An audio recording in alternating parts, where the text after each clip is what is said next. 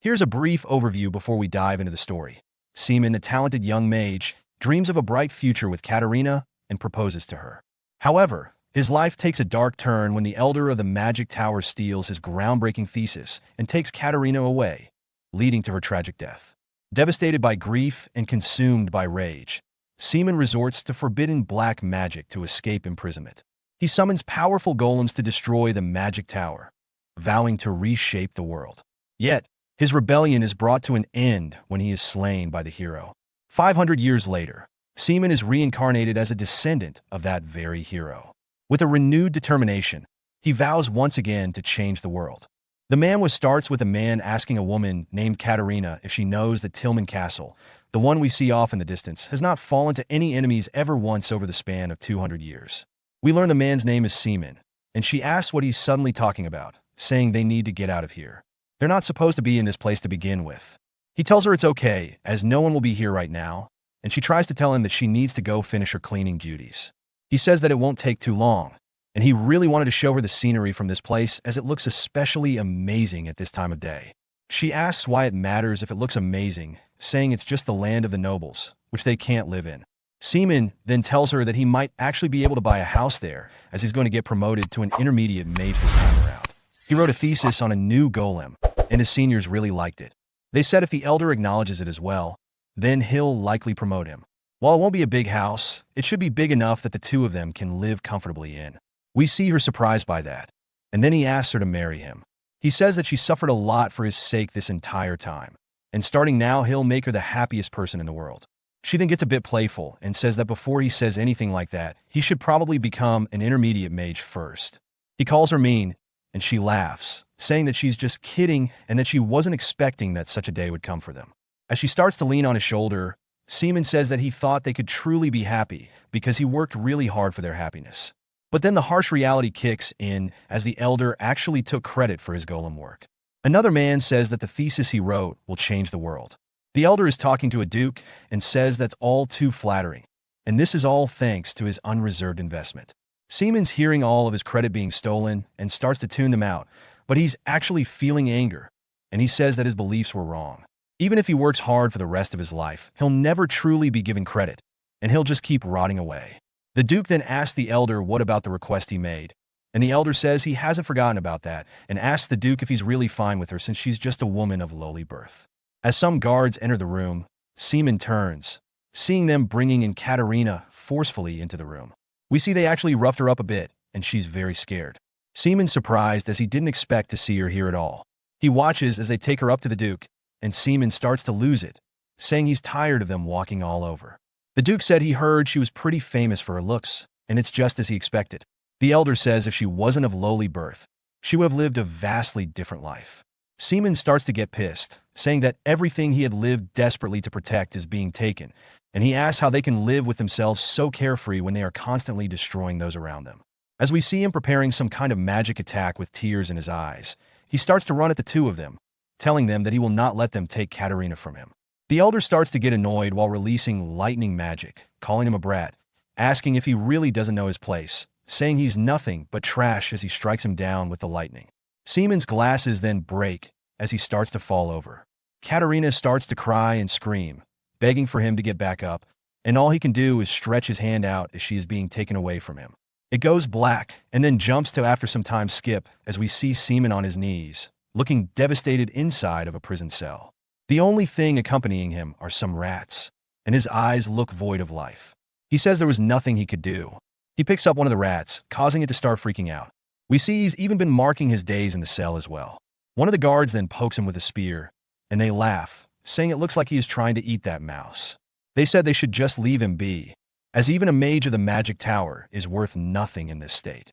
They even start mocking him, saying if he just helps them summon the golem, they would release him immediately.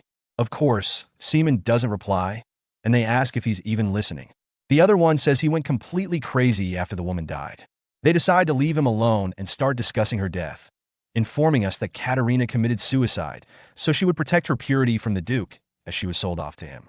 They say it's a shame as she was too pretty to die, and Seaman puts his thumb up to his mouth, biting his nail and pulling it off to the point where blood starts to spill out, and he apologizes to Katarina for letting such things happen to her. As the guards are walking back, they notice the mouse acting up, and they say it's as if they're waiting for something because they're all looking up in anticipation. The other guard immediately realizes something is off, and he gets the other guard to stab one of them. As soon as he does, we see a magic circle on one of the mouse's bellies. They now understand what's going on, and that this is bad because these are the mice from Seaman's cage, who we see using his blood to start drawing something on the floor. He says he was just too weak to begin with, which he will change from now on. The guards quickly run over, telling him to stop what he's doing, and Seaman says that he refuses to stop, as this is just the start. As his magic circle is now complete, he puts his palm on top of it, starting to absorb the life energy of the rats around him.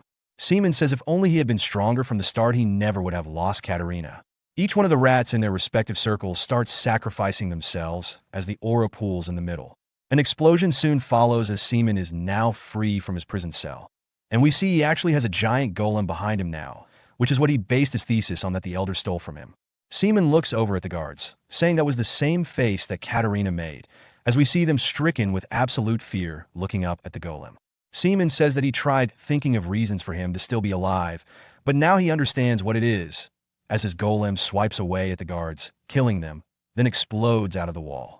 Seaman says that it's all because he needs to take revenge on the world where the two of them couldn't live a happy life together. As now, he has even more golems wreaking havoc in the Mage Tower. As he's walking through the destruction, he tells Katarina there's no need to worry, as he won't be weak anymore. He'll obtain any power that he can get his hands on, regardless of what it costs. He will make sure that he changes everything. Bro has some serious crazy eyes. We then see the Elder's lightning magic as he is currently in combat. As the shadow begins to loom over him, it is none other than Seaman riding the golem he made in prison. The Elder asks if he's out of his mind, asking why he would dare use black magic. Since he's one who serves God, why would he side with the demons? Seaman gives him a cold, icy stare, asking what any of that matters anymore. The Duke then also starts to run away, begging for him to spare him as he's someone who can make him the master of this place. And if he spares his life, he'll do anything he wants. Seaman stretches his hand out, saying that he does not have the power he thinks he does, as he smites him down. He says that you can't bring back someone who's dead. He tells Katarina that this world that screwed them over will suffer his wrath all for the sake of her. Then it jumps sometime later to a man being knighted by the king, and we learn he is the hero named Locken. The king begs that he save the world from the darkness, as it has now been some time since Seaman's rampage began, and he has been given the title of Demon King. He is trampling over all of their territories, slaughtering innocent lives, and he has already destroyed 2 kingdoms and 1 dukedom. The fate of the world all lies solely in the hands of Locken, the hero. So he pleads with him once more to eradicate the Demon King and save the world. As we see their banners high in the sky, Locken looks at his sword, raises it, and starts to give them a speech, saying, "Brave warriors of the divine Artania Empire. The brilliant light of their empire has lost its power, and the giant shadow the Demon King has cast is swelling up the Lodasia continent. However, they will not sit down, for the sake of their families and for the sake of the world. Today they will get rid of the Demon King and become the last hope that protects this world." We get a flashback of Katarina asking Seaman if he heard the news, asking how it makes sense to cut off a child's hand just for stealing bread. Seaman tries to tell her that she's speaking too loud and someone might overhear her. She says that the nobles can only give such harsh punishments so easily because they never have to worry about going hungry, asking why such a child needs to be punished so unreasonably just because of the social class he was born into. She has a sad look on her face, saying that even they weren't born in this position because they wanted to be either. Seaman looks at her full of hope and says perhaps a day will come when social status no longer matters and they can all live equal and free. She says his name, saying that a day like that won't come just by waiting for it. He asks what she wants him to do, and she says they have to be the change they want to see in the world. Otherwise, the children they'll raise later will go through the same things. His books fall to the ground as he starts to get embarrassed, asking what she means about the children they'll raise, saying they haven't even gotten married yet. She says that wasn't the important part of the message, but says they're going to get married anyway. Seaman starts to get really panicked and says that they will, but he's not ready yet. And she asks if he's going to or not. He says of course he will. She sighs and calls him terrible. She's back to being playful, saying that he's so shy and she's probably the only person who would even marry him. The flashback ends showing us his Demon King castle as he's standing before it. He calls out to Katarina, saying soon all of this will be over. It took a long time, but the world they wanted so badly will soon be a reality. As we see Locken's army in front of him, the soldiers all start to slowly advance their march, and we see them with expressions of dread. Locken then calls out to Seaman, saying that the entire world has been filled with suffering, and he swears in the name of God and justice that all of his evil deeds shall be judged today. Seaman chuckles at first, and then breaks into full-blown laughter that can be heard across the entire field. He asks if Locken really plans to judge him with God and justice, asking if he really thinks he would fear some false god and their hypocritical sense of justice to begin with. Locken tells him that he will make sure of it, as countless heroes of the Empire stand with him to bring judgment down upon him, and today they shall take down the demon and protect their world. As he leads in his troops, he yells charge, as they all start to fall in right behind him. As they start to get close to him, Seaman asks who they are to judge him, saying that he is the one who shall be the judge. The day he lost Katarina, justice died. As he slams his staff into the ground, creating a magic circle beneath it, as if time is frozen for the soldiers charging at him. Seaman says that he no longer believes in such illusions, and that he'll show them the one thing he does believe in. All of the soldiers lose control of their bodies, as we see their life force getting completely devoured by the power within Seaman's ritual, the same way he summoned the golems before, pretty much deleting the soldiers. The golems then rise up from the energy of their corpses and let out a roar that causes Locken to put up his guard. Seaman then smirks at him, telling him to look, saying this is the day true justice is born. And he tells Locken to cast away his deceptive faith, as today marks the beginning of a new era, one ruled by him, where he shall lay waste to all of the nobility in this world. As he has amassed an army of golems, one of them raises its fist into the air. We see it grab a fistful of soldiers, squeezing them into a human lemonade.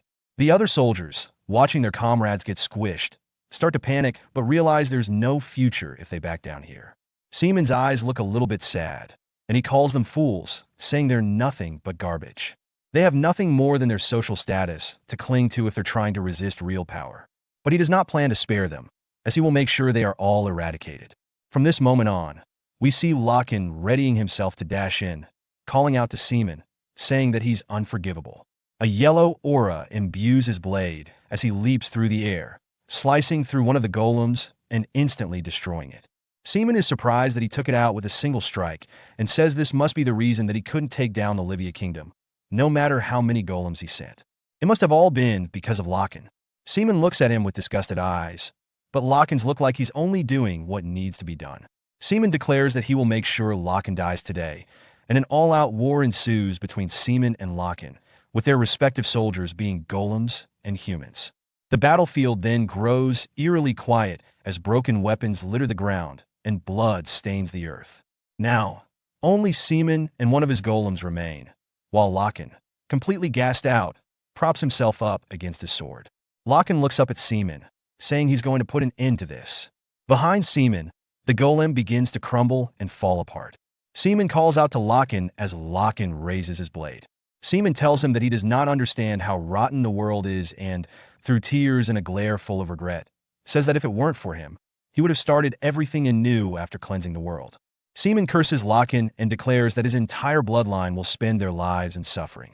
As his tears slowly turn into tears of blood, Locken tightens his grip on his blade and swings it one final time, channeling all his remaining aura. The swing cuts off Seaman's head and obliterates the remaining pieces of the golem behind him. As Seaman's head floats through the air, he recalls Katarina.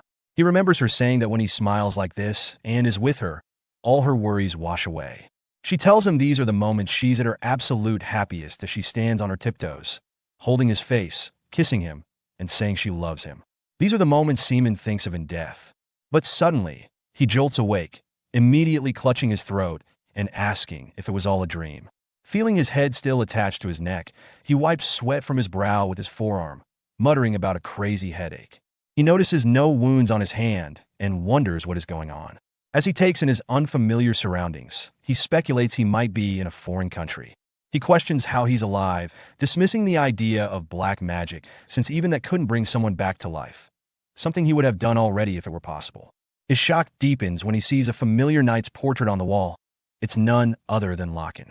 Seaman demands to know why the portrait is there. At that moment, a butler enters, addressing Seaman as young lord, and expressing relief that he's finally awake. The butler hugs him, saying he thought they had lost the last of Locken's bloodline since Seaman didn't wake for 2 weeks. Seaman, confused, asks what he means by young lord and who the butler is. The butler, panicking, asks if Seaman truly doesn't recognize him and falls to his knees, blaming himself for not taking better care of him. He tearfully explains that Seaman might be experiencing temporary memory loss due to the accident and begins to recount basic information to jog his memory. The butler tells him that he is Luke D. Locken, the successor to the Locken Viscounty of the Baroque Empire and a descendant of the great hero Locken. Seaman, shocked, mutters that this means he died 500 years ago and is now his enemy's descendant, living almost half a millennium after his death. Sweating nervously, Seaman bolts from the room, ignoring the butler's protest that he shouldn't be moving around in his condition. Seaman mutters that it doesn't make sense, slamming open the door and stepping out onto a balcony.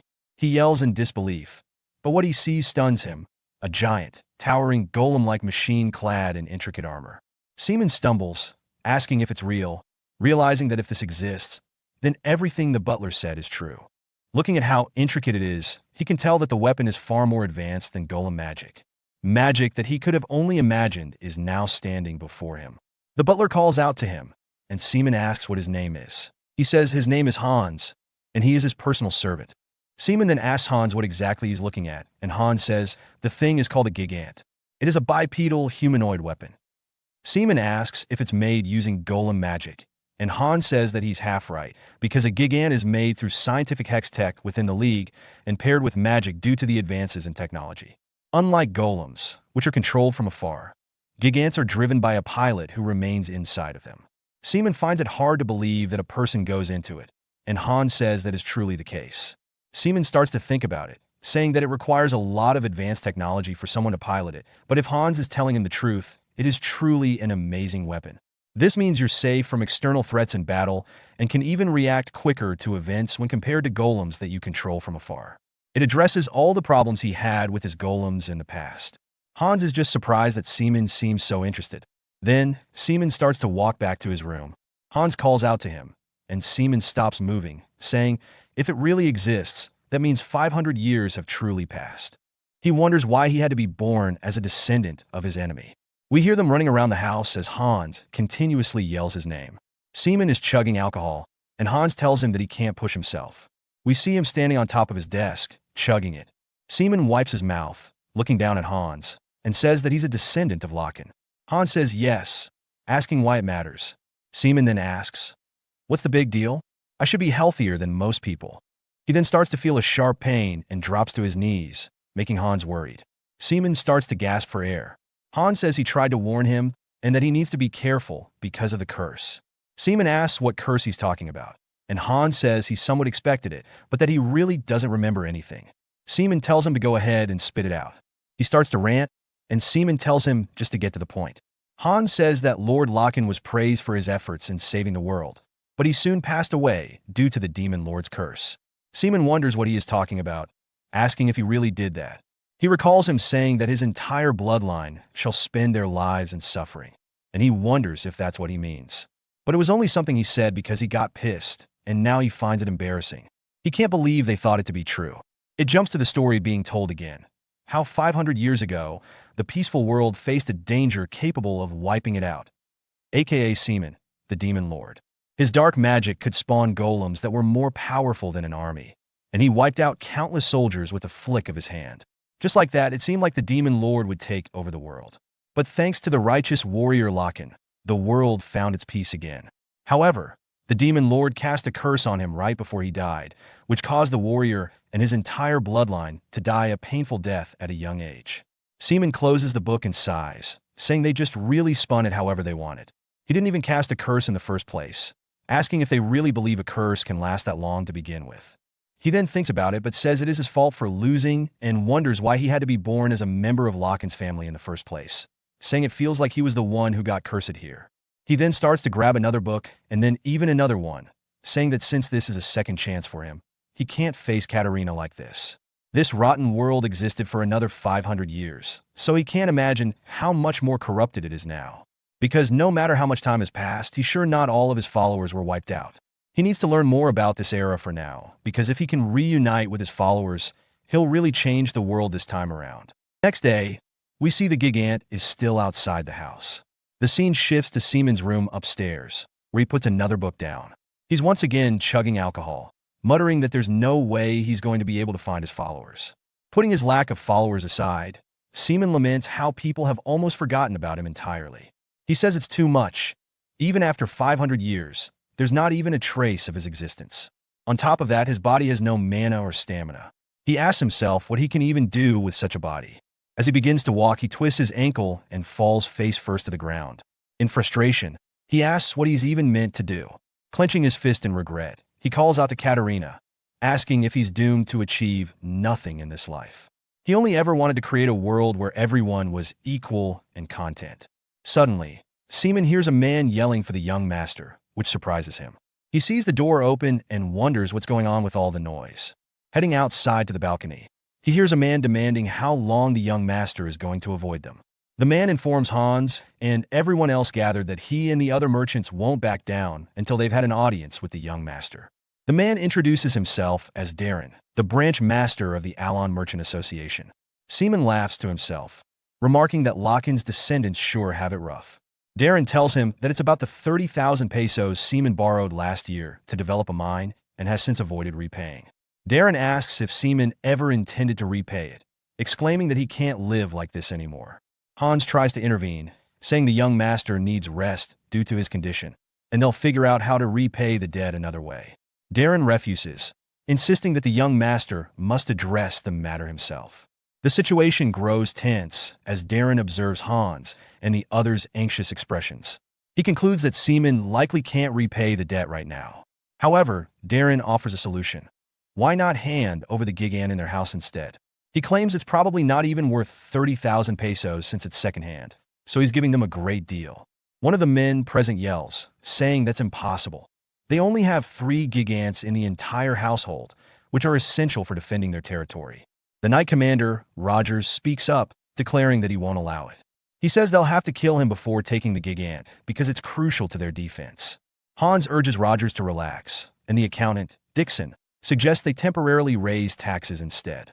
Hans sighs, asking if Dixon knows how dire the people's situation is, as they can't afford to take what little they have left. Dixon insists the only solution is to hand over the Gigant. Rogers yells again, repeating that it's impossible. Seaman starts to laugh, saying, "This is such a good household. Locken would be rolling in his grave." Darren tells everybody to relax, saying he wants to seize that Gigant in the manor, but he doesn't want people to think of him as the type who takes from the great hero's house. He starts to point towards the Gigant, asking if he can just leave with it. Rogers asks if he's joking, saying, "I already told you." But Darren says he's probably misunderstanding him, as he's not talking about the Gigant, but rather the magic tower directly behind it. They're all surprised by this, and Rogers says the magic tower is a better choice than the Gigant. Even Hans says, nobody goes there anymore. Dixon says they had some income from it as a tourist attraction before, but now it's useless. Seaman asks what he means as he starts to look over at it. He completely recognizes it as his magic tower and can't believe that Locken built his house right where he killed him. Seaman says that 500 years ago, where the tower is currently situated, is where he used to live with Katarina. It was an old and worn-down house, but it was still theirs. In the end, it was where he made a lot of good memories. To them, it was a cozy resting place where they had dreams together. We hear Darren saying that the land around the Demon Tower has crossed into the territory of his company, but Seaman is just pissed, asking, how dare they go after that place? Darren continues, telling them not to worry, saying that with his company's diverse capabilities, they'll be able to make it into a popular tourist spot, which will also greatly enhance the economy of this region. He starts laughing. Dixon asks where to sign, but both Hans and Rogers seem skeptical. Then the door slams open, startling all 3 of them, as Seaman starts to walk out hella pissed. Hans asks if it's okay for him to walk, and Seaman glares at him, telling him to step aside. Darren then says it was hard to meet him, asking if he's already recovered, and says his company will oversee the management of the Demon Tower. Seaman asks if he only knows how to yap, and if he even knows what kind of place it is that he's trying to get. We see he's completely pissed. He continues glaring at Darren, asking, how dare you try to take control of what I own? Darren and his men start to get a little anxious, wondering why he's so fierce, as he's way too different from what they've heard. Darren goes to explain himself, but Seaman calls him a con man, telling him to shut up, saying that after taking the land that stands at the center of his territory, not far from the main estate. He intends to expand his influence and authority under the guise of developing the area.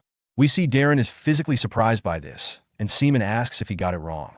Darren immediately panics and tries to cover it up, saying that's too far-fetched.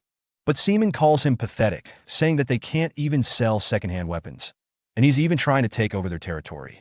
He says, in terms of incompetent people, I hate guys like you who are completely evil on the inside. Darren says he can't let him have the upper hand here, and in times like this, he needs to give an even stronger response. He yells, saying that the Locken household is unable to repay its debt, and that's why he was trying to be considerate of him and came up with a proposition. His company has to get its money back somehow, asking if he's wrong. Seaman asks him why he thinks they aren't going to repay their debt, saying that he'll do it in 10 days, and they'll repay everything, including the interest. Then he yells, telling him to get the hell out of his sight, while releasing some serious killing intent towards Darren and his men, leaving them stun-locked by it. One of them hiccups out of fear, and Darren and his crew get on their wagon and leave. Darren tells him that he can't wait for him to try to put his money where his mouth is. Seaman says, these dudes all act the same, and Rogers is just surprised he's standing. Rogers calls out to him, saying he can't believe what he just said to him. Seaman asks what's wrong, and Dixon, Hans, and Rogers all instantly salute him, saying they are so touched by his statement, and we see them crying. Hans says that he's so insightful that he saw through their plans immediately. Roger says seeing him get angry to protect his ancestors and their honor was amazing. Seaman just asks what they're talking about, and Roger says he didn't realize he took such pride in the household. He saw how that merchant bastard couldn't do a thing because of his fierce response, and at the time, he saw the image of the hero Locken within him. Seaman just retorts that they're comparing him to Locken, saying, I'm definitely going to turn into the Demon King again at this rate. Hans then says he has a question, asking how he intends to repay the debts. Seaman says, that depends on how much 30,000 peso is truly worth. Hans says, you can buy 10,000 sacks of wheat with that money, and it costs as much as a single unit of the new warrior-class Gigant. Right now, we don't have enough collateral to borrow money from a bank or other measures. Hans asks him if he has a solution. Seaman says, that doesn't really help me, and if that's all you have to say, then stand aside. I'll repay the debt in my own way, and you can just sit back and relax. Seaman starts to go through the house, looking at the assets, seeing them empty, seeing that the house is falling apart, and their food situation is really bad. Back in his office, Seaman throws some papers into the air, asking, is this not the same household that killed the Demon King? And if that's the case, why the hell is there nothing here? He asks Hans if he stole it all with the others. Hans says no. Why would I even think of such a thing? You'll understand if you look at the genealogy. Seaman asks why he would need to see something like that, and Hans explains that after Hero Locken killed the Demon King, he was bestowed the title of a Marquis and built his territory within the south of the Lydia Kingdom. Seaman tells him to get to the point. Duke Baroque incited a rebellion against the Livia Kingdom, and Viscount Locken fought him because he couldn't stand the injustice being committed. However, the Viscount, who had been under the curse of the Demon King, suffered a crushing defeat. After that, his title was revoked, and he was exiled to the borders, where he passed away due to the rapid deterioration of his health. Seaman says that makes it seem like Locken didn't want to live by his tower, and he was forced here. Seaman says besides all of this, the financial situation is so bad, asking how it's been sustained for 500 years. Hans looks worried, saying that there's a reason for that. It's because his ancestors hoped for them to regain their former glory. Seaman asks what he means, and Hans tells him for the sake of making a comeback, his ancestors would do anything, even if it meant using all the assets, authority, and everything they possessed. They wanted to recover the reputation of this household, but due to the generational curse passed on through its members, no matter how hard they worked, their efforts were ultimately in vain. This was how the household, once home to the hero who saved the world, met its downfall. He's not sure if Seaman remembers this, but the reason he lost consciousness for more than half a month was due to a Gigant incident. He was working tirelessly to restore the household's reputation, and he wanted to prove that he had the qualities of a hero and pushed himself too hard.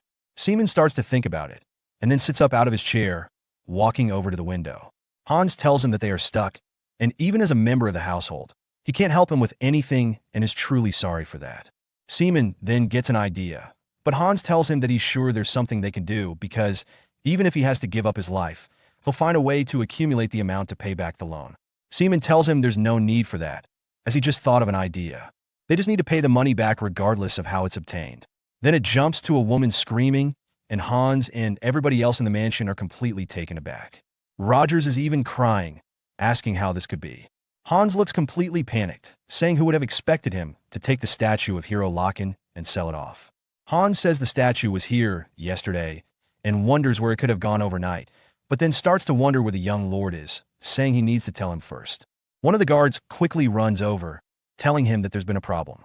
Hans says if it's about the statue, that's not what he cares about, and he asks where the young lord is. The guard says that he left when the security was at its most vulnerable, and Hans falls to his knees, wondering just what the hell Luke is cooking up. We see him on a carriage, taking the statue of Locken. The carriage man then calls out to him, saying if it's not too rude, he wants to ask a question. Seaman says sure, but asks the dude who he is. The dude laughs awkwardly, wondering if he forgot him. We are introduced to Philip, his guard knight. He asks him if he really plans on selling the statue. Seaman says yeah, and it should sell for quite a bit if he melts it down. Philip says that it might be important to him, but there is 500 years of history tied to the statue. Seaman puts his foot up on the carriage, asking him if 5 centuries worth of history is going to feed him. Philip says that he won't be able to pay off his debts just from selling the statue. Seaman tells him that it's just a small part of the plan. Philip says it's good that he has won, and he's sure everyone will understand as long as he repays the debts. He asks what his plan is. Seaman thinks about it, saying that he's going to use the money from selling the statue to gamble it all away to get the money. Philip freezes up and stops the carriage, saying he thought he had a plan, and this just sounds like a damn accident. Seaman calls him annoying, asking why he came with him if he's only going to lecture him. Philip says he's the one who dragged him out at the crack of dawn, and had he known this was his plan, he never would have left. He suggests that they turn back, beg for forgiveness, and come up with a better plan. Seaman calls him an idiot, and Philip asks what he means. Seaman tells him to think it through. If they turn back now, he would have to explain why he left with the great predecessor statue, and if his reason is that he wants to gamble, they would never forgive him. He's sure he'd be expelled from the household if he returned. This is a big shock to Philip, and Seaman says that he guesses they won't be able to do that since he is still the young lord. It would rather only be Philip to get kicked out of the house instead. He laughs, telling Philip to choose wisely and make sure to pick the better option for him, asking if he wants to become a vagrant without any money or if he wants to become a hero that will bring honor to the household. Once more, he tells Philip to choose wisely. Philip looks nervous, debating it, and reluctantly agrees, saying he'll just keep going the way they are. Seaman says that it's a good choice. Philip says that if he heard that his personality changed after waking up from his coma, he is now basically the devil himself. They finally make it to a port city, as there are 5 minutes until the ship departs.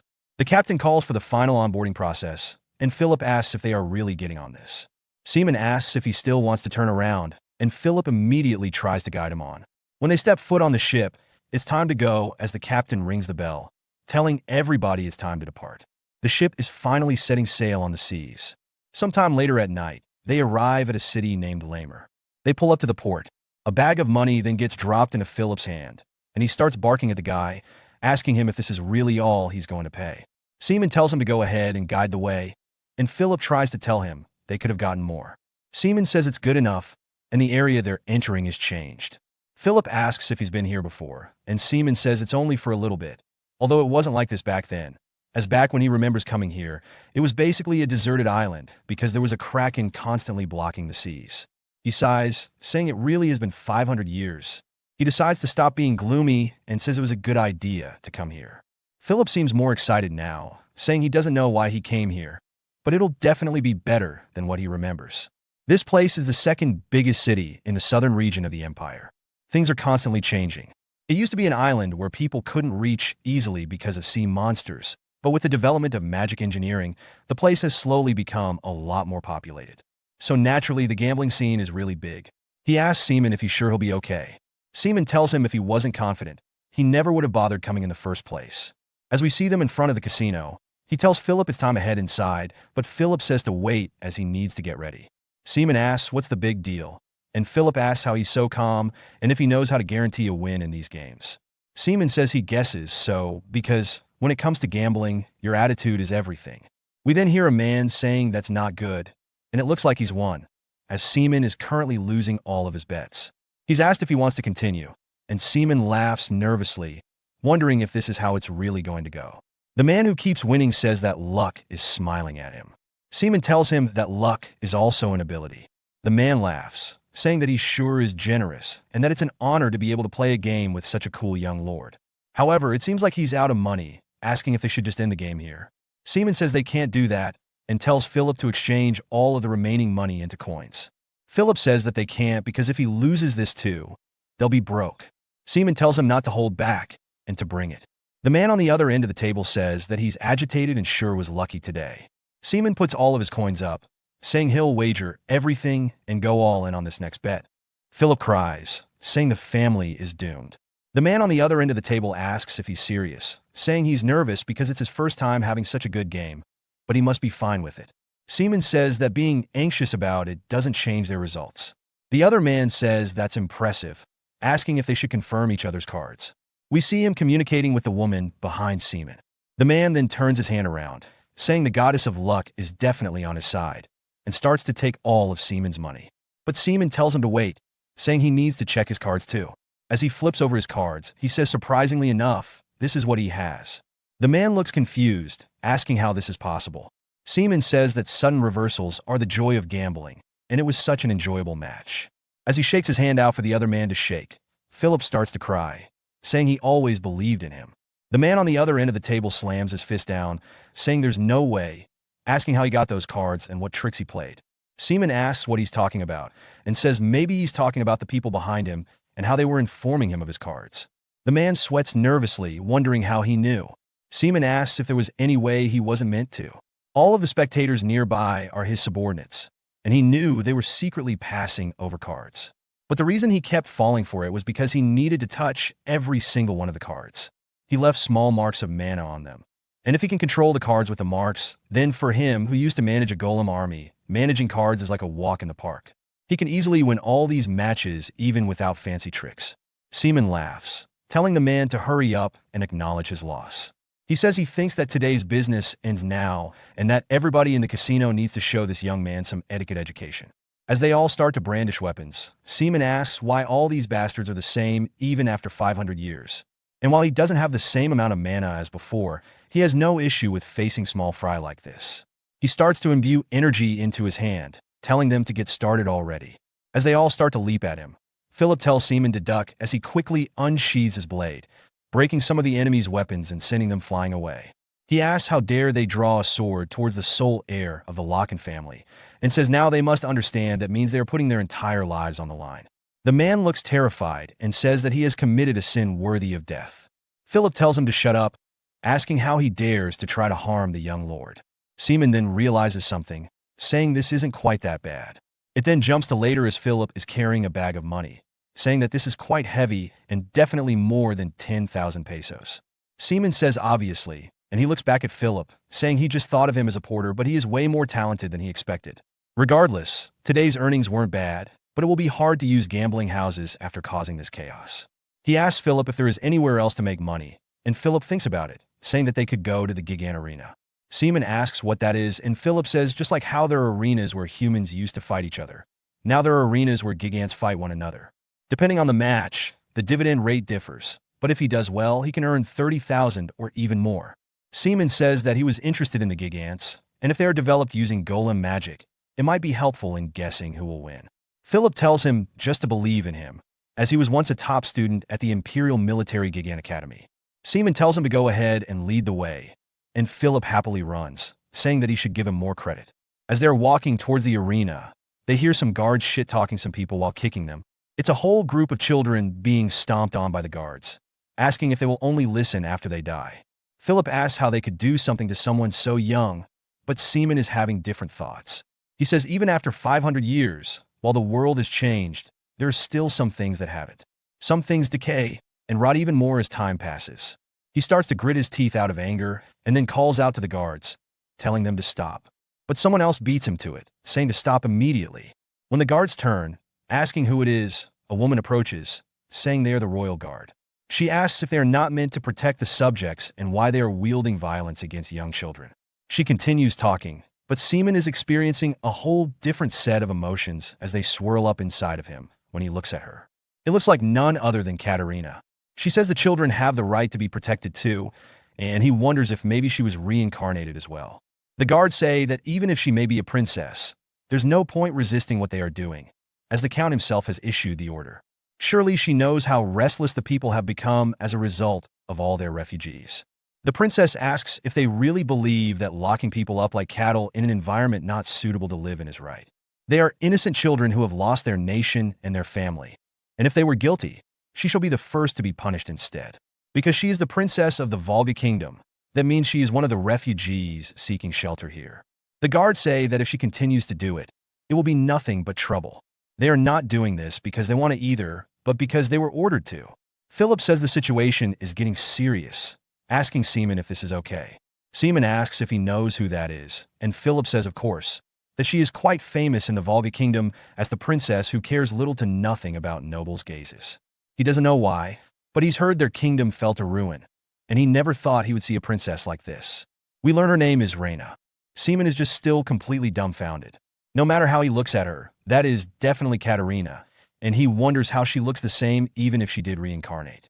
The guards call out to Raina, saying that they apologize, but they cannot allow her to do this. As they grab onto her arms, she asks what he is doing, and he raises his arm, pushing her away with his hand, causing her to fall. Something snaps inside Seaman, and he immediately leaps at the guard, telling him to get his filthy hands off her. We see his knuckles are bruised, and he says even if time passes and the world changes, people need to be taught a damn lesson every single day. As he is mercilessly beating this man, he says these pieces of filth will only learn with pure violence, and no matter what he does, they will always remain, which bothers him a lot. Raina then grabs onto his arm, begging him to stop. She says there is no need to go this far. He goes to call her Katarina but stops. One of the guards asks how dare he attack one of them as he draws his weapon. The guard says it seems he does not fear the imperial law. Philip asks him if that law of his is more important than his life, as we see his blade to the man's throat.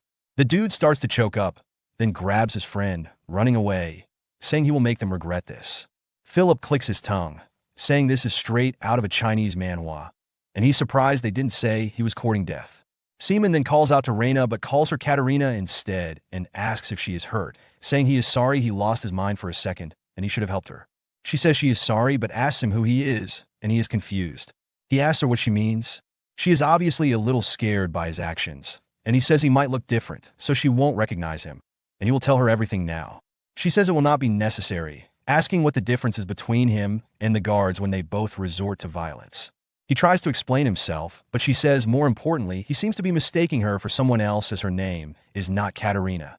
It is Raina, as he must have heard the guard say. Philip says that it seems the young lord made a mistake, and they are not really suspicious people as he starts to yap to her.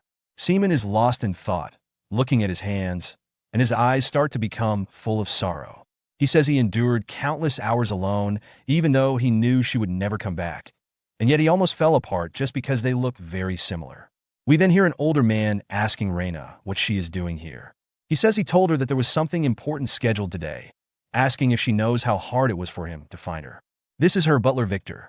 She goes to explain it to him, but Victor gets pissed, saying she better not have been fighting the guards again. Then Victor sees Seaman, asking who they are, and he tells him that even if it's not their first time meeting, he apologizes. But due to various situations, things are quite tense, so it would be great if they didn't get too close to the princess. Seaman says that's stupid, saying even though he did misunderstand the situation and escalated, he helped them out in the end. He didn't do it to expect anything in return, but at least she could say thank you. We see Raina thinking about it, but Seaman turns, telling Philip it's time to go, and both she and Victor watch them leave, saying they should go as well. Raina says he's right, as she didn't actually thank him. Then we are taken to the Gigant arena, which doesn't look big enough to hold those giant guys, but we'll see. The shoutcasters say the match is getting really intense while we see Philip and Seaman in the crowd. They make their way to their seats, and Seaman says the fight is over as we see one of the Gigants falling over due to a strike. As it topples down, the crowd starts cheering, saying that Adolf wins. Philip can't believe that he got it right again, saying at this rate they'll pay off all of their debt and strike it rich. Seaman says this is very easy, and he guesses it's because Gigants are made based on golem magic, and he can easily determine the victor because he can see their flow of mana. The shoutcasters say the next match is probably going to be a bloodbath, as it's a Gigant named Savage versus one named Sting. Philip says he can probably predict this next one as well, asking how Sting, who has 1 win and 5 losses, could possibly win against Savage, who's at 28 wins and 2 losses. Seaman says although it's possible to win despite such a disadvantage in strength, it seems this match will be trivial. The shoutcasters then start introducing the fighters as we see one of them with their axes crossed, and we are introduced to the dual axe-wielding savage being piloted by a man named Brian. Seaman is surprised by this one, as when it walks out, it is called the Lucky Gigant. The shoutcasters say it was given a miracle win last time. Philip says it's quite a pity that he got a lucky win because now he's facing Savage. We are introduced to Sting, and the pilot is named Karen. Seaman seems interested, saying he needs to go all in on Sting. Philip asks why, saying Savage is guaranteed to win this match. What Seaman's eyes say is a different story because he can see the aura, and he can tell that Sting is much more capable than they've let everybody else believe. Savage's axe starts to fly through the air as we see Sting block it. The shoutcasters wonder what's going on, seeing that Sting is putting on an unexpected performance. Everybody's expectations of a painful defeat are low-key being blown out of the water as Sting blocks every one of Savage's attacks. Savage laughs, saying he thought they were just an amateur, but it seems like they've got some skills. However, it's still far from enough, as he comes in with a devastating blow that sends one of Sting's arms flying. The spectators are surprised, even Philip, who says there's no way this happened. But Seaman is confused. Sting has the upper hand in terms of mana flow, yet they're not using their mana at all. Savage starts to laugh, telling Sting to get up as their legs are still attached, and if they don't plan to fight anymore, all he can do is offer them an easy way out. As he raises his axe into the air, Philip starts to panic, asking what they're going to do as all their money is about to be lost. Everyone watches as Savage's axe comes in directly towards Sting. Sting's eyes start to light up as they finally use their mana, but maybe it's too late. Savage's axe comes straight into the ground, shattering it. But then we see there's actually nothing underneath. Sting asks if he's aware that you can adjust your bet in Gigant matches up until 30 seconds into the match. And now that the time frame has passed, they can't afford to pay for any more repairs than this. Sting sticks their hand out as a magic circle forms and uses an ability called Fire Blast, a straight-up flamethrower on Savage, lighting him ablaze. The shoutcasters wonder how this could be, saying they have an unprecedented event happening here. Their champion, who bested the odds of 20-1 with pure skill, has now been crowned as Savage's Gigant falls to the ground. Philip starts to scream, saying that he believed in them the entire time. But Seaman is just surprised that they actually used magic, saying there's no way this should be possible. Philip asks what he's so confused about, saying Sting's rider, Karen, must have just been a rune knight. It's not too common to see Gigants using magic, but they must have been hiding their strength to raise the odds. Seaman says that's not what's important. The fundamental theory behind using magic through weaponry is something he developed, and that method, no matter how much time has passed, cannot be replicated by others. That's all because it's a process he completed with the use of black magic. We are taken to the hangar for the Gigant. Philip asks what they're doing there, saying they need to head back as soon as they can, but Seaman tells him to shut up, saying that he's busy thinking and Philip's not helping at all. We then hear Victor telling Raina that she can still change her mind, asking how she's going to go into a match with a Gigant like this. He says this isn't even a fight she should have accepted in the first place. Raina says that a mercenary like Andre would have no trouble riding Mir to fight the Count's Gigant. Both Philip and Seaman wonder what exactly is going on. Victor continues, asking why she would agree to such a rash duel, saying that she'll need to marry the Count if she loses. This is not a decision you can take lightly, he says. She replies that she made her choice carefully. If she didn't accept, countless refugees would starve to death. In order to save everybody, this is the only way. Victor asks how sacrificing her future can be a viable option, especially because her Gigant is falling apart. It's obvious that you're going to lose, he says, yet you want to protect the refugees so much you're neglecting your own life. Why do you have no will to protect yourself? Seaman tells Philip they should go, saying he's finished here in the hangar and they should just head out. As he's walking, we see her Gigant in the background. He says she's definitely not Katarina, and I don't need to get involved. We then hear a man saying that the princess is just selling herself off, causing Seaman to stop in his tracks. The man continues, saying the Count is a man who stops at nothing to get what he wants and has threatened the refugees many times before. Without her, the refugees will truly be helpless. The man explains that if she isn't completely changing the Mana Stone, the Gigant won't even be operable. Even if it were, the difference in specs compared to Count Manak's Gigant will be too large to put up a good fight. He tells her she should just listen to her butler. Raina says she's aware of that, but she can't give up. If I lose without trying, she says, starting to shake and cry. Who else will stand up for the weak? Seaman walks back over, asking if he could take a look. Raina turns, surprised, and Seaman says that the mana stone inside of this Gigant can definitely still be used. Victor draws a sword out of nowhere, telling Raina to stay behind him. He says, "This is too convenient to be coincidental, and they could be assassins sent by Count Monique." Seaman starts to get pissed, asking why this old dude is getting on his nerves, but Philip laughs, telling him to put away the sword. He introduces Seaman as Luke D. Locken, the 15th descendant of the Locken family and the current lord. Victor asks how he's meant to trust such words, and Raina just tells him to stand down. She starts to walk towards Seaman and says she wants to apologize for their meeting before. It seems he's overheard her situation, and she's embarrassed to admit it, but they have no other way. She'd like to ask him to help her. Rather, she begs him.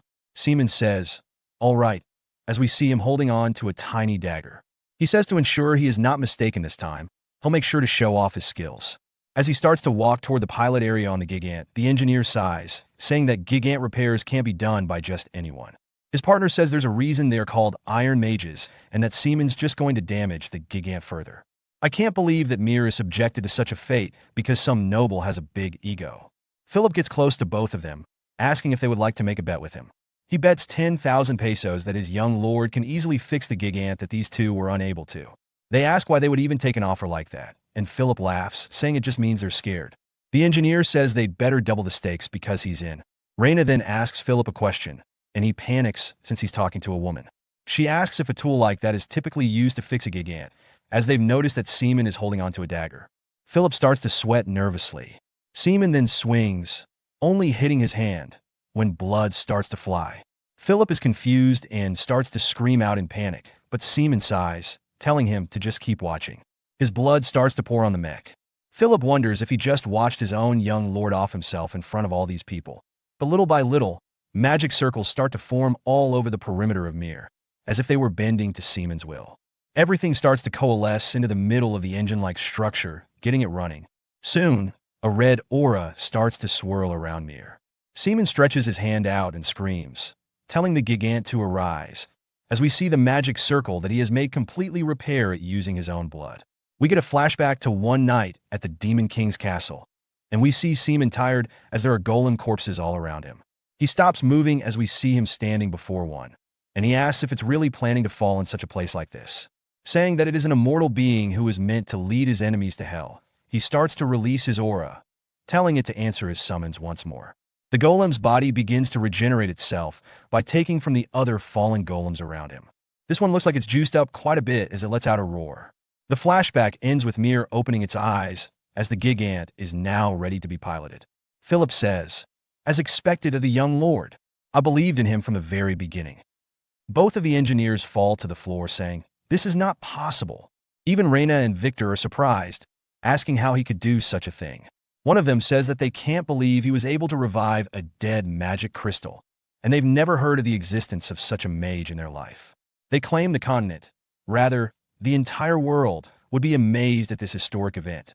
Philip, all happy, walks up to Seaman, saying there really isn't anything his young lord can't do, and he'd believe him even if he said he could make a golem out of rocks. Little does he know he can. One of the engineers says that's impossible, and it must be some kind of trick. Drawing a magic circle with blood and activating it sounds a lot like black magic. Philip starts to get pissed, asking how they dare claim that the sole heir of Locken is using black magic. The engineer says that no matter how he looks at it, that's the only possibility. Seaman says that it's fine, as he'll explain the truth to them. Then he activates his porn-level acting, saying that it's a top-secret technique passed down by his family, which has been kept hidden for nearly 500 years. The engineers wonder what kind of swordsman family would have such a secret technique, but Raina tells them that's not what's important. Even if it were black magic, he has just saved countless lives, and I don't know how I could ever repay him for this. She'd like to apologize again for what happened last time. He tells her it's fine, and it's no surprise that she misunderstood. She grabs onto his hand, saying that he was hurt because of her, and she would like to treat him at the very least. He tells her if that'll put her at ease, then to go for it. A man then quickly starts running into the hangar, saying that there's a huge problem. Victor asks what the big deal is for him to come in screaming like this, and the dude says that he's gone. I searched the entire waiting room and all over the lodging, but I can't find the rider Andre anywhere. It then jumps to some men talking.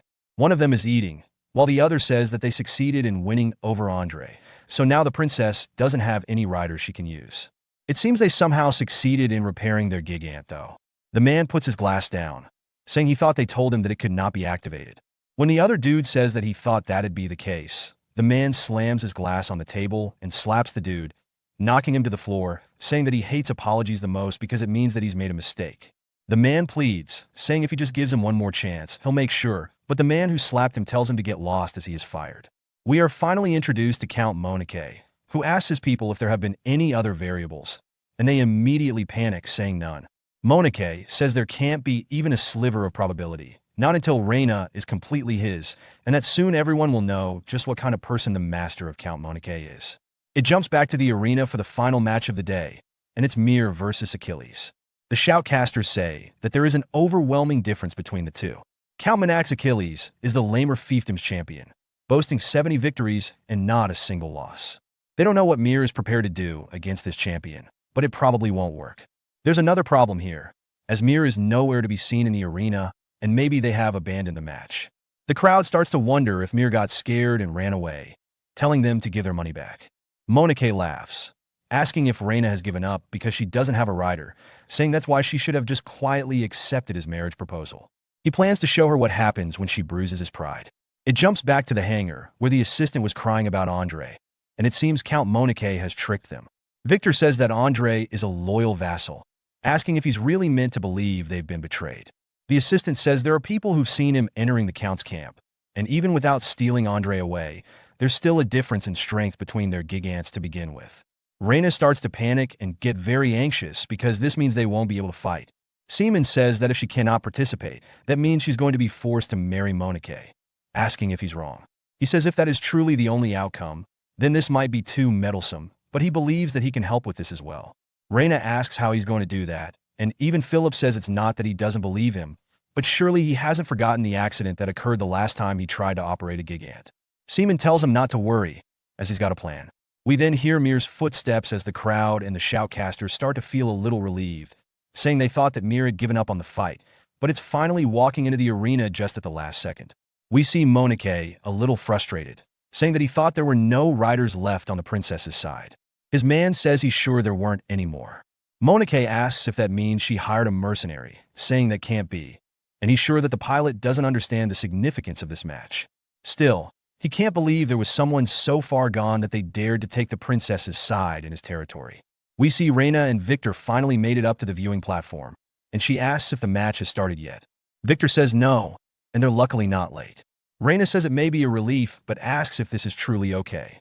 At a glance, the difference between the Gigants in size is incredibly big, and the opposing rider is also the lamer territory champion. We then see it's actually not Seaman in the Gigant, and he says it'll be okay. Although he looks rather simple-minded, it turns out that the man inside of the mech is none other than Philip. Seaman compliments him, saying that he's actually very skilled. Philip just wonders why he's doing this. The shoutcasters say that now that the Gigant Mir, who they all expected to forfeit, has arrived in time, it means the match can soon begin.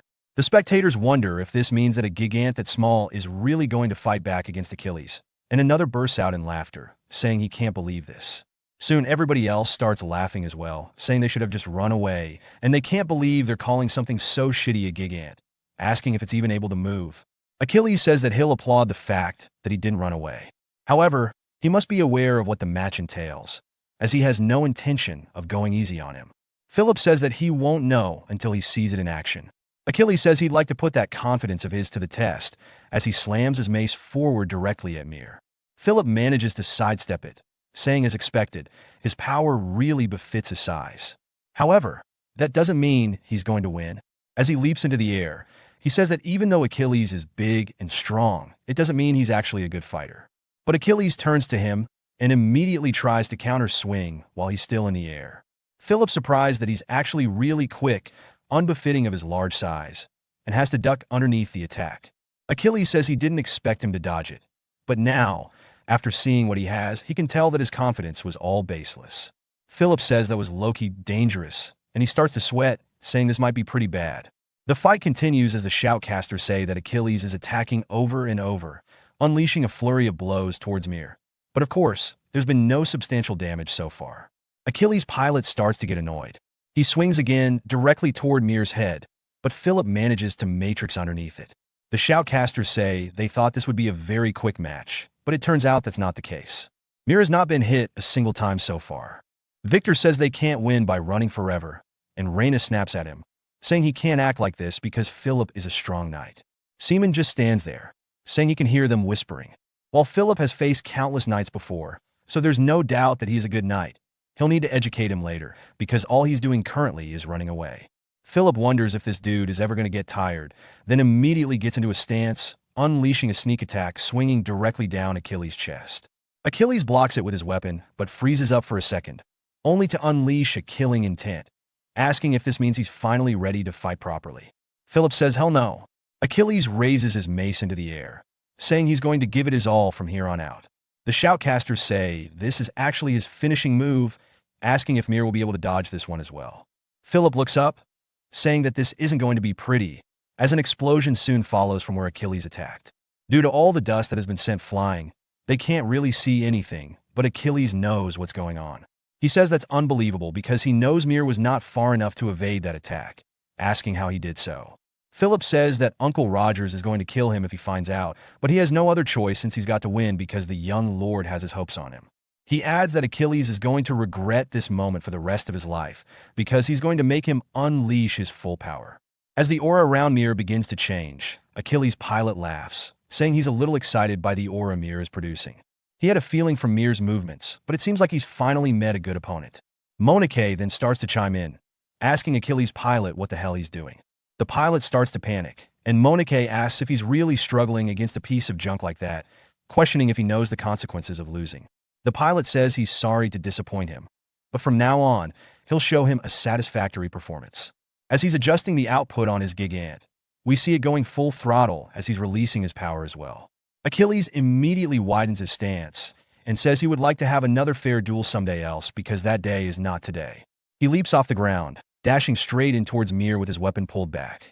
Philip says that he's going to be too busy to accept another fight after this. Achilles slams down on where Philip was standing, only to be surprised that Mir didn't get caught up in the attack. We see that Achilles' arm has actually been completely severed, leaving him confused about what just occurred. Achilles says that this aura and speed are no doubt starting to bring back memories. He disappeared 3 years ago, but he is the undefeated legend of the Gigant arena called the Black Knight's Phantom Sword. As Philip dashes back through Achilles, slicing the mech straight through the middle, the shoutcasters are completely amazed by this, saying something unprecedented has occurred.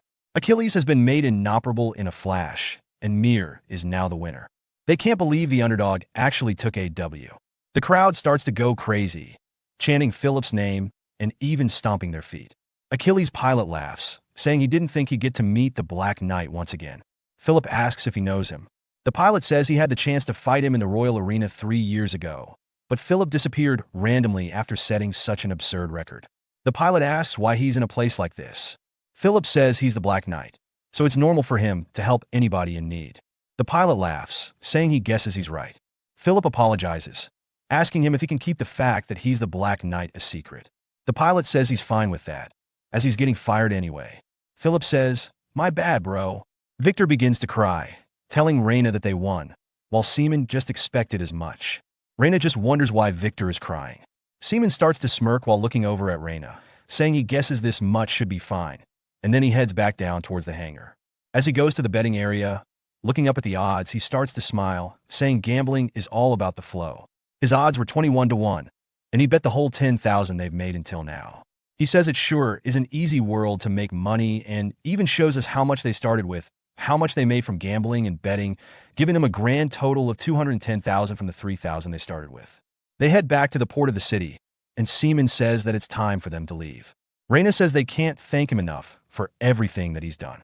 Seaman says there's no need to worry about it. All they did was help out people who needed it.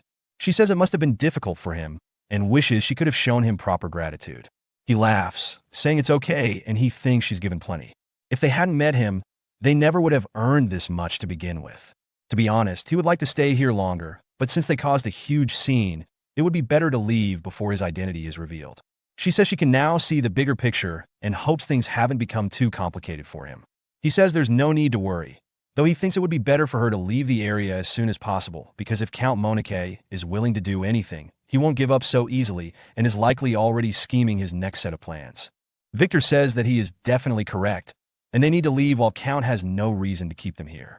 Seaman says they understand that she's worried about the refugees, but even if she stays here, there's nothing she can do to help every one of them. For a better future, he thinks it would be wise for her to take a step back for now. She says that she's aware. However, for her, that would be difficult. Although she may seem stubborn and ignorant right now, she can't just leave her people without someone to rule or rely on. Even if it's just a little more, she wants to help them as much as she can. Seaman starts to smile, saying he sees, and he shakes her hand, telling her to stay safe. She says that she hopes his journey is safe as well. He says he's looking forward to when they meet again. As they start heading back, Philip says that since he's managed to solve such a large issue, all that's left for him is to return and be crowned a hero. But he wonders why Seaman brought those awful engineers along, saying he should have just gained them for their money. Seaman says that he thought he told him they didn't have any iron mages within their lands. Philip says, technically they don't. Seaman asks how they're meant to fix the Gigant without them, and Philip says he thought he'd fix it like he did Mir. Seaman sighs, asking if he knows how to restore a repaired Mona stone on his own, calling him stupid. Seaman says there's a reason why he's still at the bottom of the chain of command, and he tells him to stop yapping and just protect them. Philip starts to cry, saying that bro is so mean.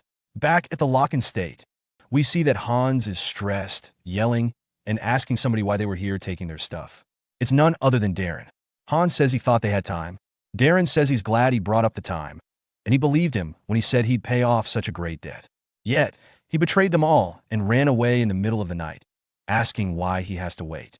Philip then appears behind him, calling out to him, scaring him. Darren asks him who he is. Philip introduces himself, saying he's the young lord's escort knight. Darren looks around, wondering where Seaman is, but doesn't see him, and asks Philip why he's alone and where he is. Philip says he's actually here to deliver something. As he opens a chest full of gold, Darren says there's no way, as it hasn't even been a week yet, but he already managed to earn over the 30,000 he owes. The engineers are even calling Philip master, asking if this is fine and if this is enough. As they take a lot of the money out of the carriages, Philip calls them fools, saying surely they can see that Lord Darren is busy and they need to hurry up and load it into his carriage. They start picking up and moving it. Darren tells him that there's no need to rush and he'll wait to receive it directly from the young lord. Philip starts to smile and pulls out a whole essay. He clears his throat and starts reading it, saying he assumes he's already planning his next move. Darren asks what he's talking about, and Philip says this is a message from the young lord to him. He says that now that they've paid off their debt, he is now considered a trespasser, and he suggests that he prepare himself if he intends to stay and make a scene. According to the imperial noble laws, nobles who have their territory or a building under their care trespassed upon have the right to execute said trespassers. So, unless he wants to be split into two, he suggests that he return now. That was the end of Seaman's message. He added a little extra bit, saying he'll give him 3 seconds to leave. Darren shivers and immediately gets on his wagon, starting to haul cheeks again, telling them that they are courting death. Philip says at least he listens and understands how scary the young lord is. We hear Rogers calling out to him. Philip says everybody can be happy, as they have finally been able to do what they wanted, but Philip sees that the reaction's not going as planned, as Rogers is running at him, all pissed, asking how dare he sell the statue of Master Lock-in. Even Dixon says he's not going to get away with this. They start roughing him up, asking where the young lord is, and Philip says to just give him a second to explain. Rogers says to just answer the question and not make any excuses. Philip reluctantly agrees and tells them exactly where it is. It jumps to some crows in the air. We see he's returned to none other than his own castle. As he opens the gates, he heads inside, saying this place is a complete mess. But that makes sense, as there's no way they would have taken good care of it. He snaps his fingers as the lights start to cut on. He says he should just be thankful that it's still standing after 500 years. Take a shot anytime the years are mentioned. He looks over at a staircase, and he says this place is filled with memories of Katarina. He starts to smile, saying no matter what happens, he'll protect it. However, this is what's important. As he heads to his library, he puts his hand on one of the bookshelves and sighs, saying that he hopes it still works. He starts to imbue his aura into it. We see it activating some kind of hidden passage as the door opens. He says that he knew it would still work because the dwarves are perfect craftsmen, and it, low-key, works better than he expected. Though, He heads inside, saying it's time to rightfully take what's his. Seaman starts to head down a staircase, saying the best way to fight off a curse is to have a stronger mana pool than the curse itself. That's advice he's heard a very long time ago, and at the moment, that's the only solution he has. He starts to go even deeper as he has to push open another door using his mana. As it creaks open, he says it's been 5 centuries since he was last here. He tells somebody they did great protecting the house, and we see it's none other than some kind of core in a jar. He says that he does like that they are quieter than before, but still, it's been quite a while. We are introduced to the demon Horeth. He explains that back when it was actually the territories of the demons themselves, before he claimed the castle as his, he had to fight his way through using his magic. As we see him putting his hands up, casting a spell called Death Bullet, disintegrating the demons launching at him. As soon as he's done, he starts heading forward and he's asking somebody if they are the ruler of this place. A woman sighs, saying that she heard that he took down several fortresses already, so he was some 8th circle old geezer. We are introduced to the high demon Horeth, but she's surprised that he's young, saying that she's quite disappointed. Though, it is impressive for a human. Since she's touched by his hard work, she'll show him some mercy. She tells him that he can ask her anything he wants, and it's only right that she satisfies his curiosity before he goes. He says that she is the chattiest demon he's ever met, asking if the demon's rank increases the more that they yap. She starts to get annoyed, calling him a fool, saying that she showed him mercy, yet he just rejected it. It seems that he's got quite arrogant after defeating some lower-level demons. However, she will show him that the demons here are nothing like the ones he has fought up until now. Seaman tells her not to worry, as he's not dumb enough to go into a battlefield all on his own, as his golem boys break through the wall. Horeth is surprised to see golems, and the fight begins between the higher-tier demons and Seaman's army. Seaman also intervenes by cutting some of the demons in half. Horeth is well to his golems. After a bit of fighting, they are now standing before one another before leaping at each other to land a finishing blow. We see an explosion, and then shortly after, the remnants of the fight. Horeth asks what he intends to do by converting her into demonic energy, asking if he's really trying to change the world. He tells her that she doesn't need to know, as he starts to sap all the energy out of her, turning her into a pure core of demonic energy. He says the whole process of taking her down was many times more difficult than the other guys, and that if you absorb powerful demonic energy incorrectly, it might throw you into a rage. He has witnessed people turn into horrifying creatures because of that. He couldn't absorb it because of the high risk back then, but when he had learned the correct method to safely absorb it, he had already reached the 9th circle and didn't need it anymore. He didn't expect to use it now, as he never expected the reincarnation to happen. His chest starts to hurt hella bad as he stumbles, losing his balance, coughing up a storm. He then opens his eyes, surprised, as he is now inside a different area, aka the mind's realm. He says it looks like he wasn't beaten by the demonic energy, and when he looks up, he sees none other than Horeth sitting off in the distance. As she turns, looking at him, she asks him who he is. She stands up, exuding some intense pressure.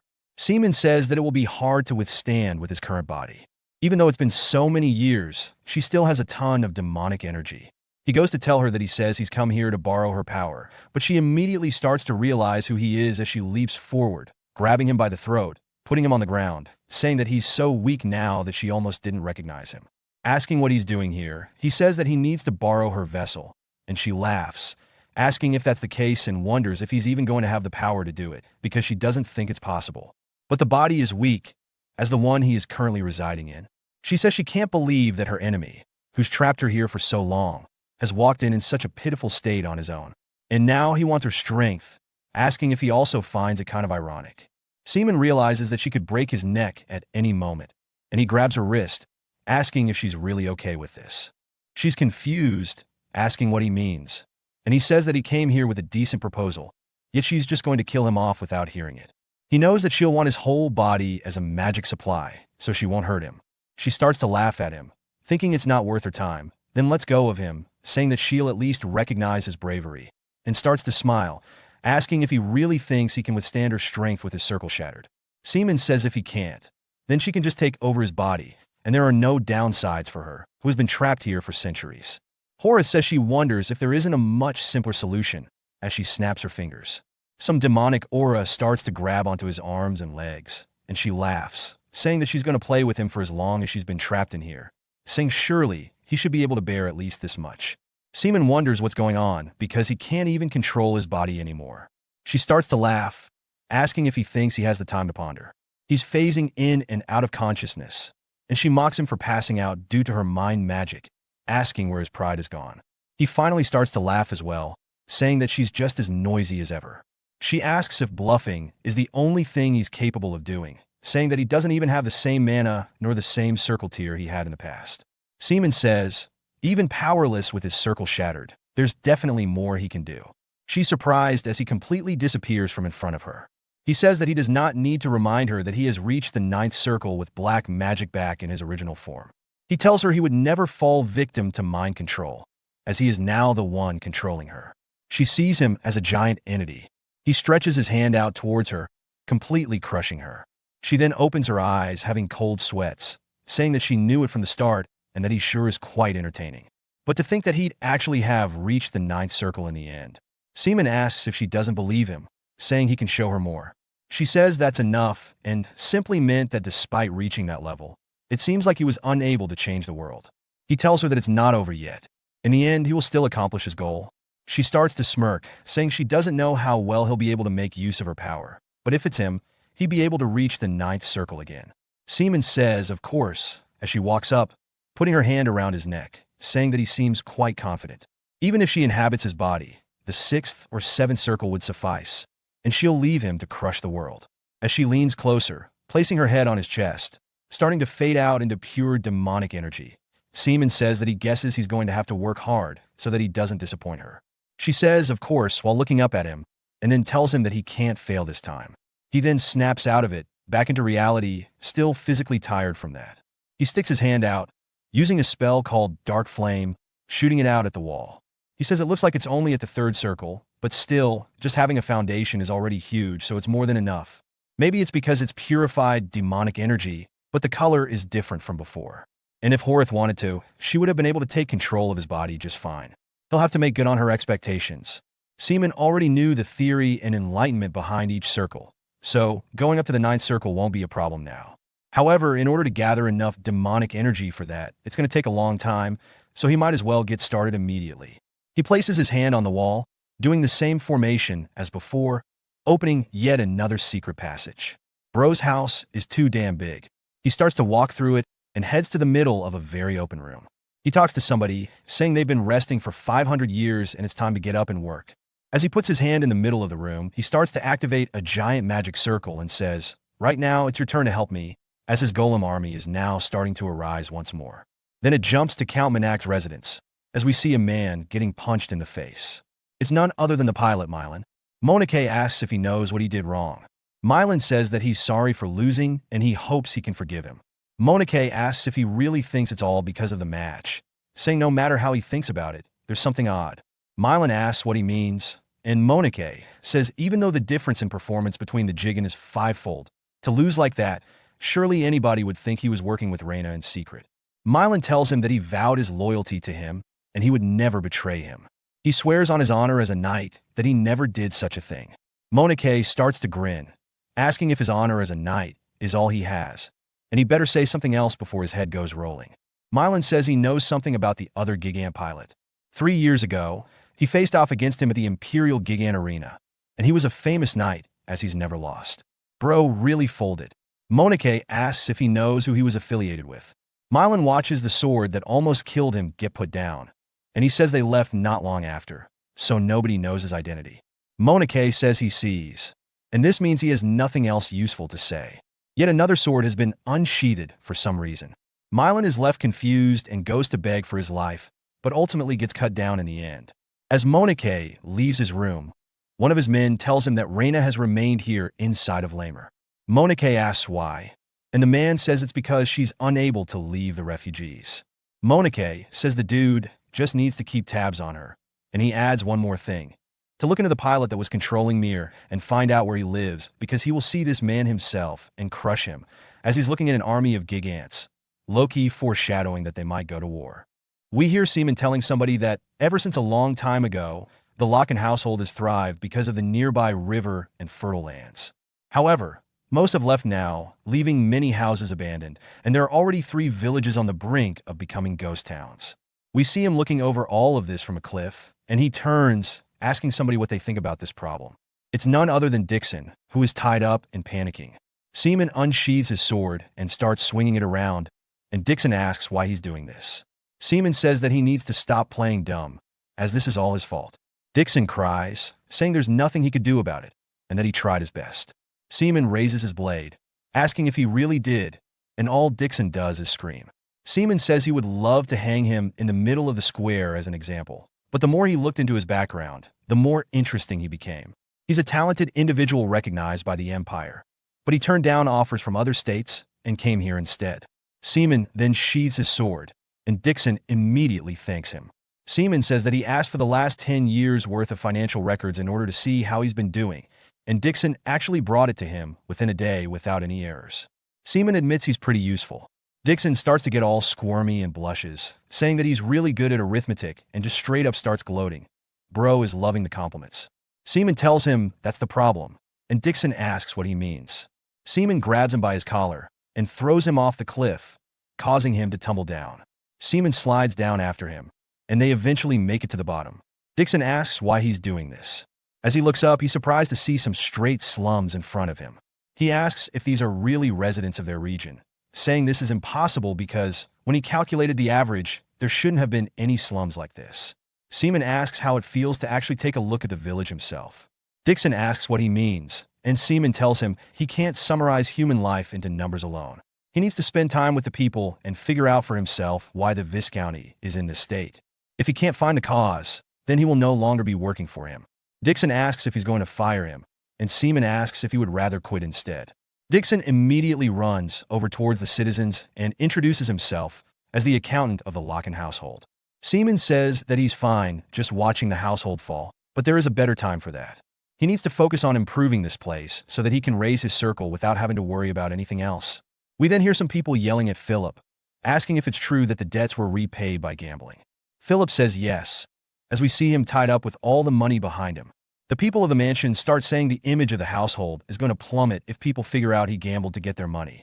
They ask Philip why he didn't stop him. Hans says they built up the reputation, and now it's just going to be destroyed. Rogers is also pissed. He starts grinding his teeth, calling out to Philip, who panics, asking him what he wants because he's scared of Rogers. Rogers asks if his identity was revealed, telling him to tell the truth. Philip says of course not, because he's not stupid. Then he immediately recalls telling Victor and the rest that he was from the Locken household, realizes he screwed up, and says maybe he is that dumb. Rogers starts barking at him. Philip tells him that it wasn't during the games. It is the truth. Hans says that even if his identity was not exposed, it's only a matter of time before everybody figures it out, considering Count Manak's intel, as he is the head of Lamer. All news will reach him, and considering his evil personality, it's possible he may try to retaliate. If he were to do that, there's nothing they could do, as he is a distant cousin of the Emperor. Rogers says that Monique has always expanded his territory through wars, and they've basically given him a reason to wage war against them. Hans says he wonders what the young lord was thinking when he did this. Seaman finally steps up, saying he can't listen to this shit anymore. They're all surprised that he's here. He asks where the ones who were saying that the representation of the household is important are. He asks if they're really trying to ignore the evil deeds that are happening in front of them. Rogers says that they're just speaking realistically, as their military force is nothing compared to Count Manak's. They just wanted to let Seaman know that his decisions have now put the entire household in danger. This is the first time in the entire series so far we've actually seen Seaman genuinely angry since reincarnating.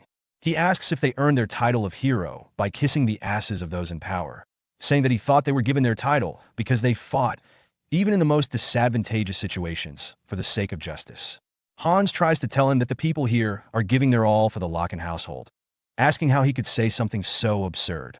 Seaman immediately asks him if the problems were resolved, and Hans realizes they weren't. Seaman says yet they were all making a big deal out of his gambling. Hans tells him it's serious because if people find out he paid off his debts through gambling, the reputation will plummet. Seaman tells him that this is enough, asking if a good reputation will solve the hunger in their territory.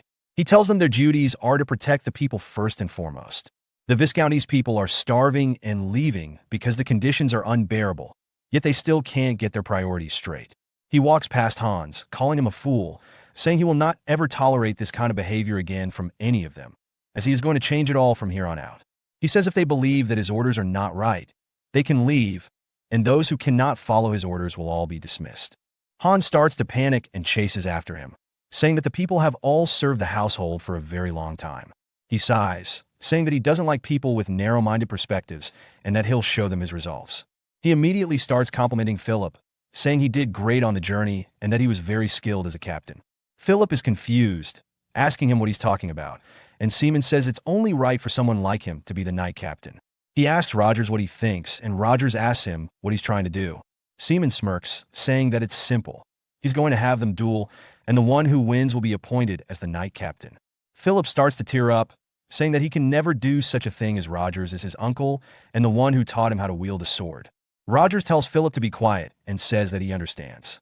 He hasn't had the chance yet to prove his skills to Seaman, and Seaman says that he hopes he's as good as he makes himself out to be. It then jumps to them at the training area. Rogers says it's been quite a while since the two of them fought. Philip says it's been a few years, and he's still confused about what's going on, but he starts to unsheath his blade, saying he's going to give it his all regardless. Rogers does the same. When he unsheaths his blade, the air immediately gets sharper around him as they have their WWE stare down. Rogers says that they should try to enjoy this while they can. We see Seaman watching. Philip raises his blade, saying he's going to attack. Seaman can tell that Philip is nervous and asks if this means Rogers is strong. Seaman says that since he has faced countless knights in the past as the Demon King, he can tell that Philip is actually quite strong. Philip dashes through using one of his signature abilities, the Phantom Sword, dashing right through Rogers. When he turns to look at the damage, we see Rogers has blocked it, saying that it seems he's gotten better as his skills have improved. Philip tells him that he's different from before as he immediately dashes back, and one of the thrusts goes right by Rogers' head. Rogers watches as he gets dashed around and is surprised, saying that it looks like Philip has not been messing around with his training, as his footwork seems to have improved an exceptional amount. Philip then goes for an attack from behind as we see him leaping through the air. Rogers says that it seems Seaman has praised him for good reasons. However, in order to pick up a blade that protects the family, it's still too early. He grabs Philip by the collar and slams him into the arena, saying that he needs to train a lot more to get to where he needs to be. We see Philip's eyes go completely white as he starts to lose consciousness. Rogers then raises his leg and kicks him, sending him flying and causing him to land on his back. Philip wakes back up and grits his teeth, saying that he's not done yet, but Rogers puts the blade right to his neck, saying that he believes the match is actually over. Philip looks regretful, but decides it is and surrenders.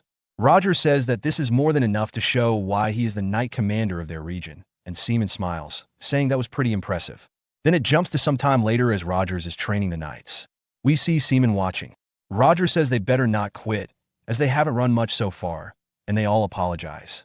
Rogers reminds them that the young lord is watching, so they need to perform exceptionally well.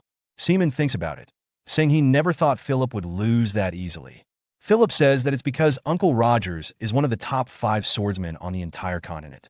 Seaman says that if someone like Rogers were to target him, he'd have no choice but to die. Philip apologizes. Seaman then tells Philip that he intends on selecting him as his official escort knight, and that he needs to make sure to do whatever it takes to fulfill that role. Philip is completely surprised to hear this, and even starts to tear up. Tightening his grip, he says he'll do his best. We see him super happy, saying that, in order to become the blade that protects Seaman, he'll show him that he is worthy of his trust. Seaman says that he needs to hurry up and join them in training, and Philip runs off. Seaman says to think 10 out of the 50 knights would be considered experts. They can only thank their warrior lineage for that. It's not just Philip. Even Rogers is incredibly talented, and most people would wish to have even a fraction of what they own. If that's the case, it's clear why the family is in such a bad state. That night at the estate, we see Hans shaking, asking Seaman what he thinks he's doing. First, he sold the statue, and now he's selling all of the family treasures, asking if he intends to throw away the honor of his family name. Seaman says that if it makes him money, then he intends to do exactly that. Hans puts his hands on the table, asking him why he's doing this, completely panicked, and we see him low-key holding back his anger. Seaman looks up at him, saying that the great hero Loken, who died 500 years ago, is no help to them right now. Hans is startled, asking how he can say such a thing.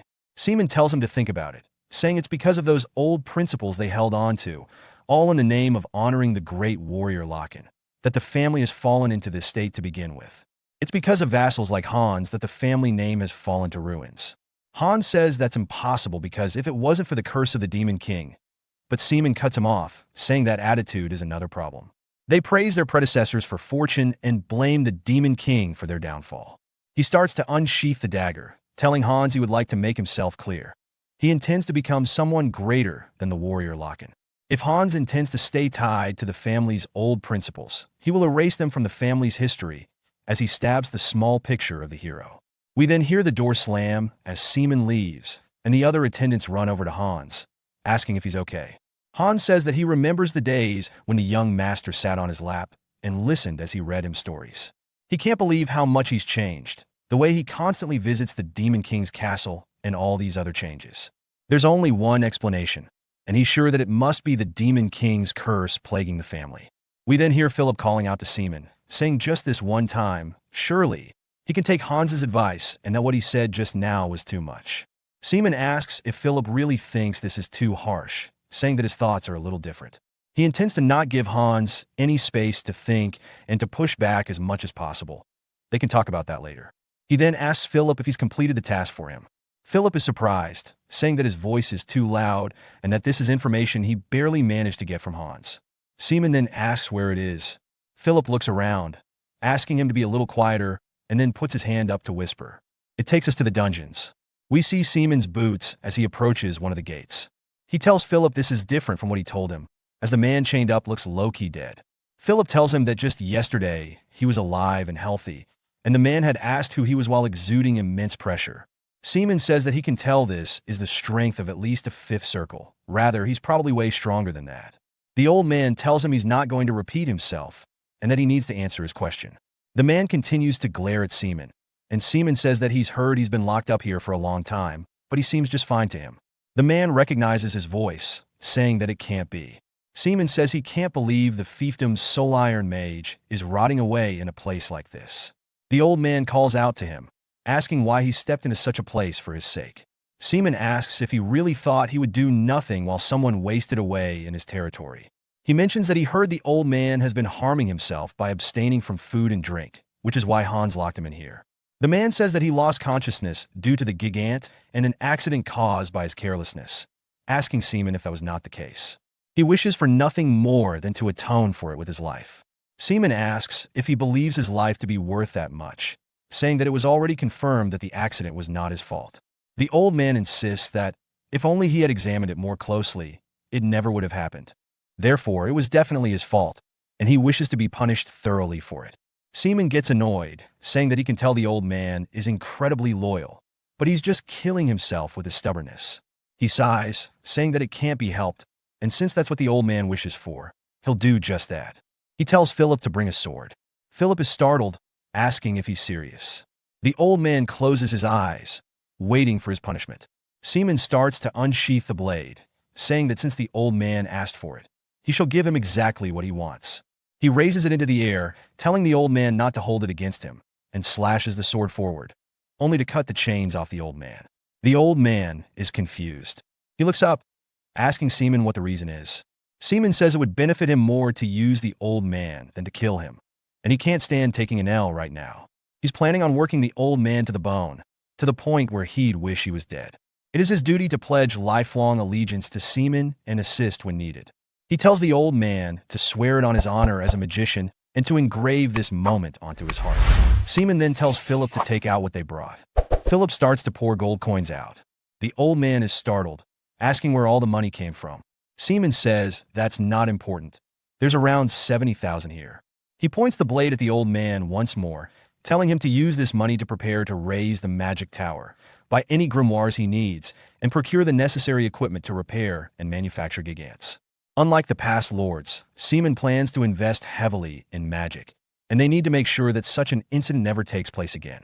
The old man's eyes start to fill up with tears, and he apologizes for all the harm he has caused, saying he doesn't know if it's right for him to receive such goodwill. Seaman asks him what he thinks he's saying, reminding him that this is not goodwill, but rather a punishment. He tells him to resolve himself, as he does not intend to forgive him so easily, and he stretches his hand out towards the man. The man is speechless and then immediately starts kneeling. We learn his name is Mute, and Mute says that until the day of his death, he will devote himself to atoning for his sins. Philip says that Sir Mute's mana is incredible as he starts to exude it all through the room. Seaman smiles, saying that he has not an ounce of flexibility in his body, but that stubbornness of his is going to be really useful. He then tells Mute that there are 2 more Iron Mages now in the fiefdom, so he'll leave them in his care. Hans is eavesdropping, and he can't believe that he's convinced somebody as stubborn as Mute to help him. But, for some reason, he can't shake this feeling of anxiousness that he has. We get a time skip of a whole month later. We hear everybody training, and we see Hans and the other assistants watching from above. Hans says that the family is changing. Philip, who was far from earnest, is now training harder than anybody else.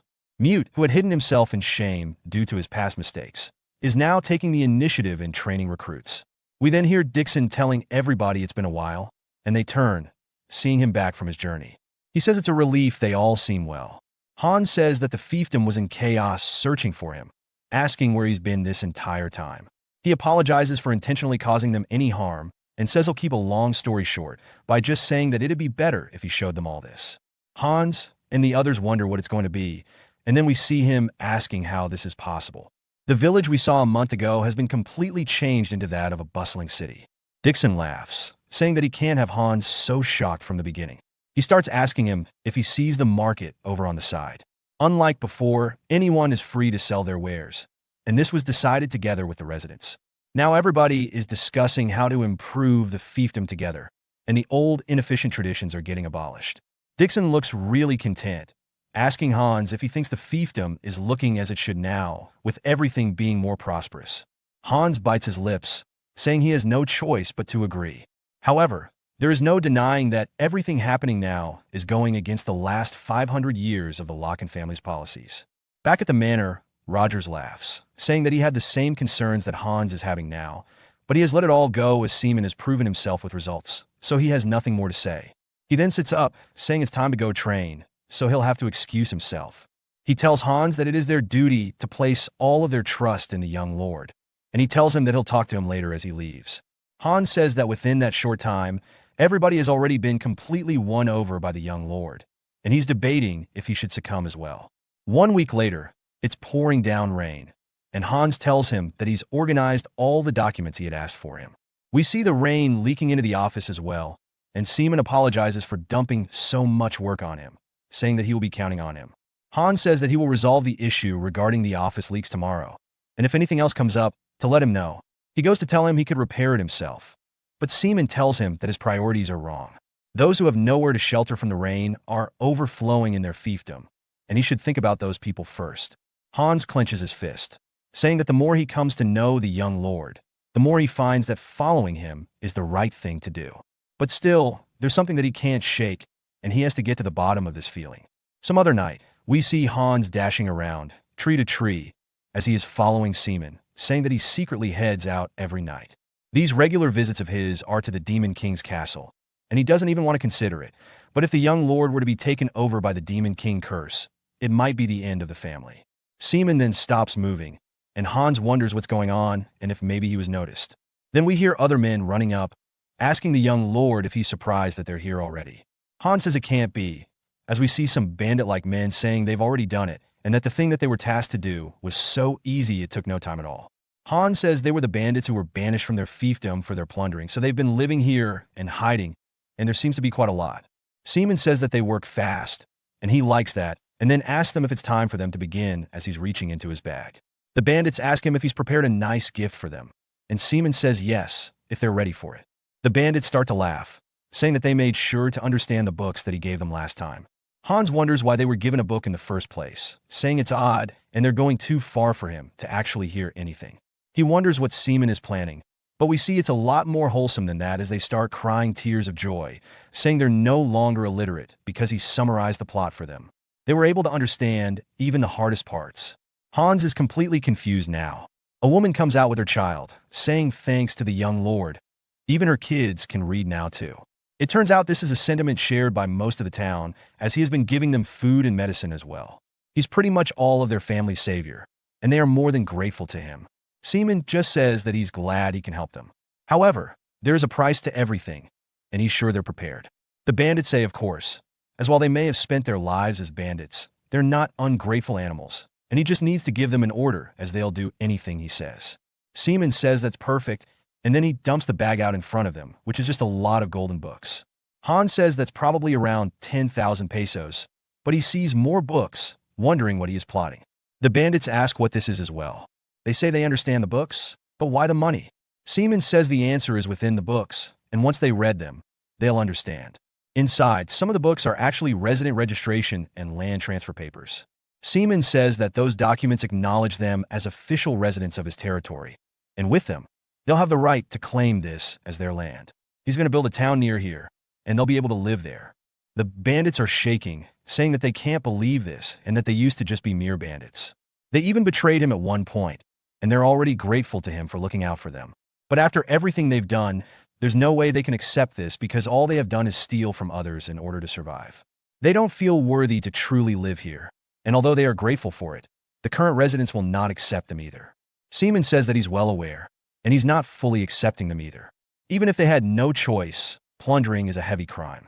However, the fact that the Locke family has forced them to do it is another crime he cannot forgive. Although they have stolen from others, they avoided hurting them, and he believes they still have a chance to atone for their crimes. This money is half a year's worth of payment, and from now on, they'll become mercenaries. If they have made others fear them, they need to prepare to die fighting on their behalf, as that is the true path for them to seek atonement. This is the future he can give them. However, the path they walk toward the future is up to them. That's why he'll put his trust into them as people. The bandits hold back their tears and then start to raise up their weapons, saying they will lay their lives on the front line for him and protect his territory. Han says that the bandits were considered targets for subjugation, as that has always been a rule of the Locke family. He wonders if what he's believed up until now was the right choice. He drops to his knees, saying what he's chosen to do is to ignore the screams of the alienated.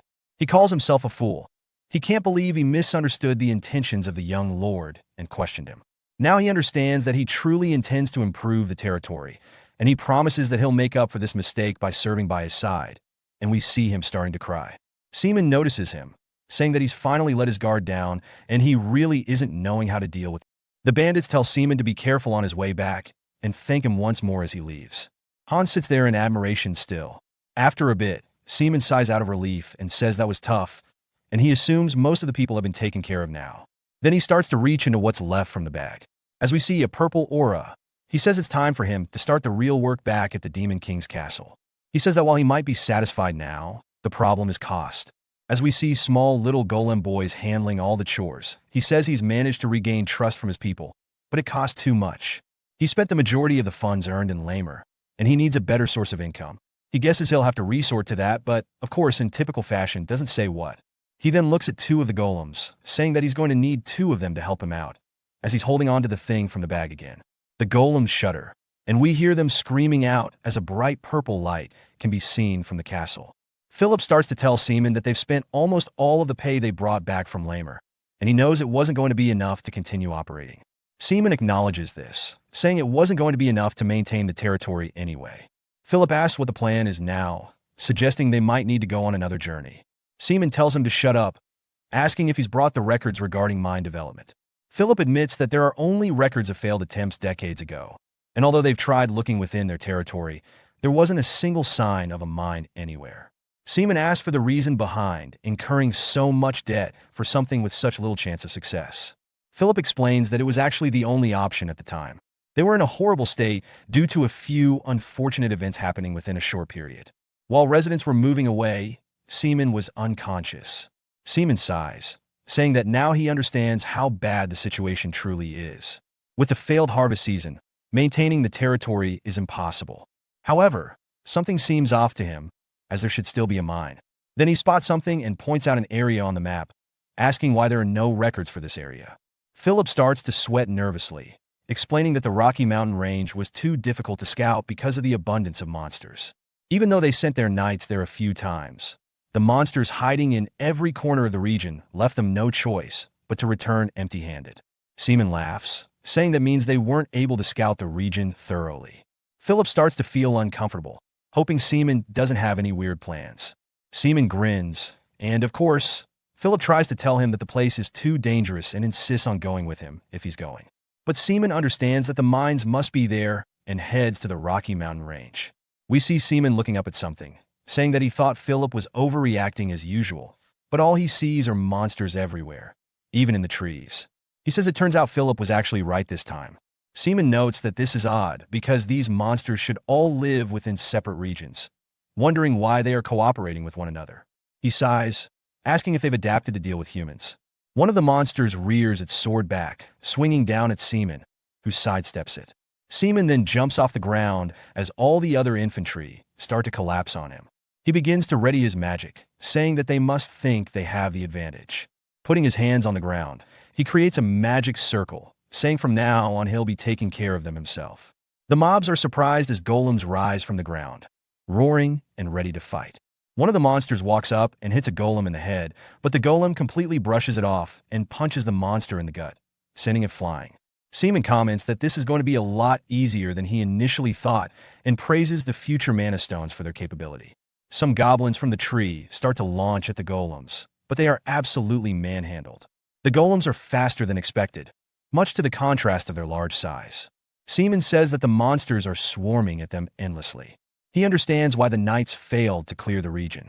Dealing with all of them is difficult, but not impossible. Then Seaman notices a special-looking monster in the back and says that it must be their leader. Seaman crouches down into a sprinting stance, saying it's his turn to join the fun. Using his magic to strengthen himself physically, he dashes off the ground, disappearing in front of the monsters and leaving them confused. He reappears behind the leader, already in the air, saying he doesn't have much time to waste. He shoves his hand onto the monster's head, casting a spell called Obedience. The monster's eyes start to glow with a purple hue. It screams, and Seaman explains that this magic is actually brainwashing magic. A symbol appears on the monster's head, leaving the others confused. Seaman smirks, saying that their leader is now his subordinate. The leader readies itself to fight its own kind, and the tide quickly turns in Seaman's favor.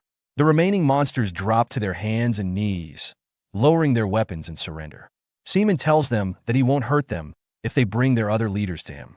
We see some lightning off in the Rocky Mountain range as we see another one of their leaders being brainwashed by Seaman as he's holding it by the throat. It appears to be a goblin. It then grips its teeth, and he lets go of it, causing it to drop to the floor. Seaman says he has a question, and the other goblins look scared. He says that he heard there was a place where dwarves would come and go, asking if they know anything about that. The goblins, with two orc leaders behind them, sit there completely terrified. Seaman looks at them, wondering if they aren't going to answer, but says maybe they don't actually know anything. The goblin leader, now brainwashed, starts to speak, telling him not to worry and kneeling on the ground, saying he shall guide him to that place, calling him master. Seaman smirks, saying that at least one of them seems useful. Sometime later, he heads to a mine that has completely been caved in. Seaman asks if this is the entrance, and the goblins say that this is correct. Seaman says there are traces of some kind of landslide, but something is strange. He wonders what could be in there, as all of the monsters are terrified of this place way beyond reason, which makes him a little suspicious about what could be inside. Seaman says he doesn't know what it is, but he'll figure it out once he does. He starts to imbue aura into his hand, using his dark flame spell. He explodes the rocks open, sending the debris flying, and he starts to smirk, saying he knew it, that there was a mine within their territory after all. All the monsters still look completely defeated, and he wonders what's going on with them because he doesn't sense anything. He tells them they can all head back, and one of the orc leaders looks shocked. Seaman says, in exchange, they should never bring harm to humans again and spend their time peacefully until he gives them orders. They seem happy that he's letting them go. He tells them to stay hidden, and he's sure they'll come in handy one day.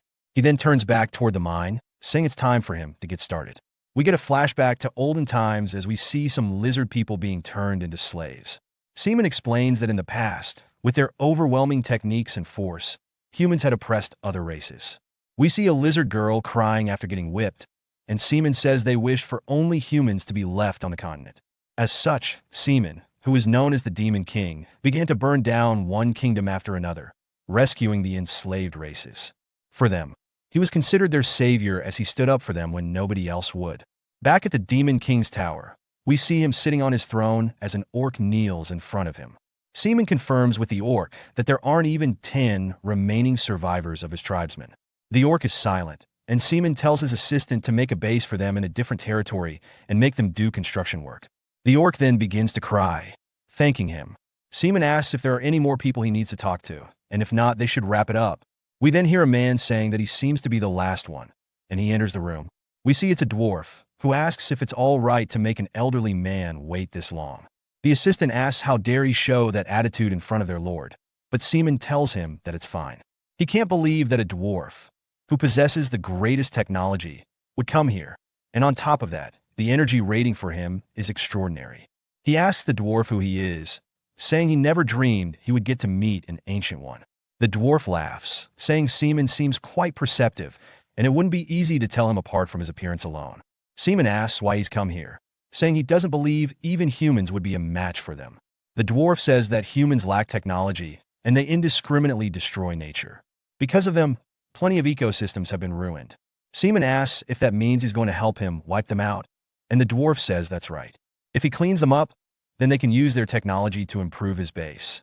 Seaman says that he too is a human, though, asking if he still plans to help him. The dwarf starts to laugh loudly right in front of Seaman for saying that.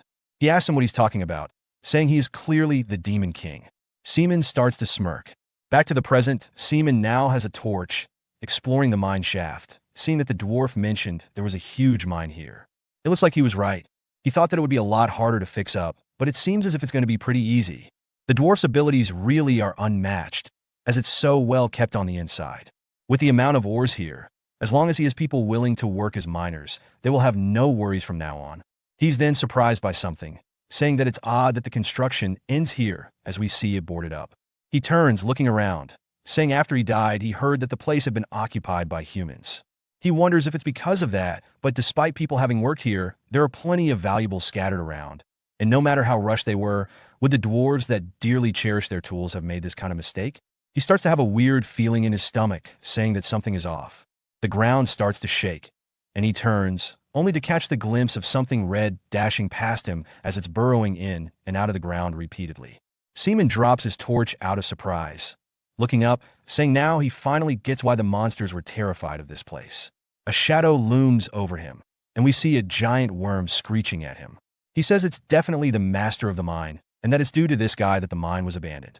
He apologizes, but it's bothering him, and it's time for it to get out as he starts to get ready to cast some spells. Seaman then immediately summons 2 golems to help him fight off against the worm. They start to have a WWE stare down, and the worm lets out a screech, alerting them that they are in its territory. Then Seaman stretches his hand outward, telling them to go ahead and take it down as they start charging directly at the worm.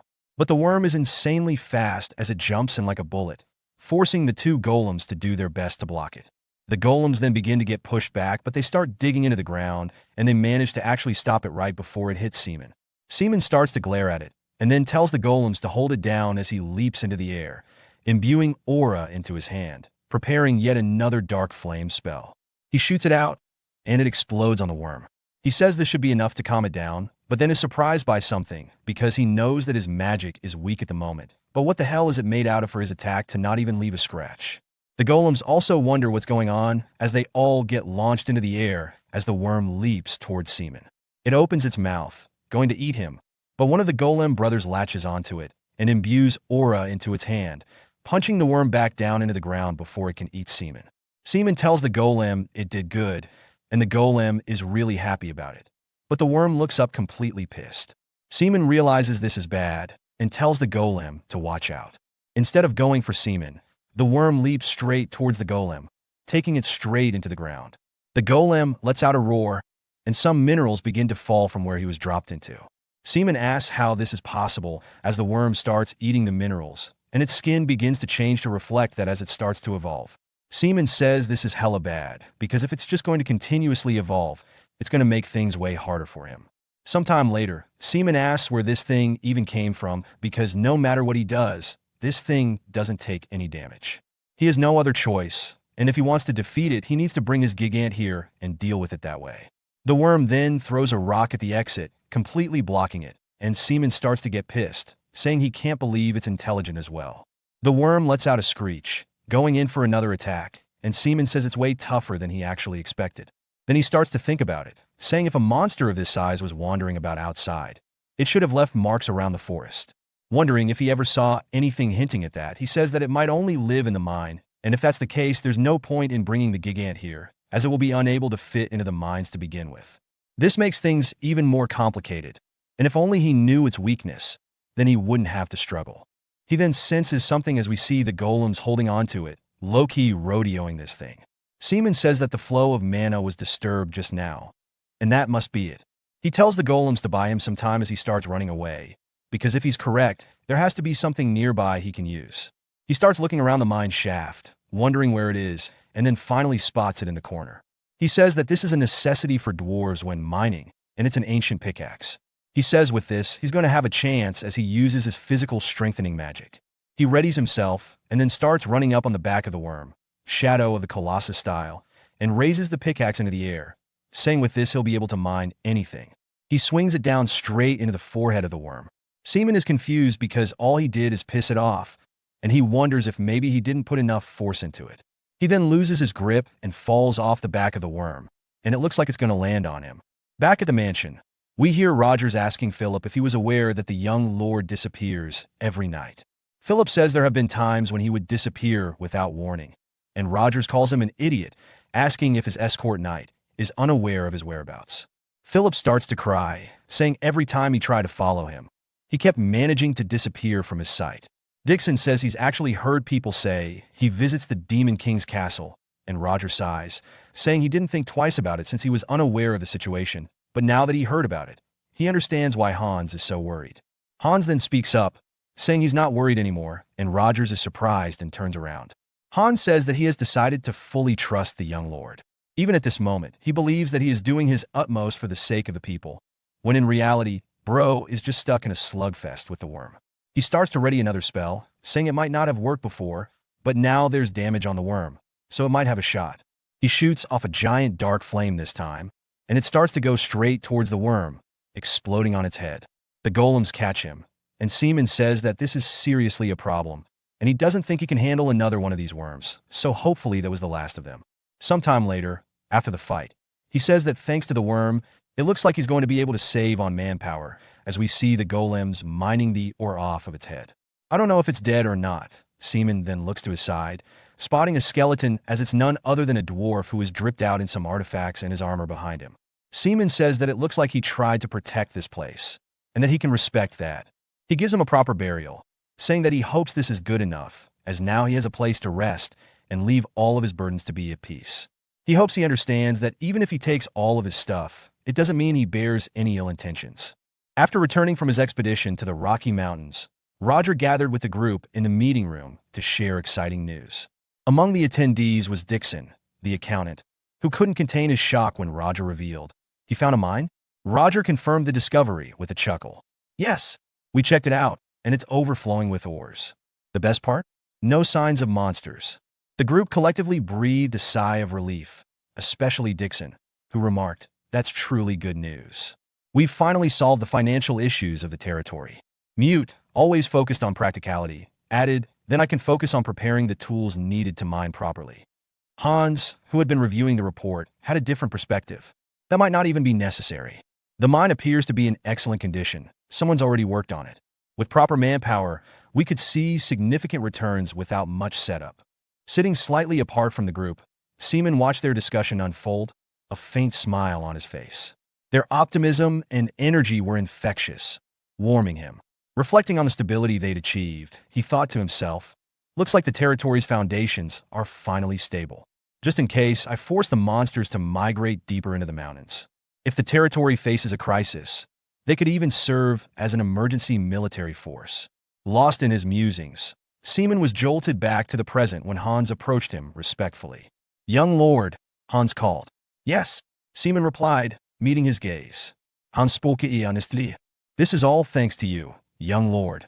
Seaman, ever humble, dismissed the compliment. "It's nothing. It's because of everyone's hard work. I merely tied up the loose ends." Despite his modesty, the group expressed their gratitude. Seaman, however, tempered their enthusiasm with a reminder. "But if you don't want things to return to the way they were, don't let your guard down. Lose focus for a moment, and it could all come crashing down." Then, without missing a beat, Seaman added, "Anyway, I have a request." Hans said, "Yes, of course." "What is it?" Seaman asked. "Could I leave the fiefdom in your hands for a while?" The room fell silent. The group exchanged puzzled and concerned glances until Hans broke the silence. Where do you plan to go? Seaman offered a brief, enigmatic reply. Ask Philip for the details. Philip, always eager to share news, grinned broadly. The young lord has decided to purchase a Gigant. And who better than me to ensure he gets the best one? I'll personally escort him. Before Philip could finish his sentence, Roger playfully knocked him off his chair with a solid punch. Don't worry, everyone. To ensure there are no issues, I'll accompany the young lord myself. Mute, not one to be left out when it came to Gigants, stood up decisively. If it involves Gigants, then the Iron Mage will handle it. Dixon, ever mindful of finances, quickly followed. This involves finances, so I must go as well. From his undignified position on the floor, Philip groaned. Aren't you all being too mean to me? His complaint fell on deaf ears as the group continued their discussion, focused on their next steps. As the group journeyed by cart, Roger took charge of the reins, leaving Seaman and Philip seated inside. The ride was relatively quiet, save for Philip's unusually cheerful mood, which caught Seaman's attention. You seem happy, Seaman observed, breaking the silence. Philip beamed, his enthusiasm evident. Of course, I'll finally get the Gigant of my dreams. Seaman frowned, his practical nature surfacing. We already have Gigants in our territory. Philip dismissed the comment with a scoff. What a dull thing to say. New models are leagues ahead of that junk. A true rider deserves the best. Up front, Roger overheard the conversation and let out an exasperated sigh. Cut the chatter and spare us your Gigant philosophy. Don't even dream of fancy nonsense while I'm around. Philip, feigning hurt, protested loudly. Why are you so mean to me? Roger didn't hesitate to respond. If you weren't an escort knight, I'd have you driving the cart. Philip leaned back with a dramatic sigh. Uncle, you're cruel. Seaman, watching the banter unfold, couldn't help but smirk. Bringing Roger along was proving to be a smart decision. He was perfect for keeping Philip's boundless energy and flamboyant ideas in check. As the cart continued along the road, a large vehicle approached from the opposite direction, stopping abruptly. Roger immediately grew alert, narrowing his eyes. A trailer appeared out of nowhere. I'm sorry, young lord. Intrigued, Seaman stepped out of the carriage to get a closer look. A trailer? This is my first time seeing one. Roger pointed to the imposing vehicle. It's a large cart made with magic engineering. It's expensive but far sturdier than a regular cart. It's mainly used for transporting heavy cargo. Seaman examined the trailer thoughtfully, its impressive build sparking an idea that looks useful. Should he buy one? Before they could leave, a man emerged from the trailer, breaking the silence. Apologies, you seem surprised. Maybe their first time seeing a trailer? Roger turned to the man, his tone sharp and guarded. Who are you people? The man smiled disarmingly. We're peddlers from the Shade Company, traveling the countryside selling regional goods.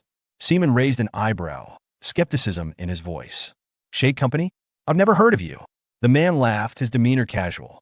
We're new, but mark my words, we'll be the best in no time. Seaman shrugged, seemingly uninterested. The man's gaze lingered on Seaman, his expression turning curious. By any chance, are you the lord of a family? Seaman's expression instantly darkened, his voice cold. Why do you ask? The man raised his hands in mock surrender, chuckling nervously. No offense meant.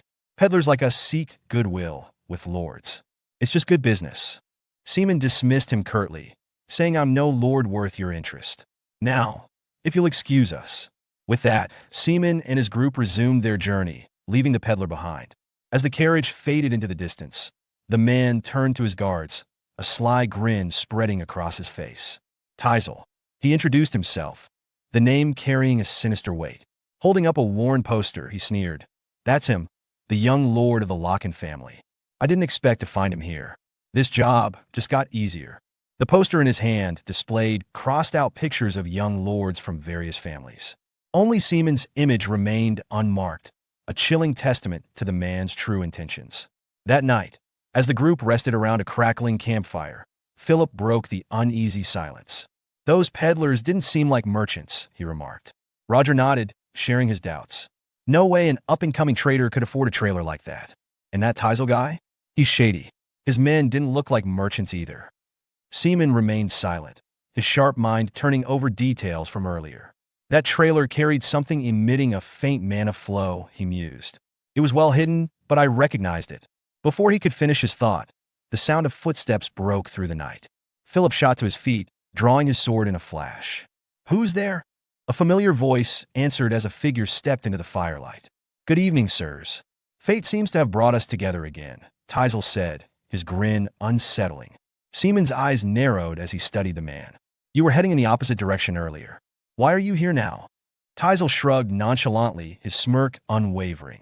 "Unfinished business brought us back this way. When I saw your fire, I thought I'd join you. If you don't mind, that is." Seaman's gaze flickered to the surrounding darkness. He gestured calmly toward the shadows beyond the campfire. "Join us? Are you sure there's room for all of you?"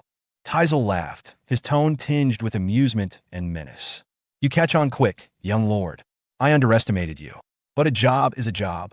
His grin widened into something far more sinister as his voice dropped. "I have no personal grudge. Please die here." With Tisel's subordinates rushing forward and attacking, but Seaman's knights, Roger and Philip, successfully blocked their advance and fended off the assault. Tisel then orders his subordinates to kill everyone, with particular emphasis on the young blonde lord, Seaman, and to ensure his death.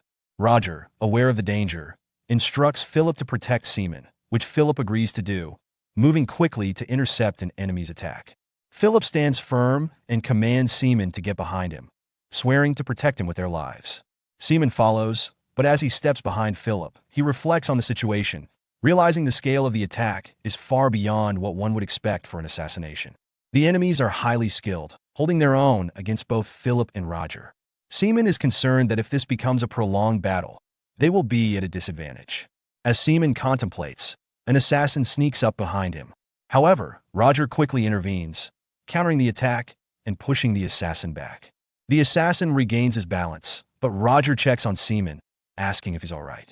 Seaman thanks Roger, but internally he realizes that these are no ordinary assassins or bandits. The fact that they can get past Roger indicates that each one is a highly trained knight. At that moment, Tisel taunts them, signaling his subordinates, and unexpectedly, a Gigant, an enormous mechanical being, arrives on the scene, startling Seaman and his knights. Seaman recognizes the energy he had sensed earlier and realizes that it was the presence of the Gigant. In a moment of urgency, Seaman orders Roger and Philip to close their eyes to protect them from the impending danger. Both knights comply, closing their eyes just in time. Seaman begins chanting a spell. "O sun, awaken from silence and shine your light in the darkness," and casts a flash of light powerful enough to temporarily blind the assassins. This creates an opening for them to escape. Seeing the opportunity, Seaman orders his knights to run. Roger and Philip quickly agree and follow Seaman, fleeing the scene in haste. Seeing that Tisel, half-blinded from Seaman's flash spell, angrily orders his subordinates to chase after them. One of his subordinates, struggling with the blinding effect, complains that they can't see. Tisel snaps at them to pull themselves together and continues to berate them, frustrated that they weren't prepared for Seaman's unexpected use of magic. As his subordinates mutter about their lack of preparation, Tisel grows more agitated and vows to catch Seaman, promising a painful death for him. Meanwhile, Seaman, Philip, and Roger continue running through the forest to escape their pursuers. Roger praises Seaman for his quick thinking, saying the plan to use magic saved them from a dangerous situation. Philip also commends Seaman's abilities, stating that he's sure Seaman will become a powerful rune knight in the future. Seaman, still focused on escaping, chastises them for talking when they should be running faster, warning that their enemies won't give up so easily, especially with a Gigant involved. Seaman reflects that camping in the woods may have been a good decision since it's too dark for their pursuers to track them, and they need to get as much distance as possible. However, to their surprise, the assassins catch up with them. The assassins shout to each other to stop Seaman's group, and both sides prepare for battle, swords drawn. Seaman is shocked at how quickly they've caught up, realizing everything is going wrong. Roger urges Seaman to keep running, while Philip notes that the enemy force is smaller now, with fewer opponents than before. Seaman, assessing the situation, asks Philip and Roger if they'll be all right since the remaining assassins appear to be quite skilled. Philip reassures him that they didn't display their true skills before and are capable of handling the situation. Roger adds that it will be hard for them to fight at their best if Seaman stays with them. Understanding their point, Seaman decides to leave the battle to them and continues running to further distance himself from the attackers. Philip, determined to protect Seaman, swiftly summoned his mana blade and confronted the remaining assassins. Declaring, "Things are different this time," he unleashed his Phantom Sword technique, swiftly killing the first assassin in front of him. He further stated, "From now on, I'll show you my true abilities. Roger, equally furious, stepped forward and shouted, "How dare you try to harm the young lord?" With his own powerful technique, he quickly cut down several enemies, delivering a harsh warning. Don't bother begging for mercy. The remaining assassins, witnessing their comrades fall, grew visibly nervous. Philip, taunting the assassins, said, "Hey, you self-proclaimed merchants. If you dare to point your blades at the warrior clan of Locken, then you must be ready to pay the price for it." Meanwhile, in Lamer, chaos reigned as houses were engulfed in flames, with residents desperately trying to extinguish them. Princess Raina stood frozen, overwhelmed by the sight of the fire. Her butler, Victor, urgently warned her, "Princess, this is no ordinary fire. It's like they poured oil on it. It's extremely dangerous. Please get away from here." Raina, in tears, refused to leave, saying, I can't abandon the citizens and run away." Nearby citizens, also fighting the flames, called out to her, "We'll be fine. The people will survive if you do, princess. Please get to safety." With no other choice, Victor grabbed Raina's hand and began pulling her away from the scene, insisting, "You must run, even if it's only for the people's sake." Reluctantly, Raina followed, glancing back at the burning town as they fled. After the fire eventually burned itself out, the residents returned to the wreckage, heartbroken. A little girl mourned over her father's charred body, and a woman cried out for help, frantic that her daughter was trapped inside one of the burned homes. Raina, devastated by the loss, could only cry, "I'm so sorry." At that moment, Count Monique appeared with his knights and smugly greeted Raina. "It's been a while, Princess Raina." He casually added, "I just happened to be training in the area. Wouldn't you say this is fate?" Raina, shocked by his coldness, asked, "You were training at this hour?" Monique coolly replied, "I've been training my soldiers' discipline recently. That's why we've been training at night, to ensure the safety of the people throughout the night." Victor, furious at Manak's blatant disregard for the suffering, shouted, How dare you speak such lies?" Before he could continue, Manak's knights drew their blades and aimed them at him, silencing him. Leaning closer to Raina, Monique sneered, "Princess Raina, I told you before. The one causing the most suffering to these people is you." He then turned to leave, laughing, "Swallow your despair as you regret your actions, princess." Raina stood there, shaking with anger and guilt, her fists clenched tightly. As tears streamed down her face, she vowed to herself, "Count Monique, I will never, never forgive you." The scene shifts back to Seaman, who had been running for some time, catching his breath and analyzing the situation. He thought there was no sign of further pursuit, and it seemed Rogers and Philip were managing the enemy on their end. Despite this, Seaman remained uncertain about who was behind the enemy's forces, especially considering they had the ability to mobilize a Gigant. Realizing the seriousness of the situation, he concluded he might need to return to his territory and prepare for war. As Seaman emerged from the dense forest, his path was suddenly blocked. Standing before him were Tisel and his men, accompanied by 2 Gigants. The sight stopped Seaman in his tracks. Tisel spoke first, his tone full of disdain. "It seems you've been underestimating us too much. I must admit, though, I underestimated the young lord. Should we call it even? Who would have guessed the heir of a hero's family would resort to such petty magic?" Seaman, unfazed, retorted, "Did my magic not suit your taste? Even if you don't like it, going this far to capture a mere child seems a bit excessive, don't you think?" Tisel, indifferent, shrugged and replied, "Who knows? Even a lion gives it their all when hunting a rabbit." Seaman's reaction to this comment was laughter, which left Tisel visibly confused.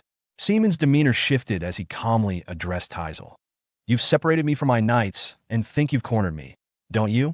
Tisel, still trying to gauge Seaman's mindset, asked, "Have you given up? Or have you lost your mind? If you're trying to buy time, it's pointless." Seaman smirked confidently and replied, "The moment you witness my power, you'll realize not a single one of you will survive." He began casting a dimension spell, and a large magic circle appeared behind him. From the circle, golems started to emerge, one after another, visibly alarming Tisel and his men. As the golems roared, Tisel's subordinates shrank back in fear, clearly intimidated by the sudden surge of summoned creatures. Seaman, with a smirk, commented, "The one frustrated by not being able to unleash his full power was actually me."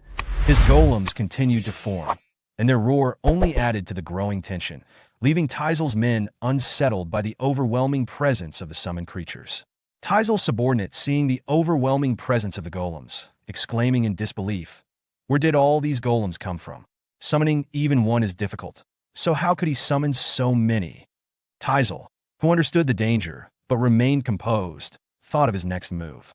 He issued a calm but firm order to his men. "Golems may have once been a threat, but they're just piles of rocks. We have the Gigant. Even dozens of golems won't stand a chance against it. Whoever brings me the young lord's head will be promoted to Knight Commander. Show your skills." Encouraged by Tisel's words, his subordinates' resolve hardened. They responded with determination.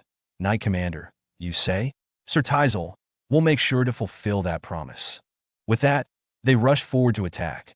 Some of them yelled to one another in competitive zeal, saying that one's head is mine. Seaman, observing their approach, couldn't help but think simple and brutish. Dismissing my immortal army as mere piles of rocks. We'll see how they fare after 500 years. Shall I give them a history lesson? He cast a spell named Marionette to take control of the golems. In response, the golems immediately surrounded Tisel and his men from all sides. Tisel's subordinates, startled by the unexpected speed of the golems, gasped in shock, were surrounded in an instant. Their fear was evident, but Tisel barked at them. "You idiots! They're just golems. Why are you panicking?"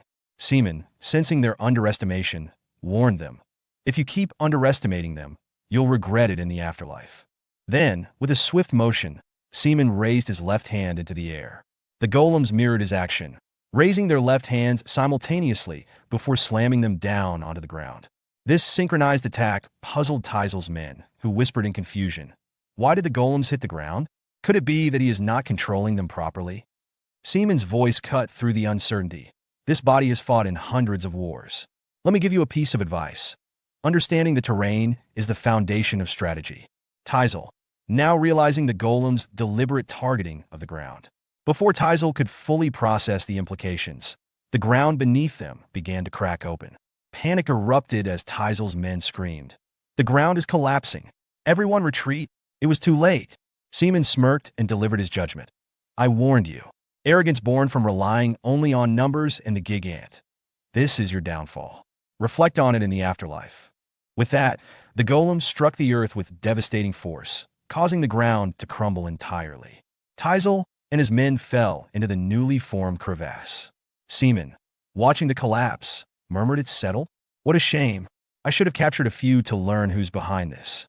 Just then, a sword aura attack struck Seaman, injuring him. He turned his attention to the source of the attack and saw that it was Tisel, still alive. To his surprise, Tisel was perched atop a Gigant that clung to the side of the crevasse wall, visibly furious. Tisel growled, "Damn bastard. How dare you destroy my knights? I'll never forgive you."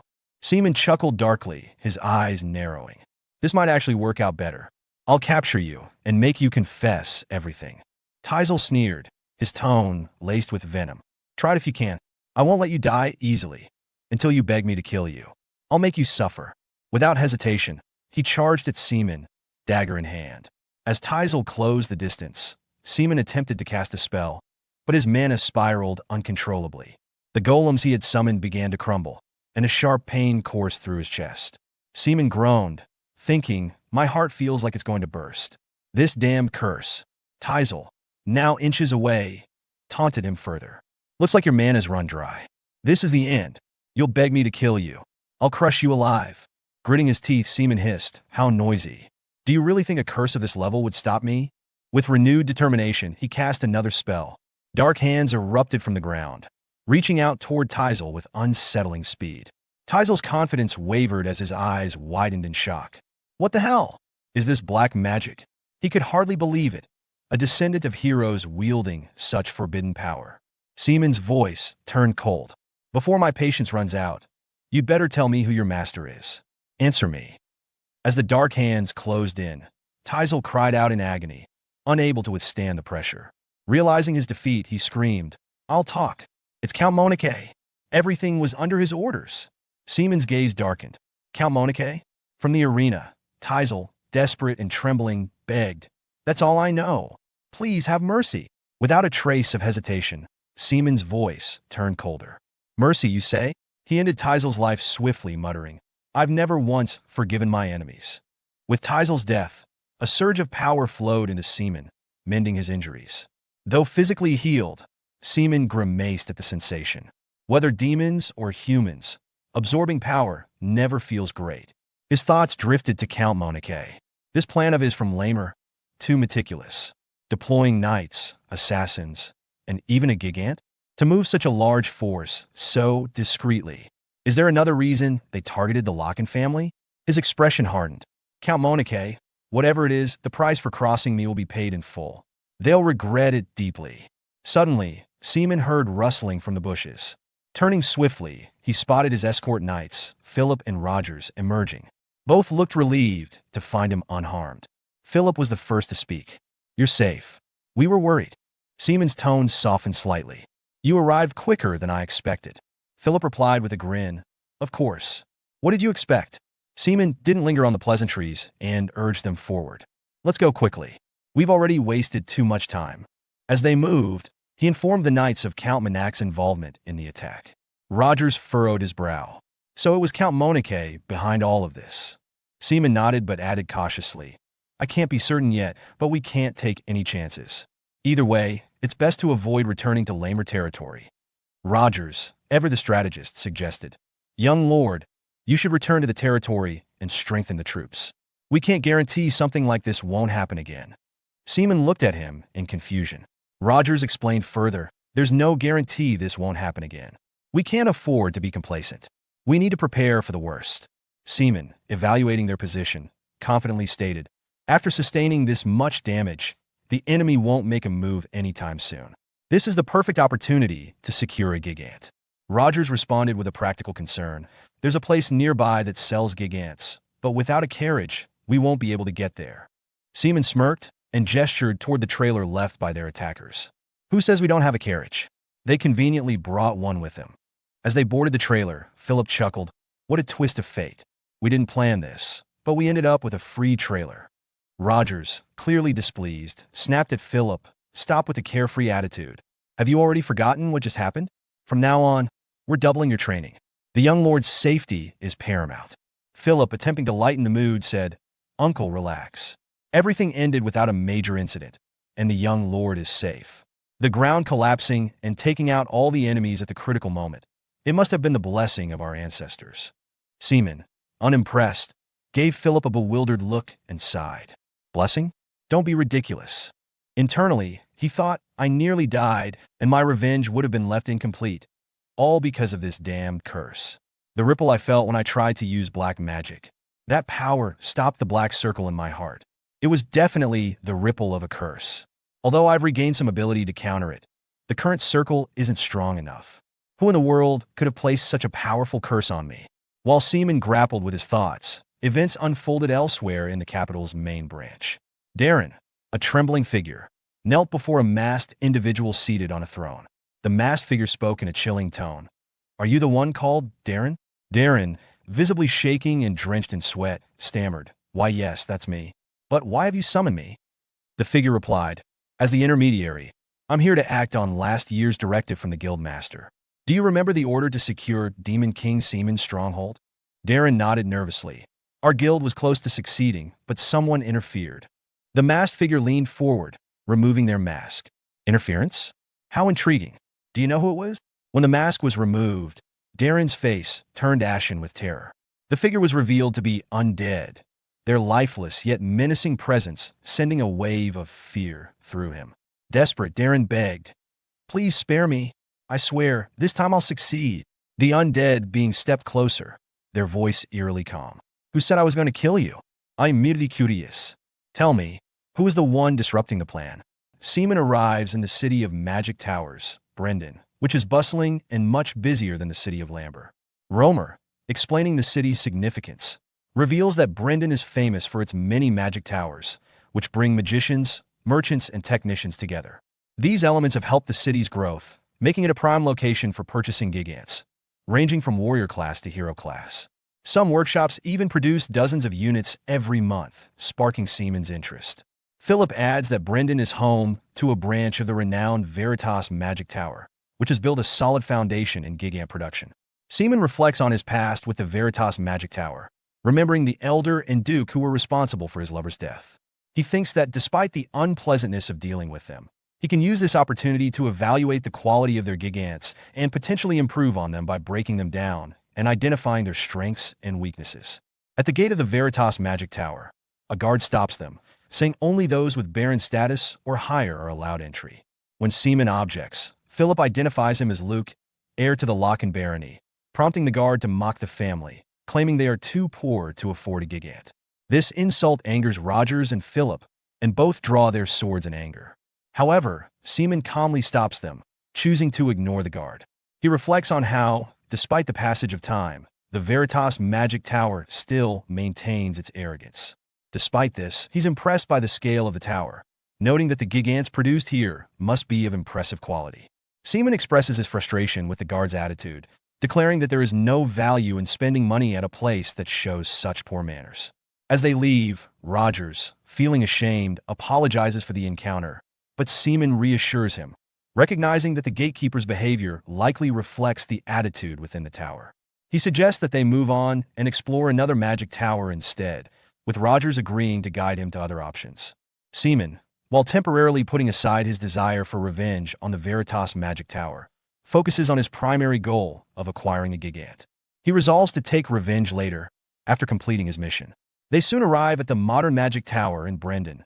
Seaman is immediately impressed by the tower's appearance, remarking that it seems worth exploring.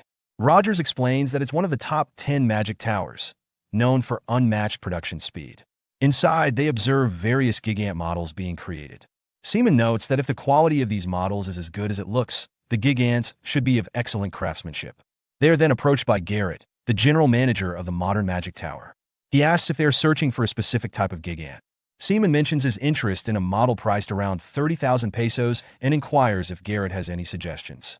Garrett enthusiastically offers a detailed catalog of their gigants, highlighting options focused on power, defense, and more. Seaman is impressed with the thoroughness of the presentation and the exceptional customer service. Unlike the Veritas Magic Tower, where people are judged by their status or appearance, this tower seems genuinely attentive to their customers. Seaman considers making a purchase here, provided the performance aligns with his standards. However, the atmosphere shifts when a customer shouts, demanding a repair for a gigant. Garrett tries to calm the situation, explaining it's not a defect, but something else. But the customer interrupts, accusing the gigant of having a serious durability issue as it crumples on impact. Seaman, uninterested in further delays, decides it's time to move on. They continue to explore other magic towers in the city, but fail to find a gigant that meets Seaman's expectations. Eventually, Seaman expresses his frustration, stating that while the city is reputed to specialize in gigant production, the reality is chaotic and unsatisfactory. Philip concurs with Seaman's assessment, agreeing that the situation is disappointing. Rogers adds that during the Empire's strict regulation period, only top-tier gigants were produced, but now, with fewer controls, the quality has plummeted, and money seems to be the only requirement. Seaman and his group are walking through the streets of Brendan when they encounter a young man in his 20s, standing with blueprints for a gigant. The boy is fervently trying to attract attention from passersby, proclaiming, "This is a truly innovative gigant. Please, just take a look." However, one person dismisses him without even looking at the blueprints, shoving him aside and telling him to stop begging and leave. Philip, witnessing the interaction, sighs and comments, walking around begging with blueprints in hand. It's no wonder the quality of gigants has declined so much. Intrigued by the boy's persistence, Seaman approaches him. He picks up the blueprint from the ground and examines it. "This design is quite interesting," Seaman remarks. "It's based on golem theory. It might be considered old-fashioned, but it's not bad." As Seaman studies the blueprint, he reflects, is this because of Mute's teachings? Now I can truly appreciate gigants. He then asks the boy, "Tell me, how much investment do you need?" The boy, taken aback, asks, "Investment? Are you serious?" He hesitates before answering. "To finish the project, I'll need about 10,000 pesos. Seeing the boy's surprise and joy, Seaman is reminded of his own past struggles. Seaman agrees to the investment and says, "Take me to your lab." The boy leads them to his magic tower, an old and dilapidated building. Rogers, observing the tower, remarks, "Since you mentioned lacking money, I assumed you'd also lack space and equipment for gigant production. But it seems I was wrong. You have your own magic tower, though it looks like it might collapse." The boy laughs and explains, "The previous gigant model sold well enough to keep this place running. But the new model cost too much time and money to make. That's why most of the team left, and only a few of us remain. Seaman and his knights exchange skeptical looks, questioning whether the boy is truly trustworthy or just another scam artist. Inside the tower, the boy urges them to take their time and look around. When Seaman sees the new Gigant model, he comments, "This is Sting, isn't it?" The boy, surprised, asks, "Do you know about Sting?" Seaman acknowledges that he's seen it before and recalls how impressive the magic implementation was, thinking to himself, "This guy has some real skill." The boy grins and clarifies, "The exterior might look similar, but this is a completely different machine. It's Sting too. We've applied all the latest technology from our Hallis Magic Tower and redesigned the internal performance." Seaman, intrigued, asks, "How long will it take to complete?" The boy replies, "The major work is done. Only the fine-tuning remains. It should take 1 or 2 months." Seaman, eager to expedite the process, presses, "Will it really take that long?" The boy apologizes, explaining that precision work requires extra caution, and their limited staff is slowing things down. Seaman, wanting to accelerate the timeline, offers an additional 20,000 pesos to hire more technicians and complete the work within a week. The boy, visibly excited by the offer, rushes off to gather the necessary staff, promising to return shortly. He hurriedly enters another room of the tower where the magic engineers, bored and exhausted, are sprawled out on the dining table, asleep. He announces that they can return to their work and promises them generous pay in exchange. The engineers, curious, inquire whether this includes better wages and improved efficiency. Shortly after, he brings them to the Gigant project, where one of the engineers explains that progress had stalled at around 67.3% because the magic core needed recalibration. However, with the proposal of night allowances, they can implement 24-hour work shifts, and the necessary optimizations are complete. The engineers eagerly begin their work on the Gigant. Philip, watching the engineers prepare to resume, expresses concern, asking Seaman if he is truly sure about entrusting the Gigant to them. Seaman reassures him, acknowledging the nature of research-focused magicians, and expresses confidence that the work will help elevate the Magic Tower to one of the top 10 in the world. Later that night, while everyone else is asleep, Seaman is not in his room. Instead, he sits on the rooftop of a nearby house, looking out over the Veritas Magic Tower. With a sense of satisfaction, he reflects on how he has achieved his goals, and now, it is time to begin his revenge. Meanwhile, the Veritas Magic Tower's guards are on duty when Seaman causes the nearby bushes to rustle, drawing their attention. The guards approach and call out, "Who's there?" but find nothing when they check the bushes. Seizing the opportunity, Seaman sneaks past them and enters the tower, his thoughts focused on the consequences awaiting those inside.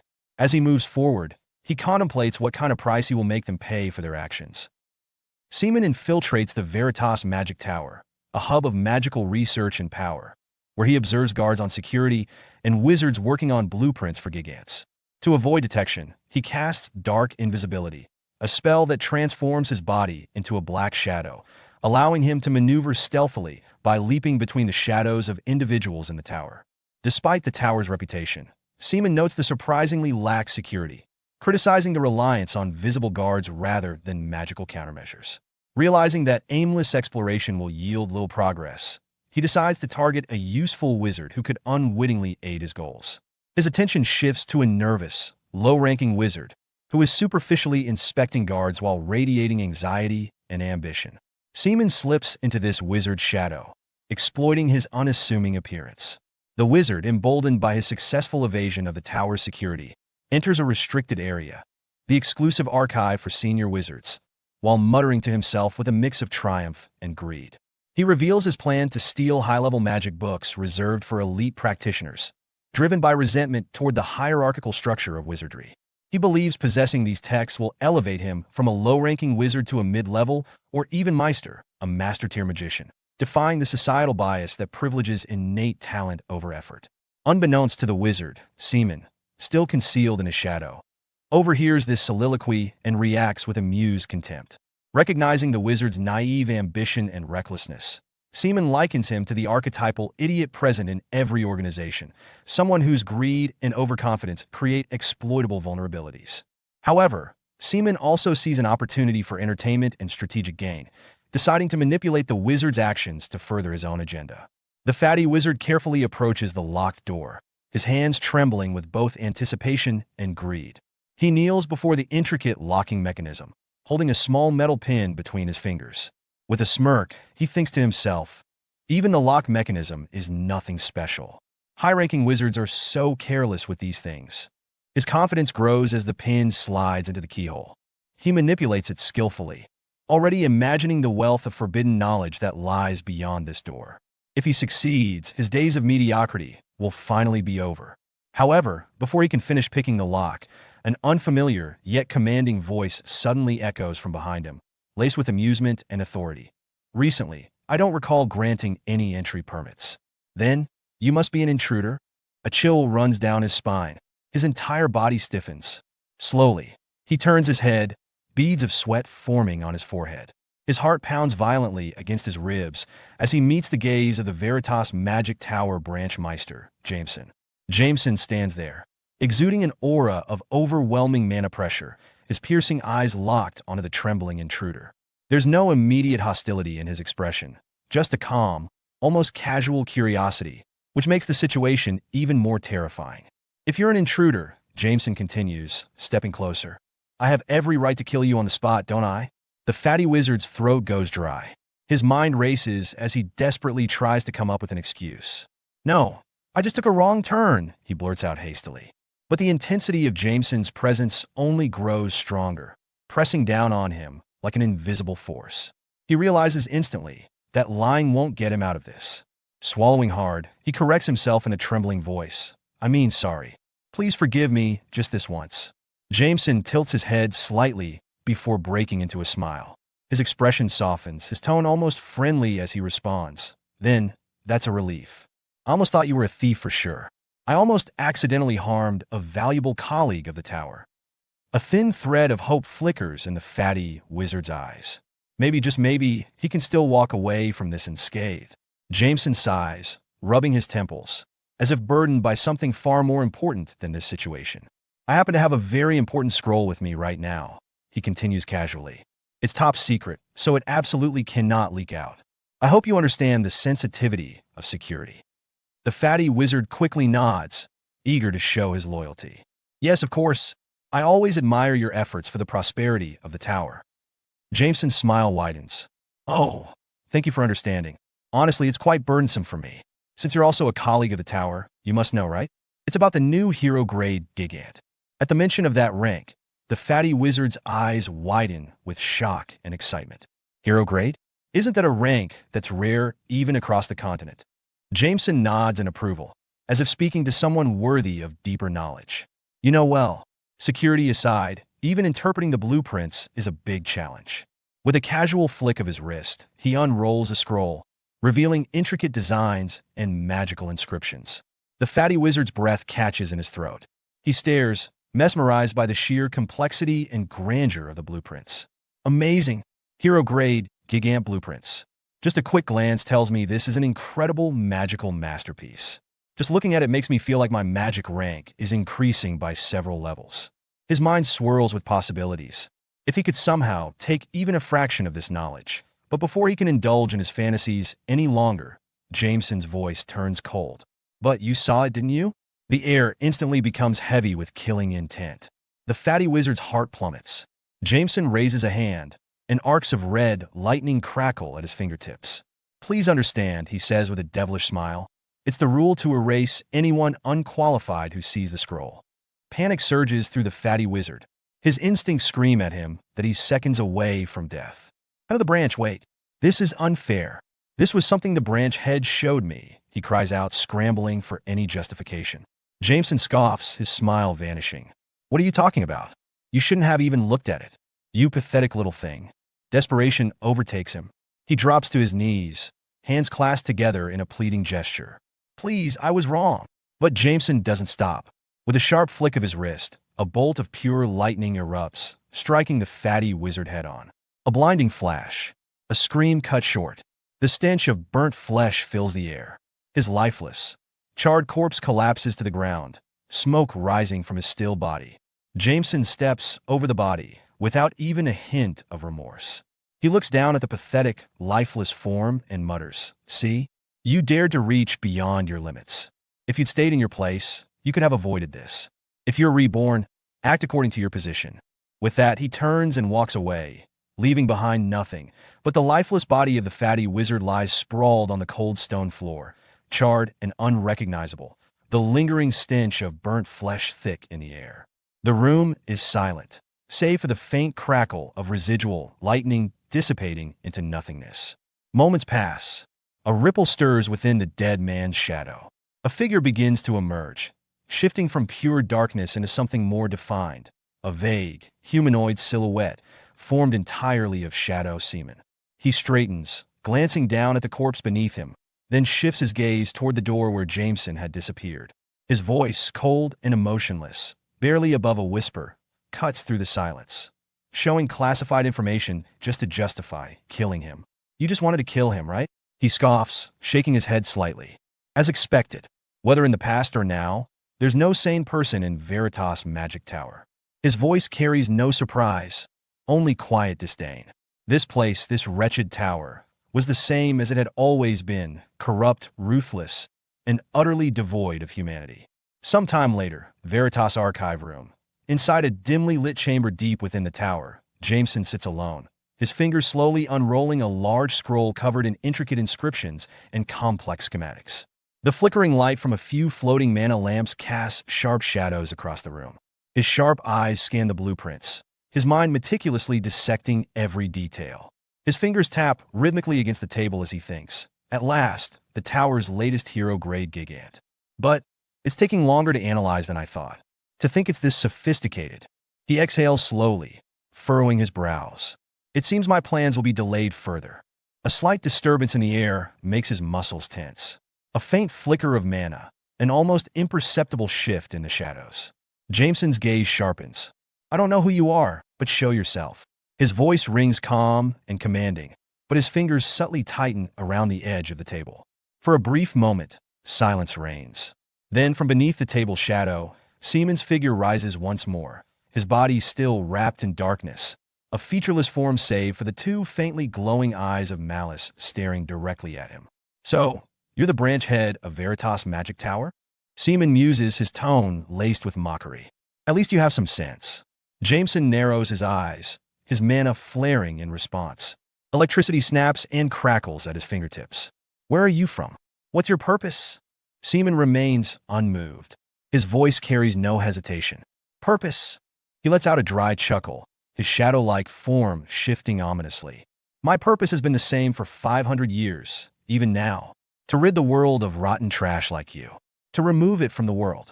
The moment the words leave his lips, Jameson reacts. A massive arc of lightning erupts, illuminating the chamber with a blinding red glow. The explosion rips through the room, shattering furniture, scorching the stone floor, sending loose scrolls flying into the air. The air becomes thick with the smell of ozone and burning parchment. Jameson's voice booms through the chamber. How dare you speak such nonsense?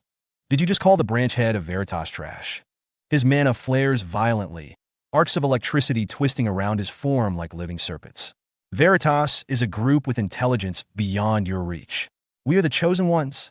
If you speak recklessly, you'll never see the light again. But before Jameson can release another attack, he suddenly feels a presence behind him. A chill creeps up his spine. Before he can react, shadowy hands lash out, gripping him like an iron vice. A powerful force yanks him backward, immobilizing him midair. Seaman's voice whispers near his ear, low and mocking. Oh, the chosen ones? He tilts his head slightly. Who decided that? Jameson grits his teeth, struggling, but the shadows hold him in place. You haven't changed in 500 years. You still think only you are special, that no one else matters. Seaman's voice darkens, dripping with cold finality. But starting today, that delusion of yours ends. The word Veritas itself will be erased from history. Before Jameson can respond, Seaman raises a hand, and in an instant, a blast of darkness rips through the chamber, narrowly missing Jameson's head. The sheer force sends shockwaves through the air, overwhelming him. His eyes widen in shock before the pressure becomes too much. His consciousness fades as he desperately pleads for his life. Seaman watches, unimpressed. He mutters under his breath, a faint smirk forming. I heard Iron Mages keep away from battle, but I didn't think a sixth circle branch head would be such a coward. The room falls silent once more. Seaman turns, his gaze falling upon the scroll resting on the table. He steps forward and slowly unrolls the blueprints, his eyes gleaming as he examines the delicate, masterfully inscribed schematics. There are only a few of these across the entire continent. His voice is filled with amusement and intrigue. His fingers brush over the intricate magical inscriptions. The hero-grade Gigant blueprints. I don't know why they're here, but I'll put them to good use. He lets out a low chuckle, which gradually grows louder until it fills the chamber. The secret weapon of Veritas Magic Tower. Watching it destroy the Veritas Magic Tower will be quite the sight. As his laughter echoes, his shadowy form seems to pulse, a harbinger of the tower's impending ruin. Seaman takes a deep breath, steadying himself. The echoes of his laughter fade, leaving only the dimly lit archive filled with ancient texts and forbidden knowledge. His hands slowly close the hero-grade Gigant blueprints, and his eyes gleam with satisfaction. I've gained an unexpected great reward.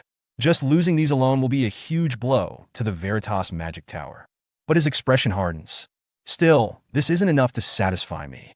He lifts his hand, mana swirling at his fingertips, forming a dark incantation.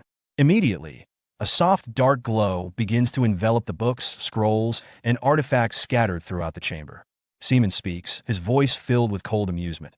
If this is the price for the secret techniques and magic books you've gathered for 500 years, then I should at least give you this as a gift. The glow intensifies, crackling with raw magical energy. In this space filled with greed, built by trampling others, this is quite a fitting end. As he steps away, the glow erupts into an all-consuming fire, not of flame, but of dark magic, hungrily devouring the knowledge and history hoarded by the Veritas Magic Tower. The scene shifts to a trailer rumbles along a dirt road, heading toward Lockenstate. The sun casts a golden glow over the landscape, contrasting sharply with the destruction Seaman left behind. Standing inside the trailer, Seaman leans closer to the window, a small smile playing on his lips. He gazes out at the open road, lost in thought. By now, it's probably complete chaos, right? All the core secrets of the Veritas Magic Tower must have turned to ashes. Roughly calculating, the damage is equivalent to dozens of Gigants. His fingers tap lightly against the metal frame of the trailer as he reflects on his unexpected gains. Securing expensive magic books and hero-class Gigant blueprints was a bigger gain than expected. Revenge was the goal, but I gained a lot. His thoughts are interrupted as two familiar figures approach, Rogers and Philip.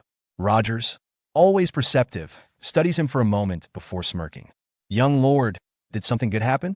You look even happier than when you received the new Gigant. Philip, nodding eagerly, chimes in, tell us too. Seaman chuckles, but his response is measured. Well, it's just that I'm happy to return to my territory. Philip stretches, letting out a dramatic sigh. Me too. I want to hurry back and get some rest. Before he can relax, however, Rogers shoots him a sharp look. Rest? No way. We're heading straight to the training ground. Philip groans in protest. What a terrifying thing to say. Rogers crosses his arms, his expression firm. Have you already forgotten the confrontation with the merchants?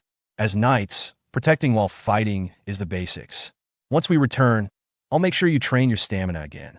Philip, realizing he won't escape this fate, turns to Seaman in mock desperation. Young lord, please stop my uncle. Seaman simply glances out of the trailer window, ignoring the exchange. His thoughts drift elsewhere. We've achieved more than we aimed for. Once we return, I can focus solely on recovering my mana circle. Just as he settles into his thoughts, something catches his eye. Up ahead, at the entrance of a grand castle gate, a lone figure kneels on the ground, a woman. Her head bowed, her hands clasped together in prayer. The gentle wind ruffles her silver hair, which shimmers under the fading sunlight. Her expression is one of deep devotion. Seaman's eyes narrow slightly as he recognizes her as Princess Raina. She's saying, "Oh, great God Elkasel, as the daughter of Bella's mother of the earth, I am a young and humble daughter. Please grant me the power to help our Vulcan refugees. I earnestly pray." Seaman steps forward, curiosity flickering in his gaze. He wasn't expecting to see her here. Approaching her, he speaks, "Why are you here, praying like this?" Raina, startled by the familiar voice, turns her head sharply. Her violet eyes widen in surprise as she looks up at him. The scene shifts as Princess Raina follows Seaman back to the trailer, her delicate steps contrasting with the rough terrain beneath her. Her silver hair sways as she walks, her expression laced with curiosity and determination. She glances at him. How are you here, young lord? In this trailer? What is it? Seaman lets out a small breath, his voice steady. A lot has happened in the meantime. But what about you, princess? Why are you here instead of in Lamer? Could it be that Count Monarch did something? At the mention of Monarch, Raina's shoulders tense. She nods slowly, her expression shadowed with regret. Yes, young lord. You warned me, but in the end, this happened. Her hands clench in a fist as she continues. After you left Lamer, I thought the Count's tyranny would quiet down. But with no justification left, he became even more aggressive. Instead of keeping his promise, he doubled the refugees' taxes and tormented them. He even set fire to their homes, injuring and killing many people. We had no choice. We could no longer stay in Lamer. So we came here, seeking help from Marquis Myers, one of the 3 noble leaders. Seaman's gaze sharpens. But he hasn't agreed to meet you? A tired sigh escapes Raina's lips. Yes, not yet. At that moment, her butler, Victor, steps forward, his face drawn with exhaustion. We've been like this for 3 days already. As you can see, we are being completely ignored. The princess couldn't give up, so she kept praying at the castle gates until Before Victor can finish, Seaman interrupts, frustration flashing in his eyes. This is frustrating, really. Waiting endlessly, exhausting yourself while praying to a god that won't answer. Think about it. His voice is sharp, cutting through the night air. From Marquis Myers' perspective, he has no reason to accept this request. Taking in tens of thousands of refugees? Considering the territorial war with Count Monarch, it would be a massive risk. What kind of fool would agree to that? Hearing his harsh words, Raina's expression darkens. She looks at him with a mix of shock and disappointment. Are you saying that I'm doing something pointless? Seaman meets her gaze, unwavering and blunt. Yes, that's right. After everything that happened in Lamer, did you learn nothing? To protect something, you need power. Without power, you can't protect anything. As he speaks, his thoughts briefly drift elsewhere. Even though I know she's not Katarina, when I see how much she resembles her, I can't help but care. He exhales sharply and steps back, crossing his arms. For now, let's return to the territory. I'll escort you nearby. Raina shakes her head. No, I can't do that. I won't leave until I meet the Marquis. Seaman grits his teeth in frustration. Are you really going to keep doing this? His voice rises. Are you planning to die here if he doesn't see you? His words cut deep, but Raina remains firm. Please face reality, Princess Raina. Trying to take care of tens of thousands of powerless refugees, of course, problems will keep happening. Right now, you should be worrying about yourself, not the refugees. Raina meets his gaze unwavering. If I take care of myself and gain the power to protect the refugees, how long will it take? A few months? A few years? If the people die during that time, what meaning would it have? Seaman falls silent for a moment, his expression unreadable. Then he exhales. You can't save everyone. His voice is softer now. If you die trying to save the refugees, wouldn't that be a meaningless death, princess? She tilts her head slightly, her violet eyes filled with conviction. Young lord, do you think my life is more valuable than the refugees' lives? Without hesitation, Seaman responds. Well, of course. Raina shakes her head slowly, a faint sadness in her eyes. No, every life is equally precious. Their lives and my life are the same. These are the people who believe in me even in hardship. I can never abandon them. From my position, I must do whatever I can for them. Seaman's eyes widen slightly, caught off guard by her words. For a moment, a long-buried memory resurfaces, one from 500 years ago. The streets were filled with unrest. Back then, Katarina had always been the type to question the world, to fight against the injustices she saw. She had once said, Seaman, did you hear the news? Why? Just because of a fixed status, should that child have to suffer injustice? At the time, Seaman had replied, his voice weary but certain, we weren't born into this by choice. Don't you think a day will come when everyone is equal, a day when everyone can be happy? Back in the present, Seaman stands still, his mind replaying those distant words. He murmurs under his breath, almost to himself, if 500 years ago, someone like you had been by our side, maybe things would have been a little different. Raina, confused, tilts her head. What do you mean? Seaman slowly turns back to face her. The reason I wanted to change the world wasn't just about revenge, but I had forgotten that for a long time. Thanks to you, I remembered. Raina blinks, bewildered. Young lord, I don't understand what you're saying at all. A small smirk crosses Seaman's lips. Hearing your dream-like story, I also want to lend my strength. His voice becomes firm, resolute. Princess, the fate of you and the Vulcan Kingdom refugees, the Locken family will stand with you. Meanwhile, in Brandon, inside the Veritas Magic Tower branch, chaos erupts. A guard shouts in panic. Emergency! An intruder at the archive. All guards, gather at the archive immediately. The guard leader quickly issues orders. Everyone be careful. The enemy is a magician. A lone figure stands before them, draped in a dark hooded cloak. One of the guards snarls at the intruder. You bastard! Are you the one who set fire to the archive? The hooded figure remains calm, his voice carrying an air of authority. Your defense is already lacking, and your identification process is even worse. The guard leader's eyes widen as he notices the emblem embroidered on the figure's cloak, a symbol of 7 lilies. His face immediately pales. He quickly shouts, Everyone, drop your weapons. The guards hesitate for only a moment before falling to their knees, their heads bowed in submission. The guard leader speaks with a trembling voice. We greet the 7th Elder of the Veritas Magic Tower headquarters. The hooded man, Inspector Piero Ottolang, steps forward, a cruel smirk playing on his lips. Where is the branch leader? The guard leader quickly answers. The branch leader is inside the archive. I will guide you. But before he can finish, Piero places his hand on the guard's head. Being escorted by the incompetent is disgusting. Without another word, he casts a spell, killing the guard leader instantly. The remaining guards freeze in terror, their faces pale. As Piero Ottolang strides toward the archive, his voice is chillingly indifferent. In the name of Veritas, trash is not needed. The storm raged on, thick sheets of rain hammering down upon the dense canopy of the forest. The deafening roar of the river, swollen from the downpour, echoed through the trees as violent currents crashed against jagged rocks. Amidst the chaos, a child's desperate cries for help pierced through the storm, a frail voice struggling to rise above the relentless rush of water. From the muddy shore, Seaman and Katerina stood frozen, their eyes locked on the small figure being mercilessly dragged by the current. The child flailed, arms floundering in the surging waters, his face pale with terror. Seaman clenched his fists, his voice barely audible over the storm. At this rate, the child will drown before anyone arrives. I'll run to the nearest village and bring help. Katerina's gaze remained fixed on the struggling child, her expression steely with determination. By the time you return, it will be too late, Seaman.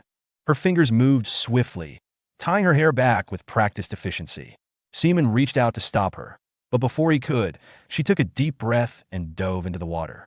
The river surged around her, icy and unrelenting, as it threatened to pull her under.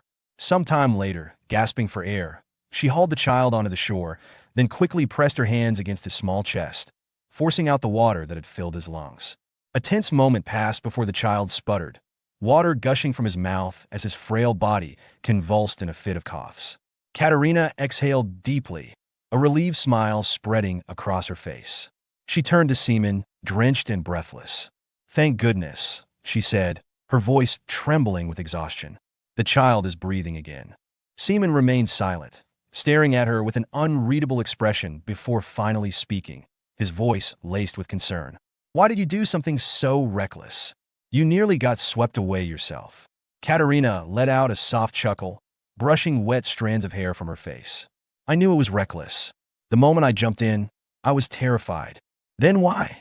Seaman pressed, his brows furrowed. She met his gaze, eyes unwavering. Because sometimes, saving a life takes reckless courage. Seaman was taken aback, his breath hitching. He had no words. Instead, he simply looked at her unwavering resolve, her drenched yet unyielding form. A memory he would never forget. The scene shifted abruptly, dragging Seaman back to the present. The memory of Katerina's reckless bravery overlapped with the face of Princess Raina, standing before him now. He sighed inwardly, rubbing his temples as he thought to himself, Princess Raina, I assumed your resemblance to Katerina was only an appearance. But you're just as impossibly reckless as she was. A voice shattered his thoughts. Young lord, what is going on here? Philip's tone was laced with frustration.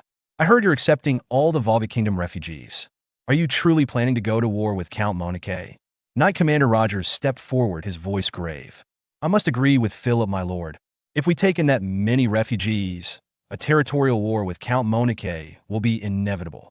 Our situation may have improved recently, but we are still in no position to wage war. Philip scoffed. He's right. This is absolute madness. So you can't do it while you still have a chance. Seaman remained silent, his frustration growing as they continued to protest. Roger's voice was firm. Young lord, this is not the time for war. Philip added, especially against a count who commands dozens of gigantes. Even if warrior Locken were to return, it wouldn't be enough. Finally, Seaman's patience snapped. His voice was cold and sharp as a blade. Mind your own business. I will handle it. Both became silent, the weight of his words settling heavily. Philip, taken aback, hesitated before speaking. Young lord, are you truly in your right mind? We're talking about 30,000 people. 30,000. Our own citizens are barely surviving. The moment we take them in, we'll plunge straight back into starvation. Where do you expect to find food for all of them? Seaman's jaw tightened. Philip, that's enough. But Philip wasn't finished. His frustration erupted. No, I won't stop. Should I just lay it all out? You keep sneaking off to odd places without your bodyguard. No matter how beautiful the princess is, this is insane. What are you doing? Acting like a reckless fool just because you've never been in a relationship? Is this just some desperate attempt to impress her?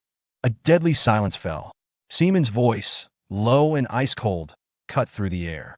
Philip stiffened. Kneel and bow your head. A nervous chuckle escaped Philip. Young lord, you didn't like my joke? Seaman's gaze was unwavering. Bow. Later, in the trailer room, Seaman, Philip, Rogers, Victor, and Princess Raina gathered around a large wooden table covered in maps and notes. Seaman folded his arms. You said the number of refugees is about 30,000? Victor nodded. Yes, that's correct. Philip sighed. With that many people moving, they'll stand out immediately. Seaman nodded grimly. The moment they start moving, they'll be hunted down. Taking the sea route would be ideal, but in this season, the waters are too rough. The land route is too long. If we're pursued, we'll be caught. Rogers asked, should we wait until we can set sail?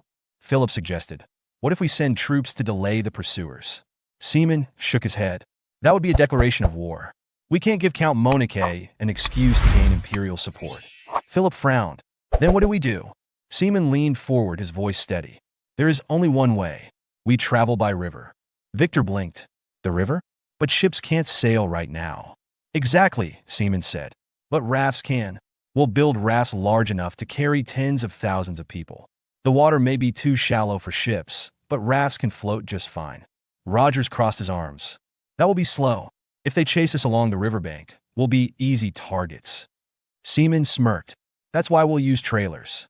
We'll connect them to the rafts for stability and speed. With them, we can outrun our enemies. Rogers' eyes widened. A method like that? Philip grinned. Those trailers are fast even with giants. Victor hesitated, but we lack the resources to build rafts that large. Seaman waved off his concern. We have funds left from the giants. I'll allocate 30,000 pesos to the effort. Make sure the rafts are strong. Princess Raina spoke, her voice soft yet firm. I know this burden is immense, but still, Seaman interrupted with confidence. Princess Raina, don't worry. We will win. Philip crossed his arms and let out a confident smirk. That's right. As long as we put our faith in the young lord, everything will fall into place, he declared, his voice firm with conviction. Rogers, standing beside him, nodded in agreement. Indeed, he said, his tone steady. I had already been considering taking action against Count Monique at some point. It was only a matter of time. Seaman, however, remained composed, his gaze sharp and calculating. We cannot afford to act recklessly in this operation, he cautioned. Our success hinges entirely on whether we can reach the river safely. Princess, can we entrust you with leading your people through this? His eyes locked onto Raina, searching for any hesitation in her resolve. Raina straightened her posture, determination shining in her expression. Yes, she said with unwavering confidence. I will do my best. As the weight of their plans settled among them, the scene shifted to the dimly lit archives of the Veritas Magic Tower. The air was thick with the scent of old parchment and dust, yet it was tainted by the bitter stench of alcohol. Jameson slouched in a worn-out chair, his fingers loosely gripping a bottle as he took another swig, the liquid burning his throat. At that moment, the heavy creak of a door interrupted the silence. A figure stepped into the room, his presence casting an unsettling shadow over the cluttered shelves. The inspector observed Jameson with a look of disdain before speaking in a tone laced with mockery. "What a pathetic sight," he remarked coldly. "If the great Meister himself is reduced to this sorry state, it's no wonder his subordinates are falling apart as well." Jameson, sluggishly lifting his gaze, let out a humorless chuckle. "So, the esteemed elder of the Inquisition has finally graced me with his presence," he mused, his voice hoarse. "I assume you're here to hold me accountable for the fire. Well, I have nothing left to lose anyway, so do as you please." He leaned back, his expression hollow, as if he had already resigned himself to whatever fate awaited him. Hearing those words, the inspector's expression darkened. A sharp glint flashed in his eyes. "Punishment is inevitable," he acknowledged. "But before that, I have another question for you. What did you do with the Atlas blueprints?" Jameson stiffened. The haze of intoxication faded almost instantly as his body tensed. His grip on the bottle faltered, nearly slipping from his fingers. He bolted upright, his eyes wide with shock. "How do you know about that?" he demanded, his voice now laced with suspicion. The inspector remained unfazed, his gaze unwavering. "I've known for a long time that you stole them," he admitted, his voice steady. "I merely chose to wait and observe, to see if you had any connections to the darker forces lurking in the shadows. But, surprisingly, you acted alone. Even now, your true intentions remain unclear to me." Jameson narrowed his eyes. His instincts screamed that something was amiss. "Wait, who are you?" he asked, a hint of unease creeping into his voice. The inspector cocked his head slightly. "What are you implying?" Jameson's breath hitched as a realization struck him. His voice grew sharper. "I have met every elder of Veritas," he stated. "Each one of them possesses vast and distinct magical abilities. But I have never felt an aura as unnerving as yours before." A slow, eerie smile spread across the inspector's lips. "They said you were a genius once, someone who could rival Albert before the accident," he mused. It appears they weren't wrong. Before Jameson could fully process the words, a chill ran down his spine. In the blink of an eye, the inspector was gone from his line of sight. Alarm surged through Jameson's body, but it was too late. A searing pain exploded through his skull as a hand, wreathed in a sickly green glow, plunged into his head. His body convulsed violently, a scream ripping from his throat as agony overwhelmed him. Through the haze of pain, he barely registered the inspector's hand withdrawing. Clutched within his fingers was a luminous orange orb, pulsating with energy. Jameson's body slumped back into the chair, trembling uncontrollably, his vision swimming with black spots. The inspector stepped away, examining the orb with satisfaction. "Since you refuse to answer," he muttered darkly, "I'll just have to find out myself." The room was suddenly filled with a suffocating aura as his energy flared, shrouding his form in a dark mist. The illusion that had concealed him flickered and dissolved, revealing the truth. This was no elder. This was the undead from before.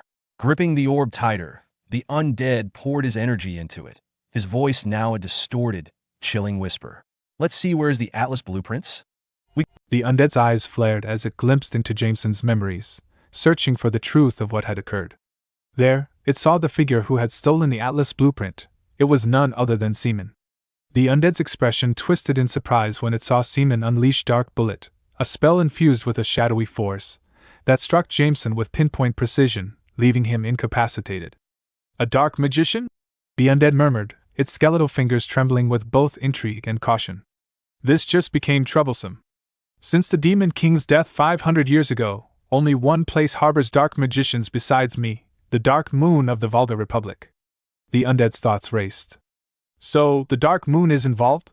"The Volga Republic, founded after the fall of the Volga monarchy. The fact that dark elves now rule that republic remains hidden from the world.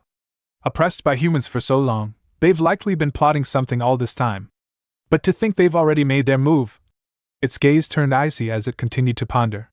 "Their power may be weak now, but if they continue to study dark magic and grow stronger, they could become a force capable of rivaling even the Baroque Empire. But not yet. The Republic still requires time to strengthen itself. If they create a hero-class Gigant, the Empire will crush them before they can truly rise. I cannot allow that." The undead lifted a bony hand, its fingertips glistening with the sickly green mana that condensed into the form of a writhing, grotesque worm. With calculated precision, the undead placed the worm into the unconscious Jameson's ear. The creature slithered into Jameson's ear canal, and moments later, his body began to tremble violently. His limbs jerked and spasmed until, at last, he stood from the chair, eyes glazed over with a disturbed, unnatural light. A sickly greenish aura enveloped his frame. "You've awakened," the undead said with cold satisfaction. Jameson's mouth moved, but it was no longer his voice that spoke. "Eternal Lord, with rotten blood and broken bones, I swear my loyalty." He dropped to one knee, his head bowed low in submission. The undead's hollow eyes glimmered with satisfaction. "I planted a worm within him, just in case something like this happened. It will prove useful someday." Turning to the window, the undead looked northward. "Then, shall we go?" To the north. The scene shifted to the Locken State. In the meeting room, Knight Commander Rogers provided the grim details of the ambush on their young lord during his travels. His voice carried urgency and worry. Hans shot up from his seat, his face pale. "Is that true? They dared to try and assassinate the young lord?" Mute's expression twisted with rage. "Monique, that disgusting count.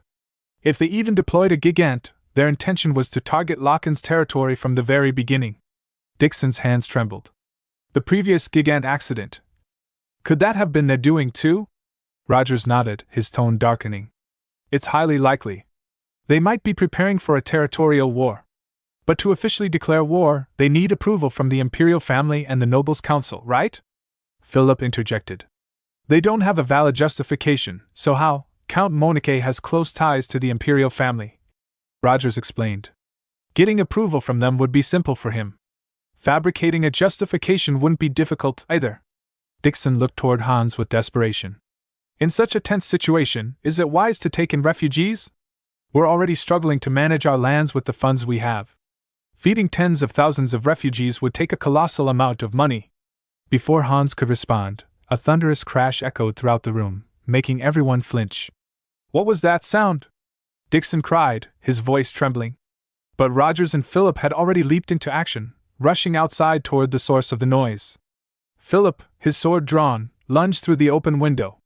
"Those bastards! Do they even know where they are?" he growled. Rogers followed closely behind. But what they saw made them halt in their tracks. Standing alone amidst the scattered debris was their young lord, Seaman. Philip's eyes widened as he approached. "You're here. Is this some kind of new welcome greeting?" Seaman offered a smirk. "I thought it'd be a more interesting entrance." "No, more importantly, where have you been?" Philip demanded, his concern apparent. But then his gaze shifted to the pile of glittering gold and precious stones behind Seaman.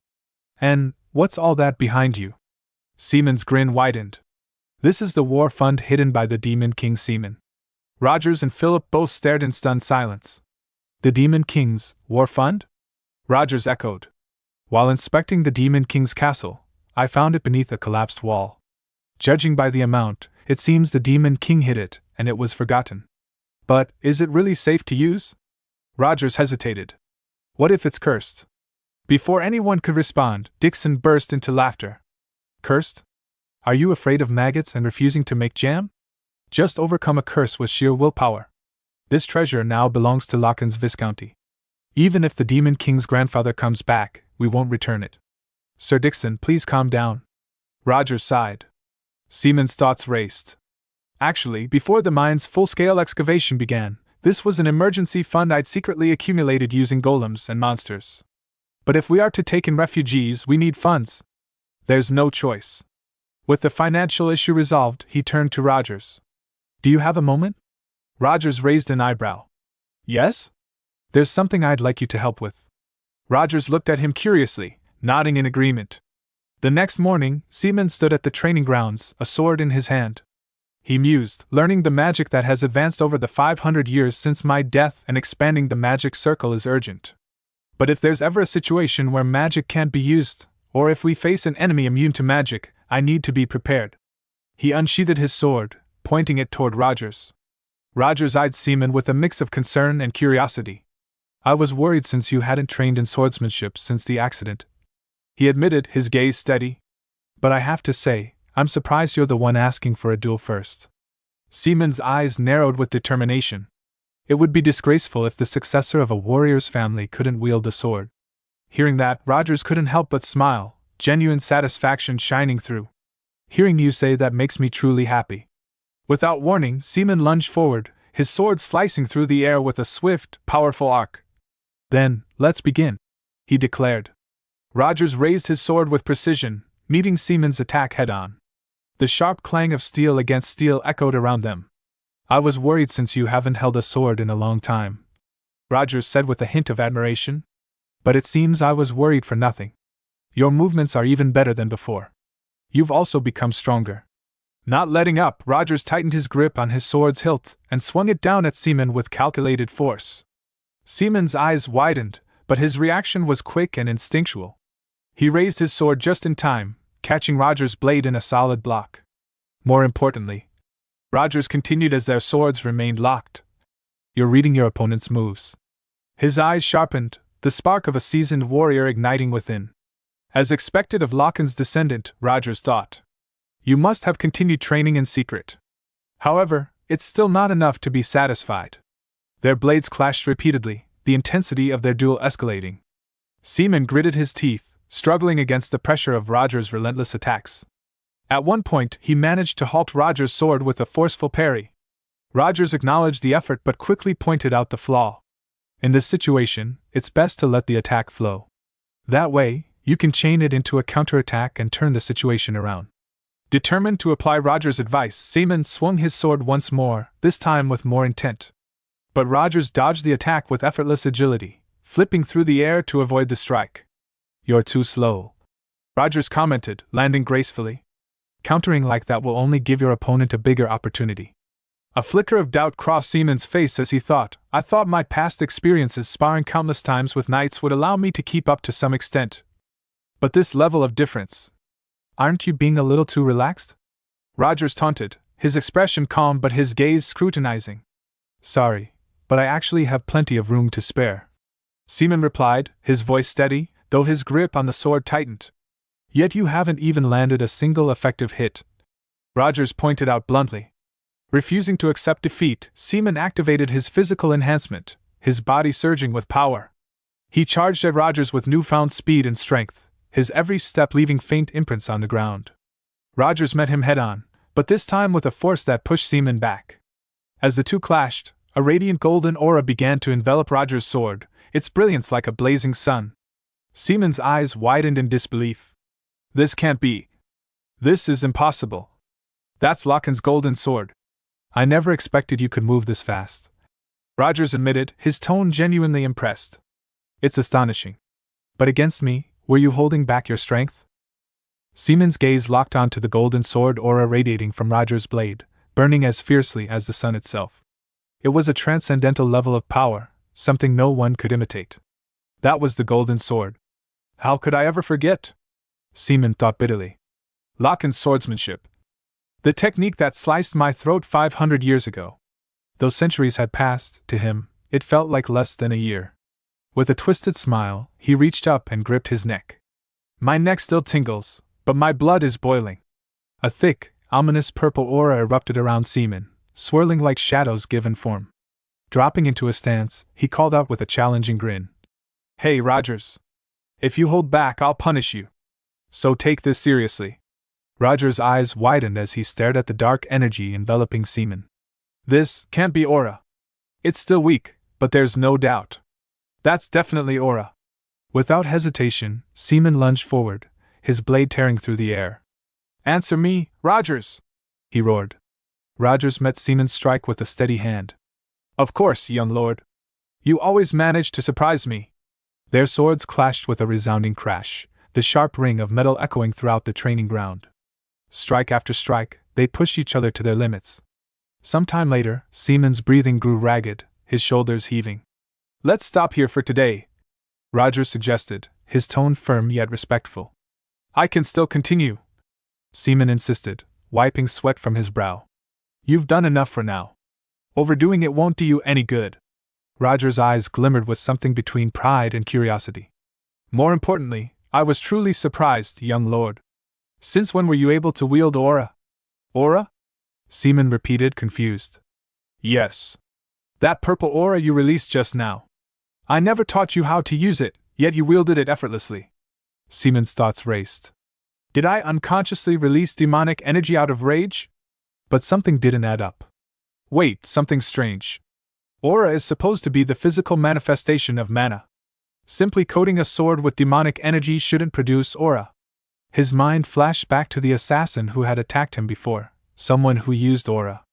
Could this be the result of absorbing power during that encounter? Rogers continued speaking. Actually, I was planning to tell you after you completed the silver sword. But seeing how quickly you're progressing, now seems like the right time. What are you talking about? Seaman asked, his confusion deepening. Starting tomorrow, I will teach you the golden sword. The words hit Seaman like a hammer. The golden sword, that detestable Locken's technique. And now I can make it my own? But wait, Seaman said aloud, skepticism evident in his voice. Wasn't the golden sword only meant to be passed down to a single successor? How can you, someone who's not even the family head, wield it? It seems you've forgotten part of our history, Rogers replied calmly. The Demon King's curse shortened the lives of our family's past heads. Fearing the loss of the family's secret swordsmanship, our ancestor entrusted it to the most trusted knight commanders. Because of that, the knight commanders have preserved Locken's legacy while also serving as the family's strongest foundation. So even though the lords died young, the family survived because of this. Seaman realized. That's how they managed to continue. He looked directly at Rogers, his gaze now sharp and determined. If I master the golden sword, can I become a sword emperor like Locken, or rather, like our ancestor? Rogers shook his head, a hint of regret shadowing his expression. Unfortunately, that would be difficult. The latter half of the golden sword, which contains its ultimate techniques, was lost 400 years ago. However, even mastering the first half is enough to reach the level of a sword master. In fact, 7 of the past knight commanders became sword masters. I understand. Seaman nodded with grim resolve. The technique that once took my life. I never imagined I'd face it like this. But Locken is already dead. The golden sword is nothing more than a technique for me to conquer. I will master it completely and make it mine. The scene shifted to the slums of Lamer fiefdom, where a crowd of refugees from the Valdic kingdom gathered in the square.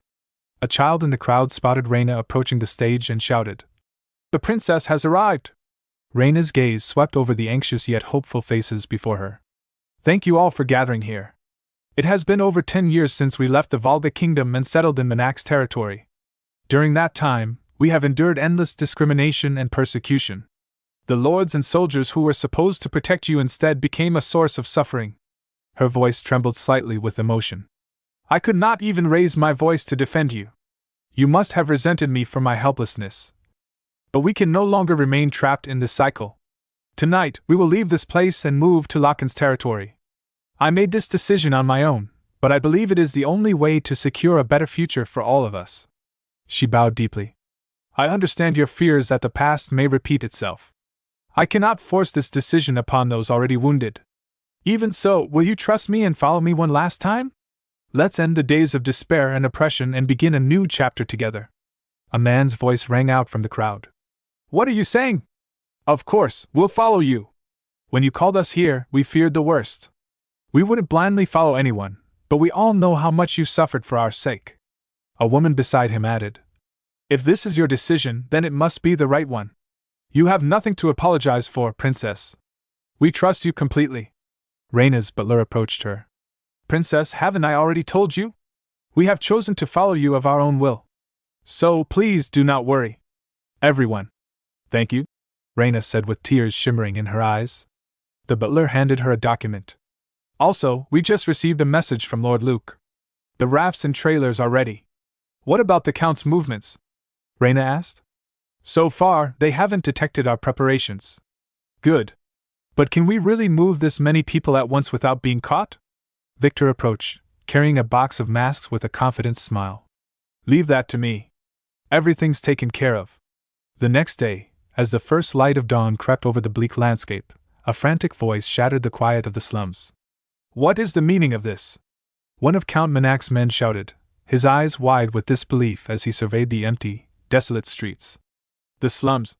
They're completely empty. The guard captain, whose face was pale and drenched in sweat, stumbled forward. That's impossible. They were all here just last night. Then explain this disaster. The man barked, his frustration morphing into fury. I told you to keep a close watch on them.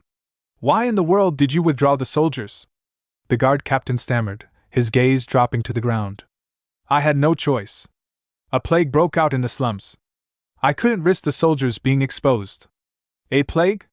The man's expression twisted with suspicion. Reaching into his pocket, he produced a crude, tattered mask and thrust it toward the captain's face. You mean this? The captain's eyes went wide. No. How?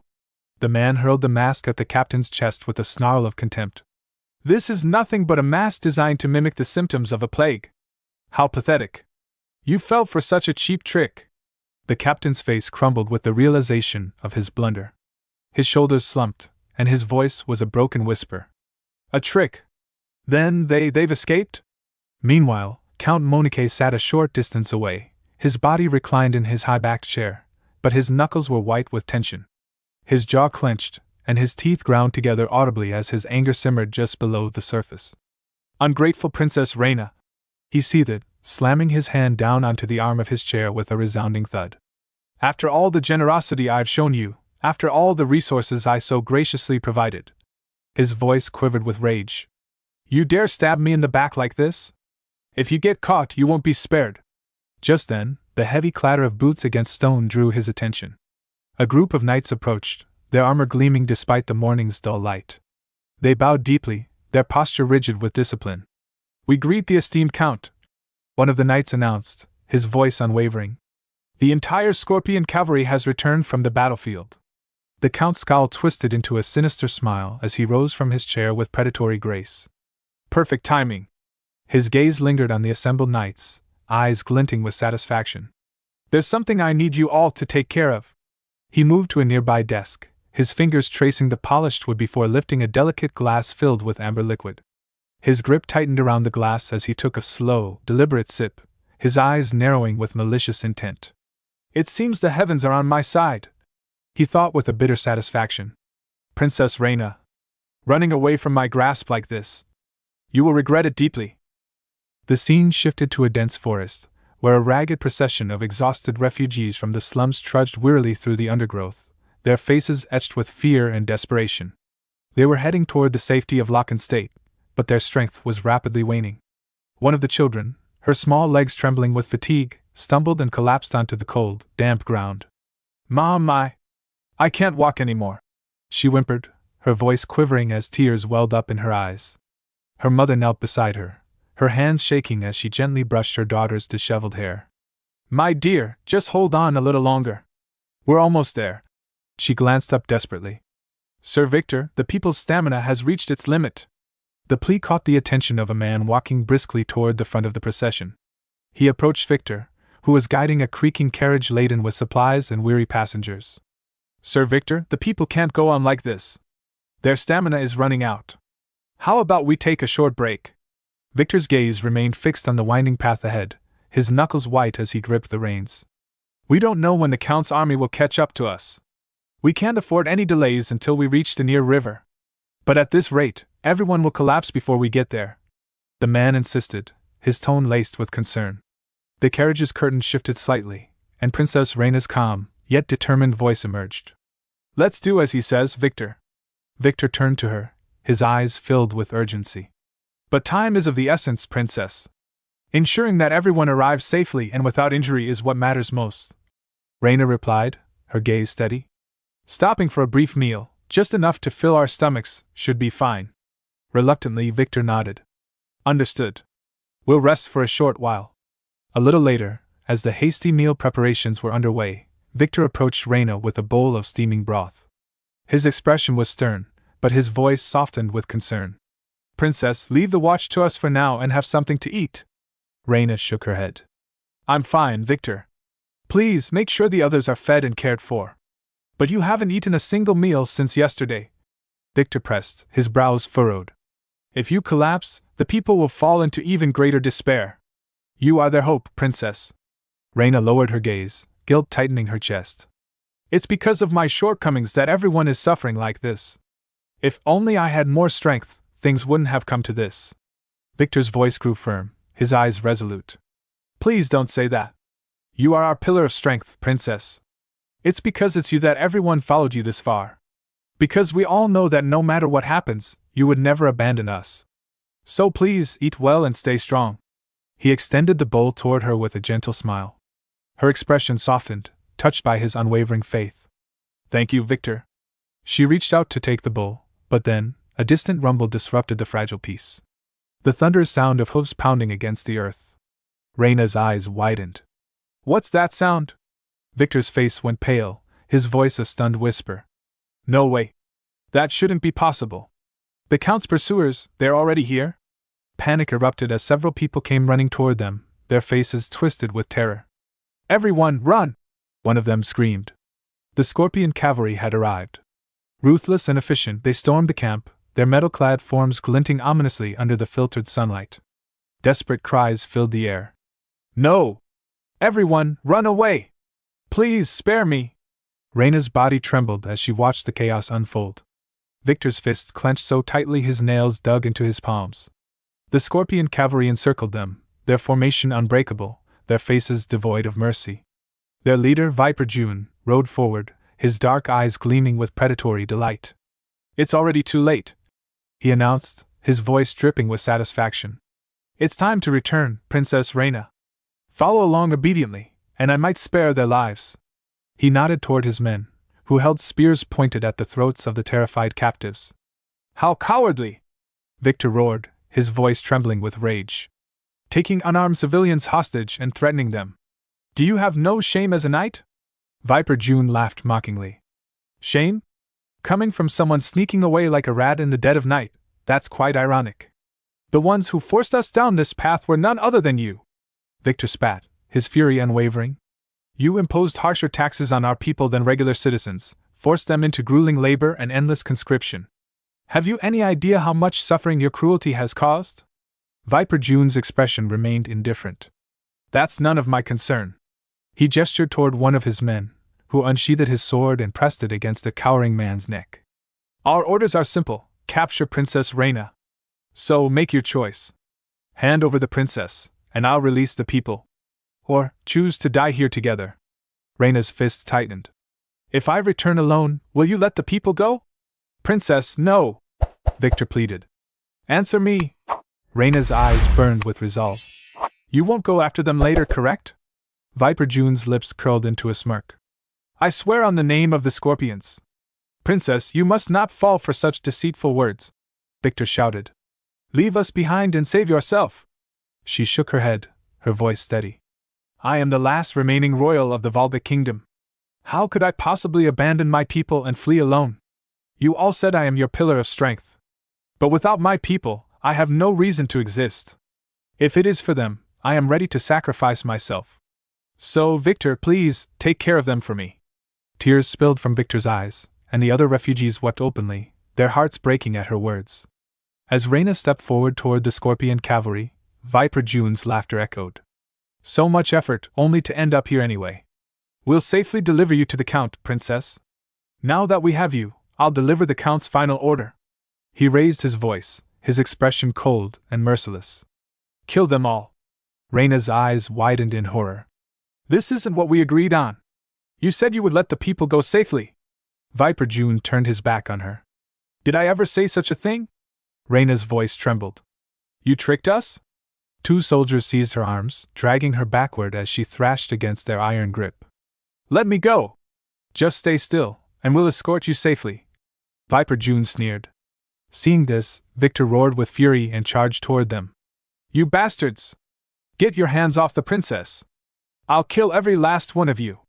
With frightening speed, Viper June's sword plunged into Victor's stomach. Once, you might have been a formidable warrior. But now you're nothing more than a broken, powerless tiger. Raina screamed Victor's name as he fell to the ground, clutching his wound, blood pouring from his fingers. Viper June raised his sword high, ready to end Victor's life. When your head rolls, everyone will understand just how futile resistance truly is.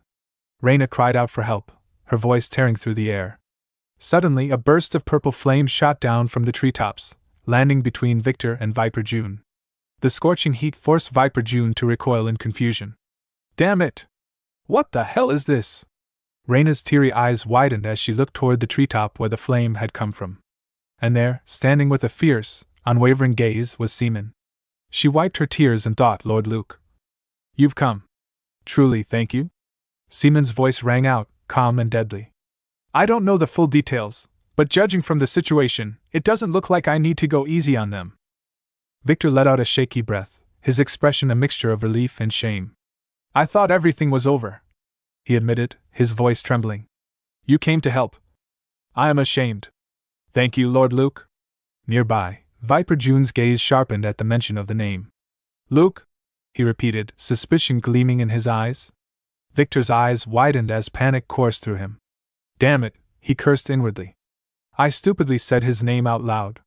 Trying to cover his mistake, he hastily added, No, that's not what I meant. But Viper June's smirk grew more pronounced. I see, he sneered.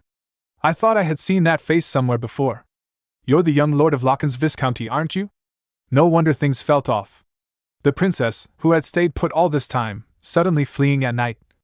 I had a feeling someone was behind this. And it turns out to be a naive brat from a declining Viscounty? Princess, I almost feel sorry for you. With a cold, commanding tone, Viper June barked out his order. Scorpion Cavalry! What are you waiting for? Go kill him! His soldiers charged towards Seaman without hesitation. Seaman's eyes narrowed as he began chanting a spell, pouring all his mana into the incantation. Answer my call, you beings of immortality! He called out, his voice echoing with raw power. The ground beneath the cavalry cracked and shifted, the horses rearing back in terror. What the? One of the soldiers shouted. Everyone, stay calm! Blood trickled from Seaman's mouth and eyes, but he pressed on, his voice unwavering. Great beings that lead enemies to hell. Eliminate all enemies before you. As his words rang out, massive golems erupted from the earth, towering figures of stone and metal that immediately encircled the cavalry. Viper June stared in disbelief. I've never seen so many giant golems before. What is that guy? Summoning golems like this, how the hell did he do that? The golems lunged forward, their crushing blows tearing through the scorpion cavalry's ranks. Panic spread like wildfire. Don't panic!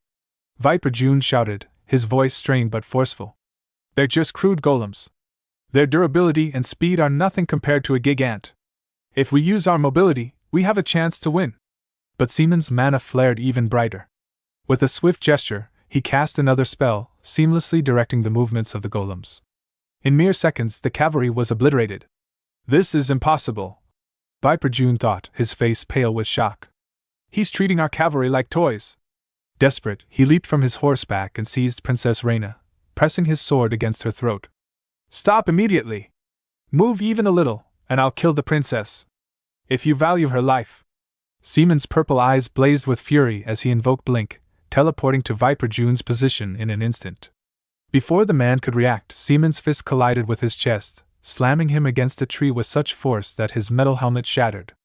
Viper June's eyes rolled backward, his body crumpling from the blow. Seaman grabbed him by the neck, his grip unyielding.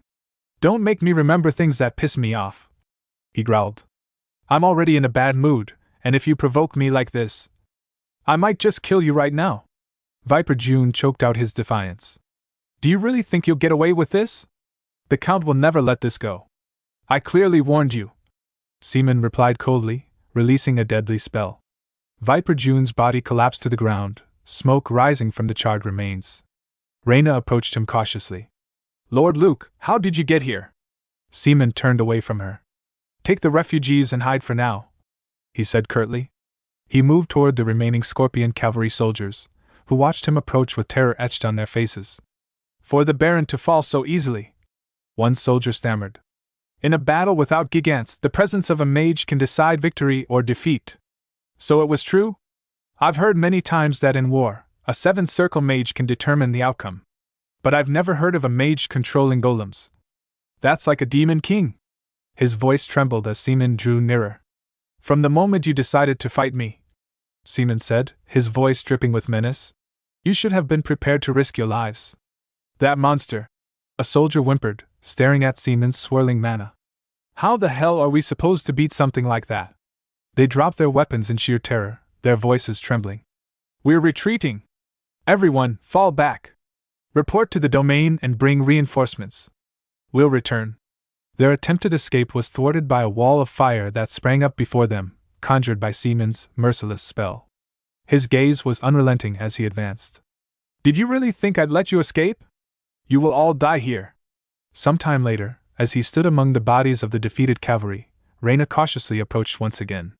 I have eliminated the enemies here, Seaman said, his tone steady. But I don't know when more pursuers will come. I will escort you to the river where the rafts are. Follow me quickly. Suddenly, a voice shouted. Stop right there! Seaman turned to see a man stepping forward, his expression a mix of gratitude and suspicion. We are grateful for your help, but please do not approach the princess any further. What exactly was that power you just showed us? I've never heard of the Locken family having the ability to control golems. Moreover, the magic you used felt different. A sinister and eerie aura. Could it be black magic? How could a noble from a knight family possess such abilities? Seaman glanced around, noticing the nervous, distrustful stares of those around him. I made a mistake, he admitted to himself.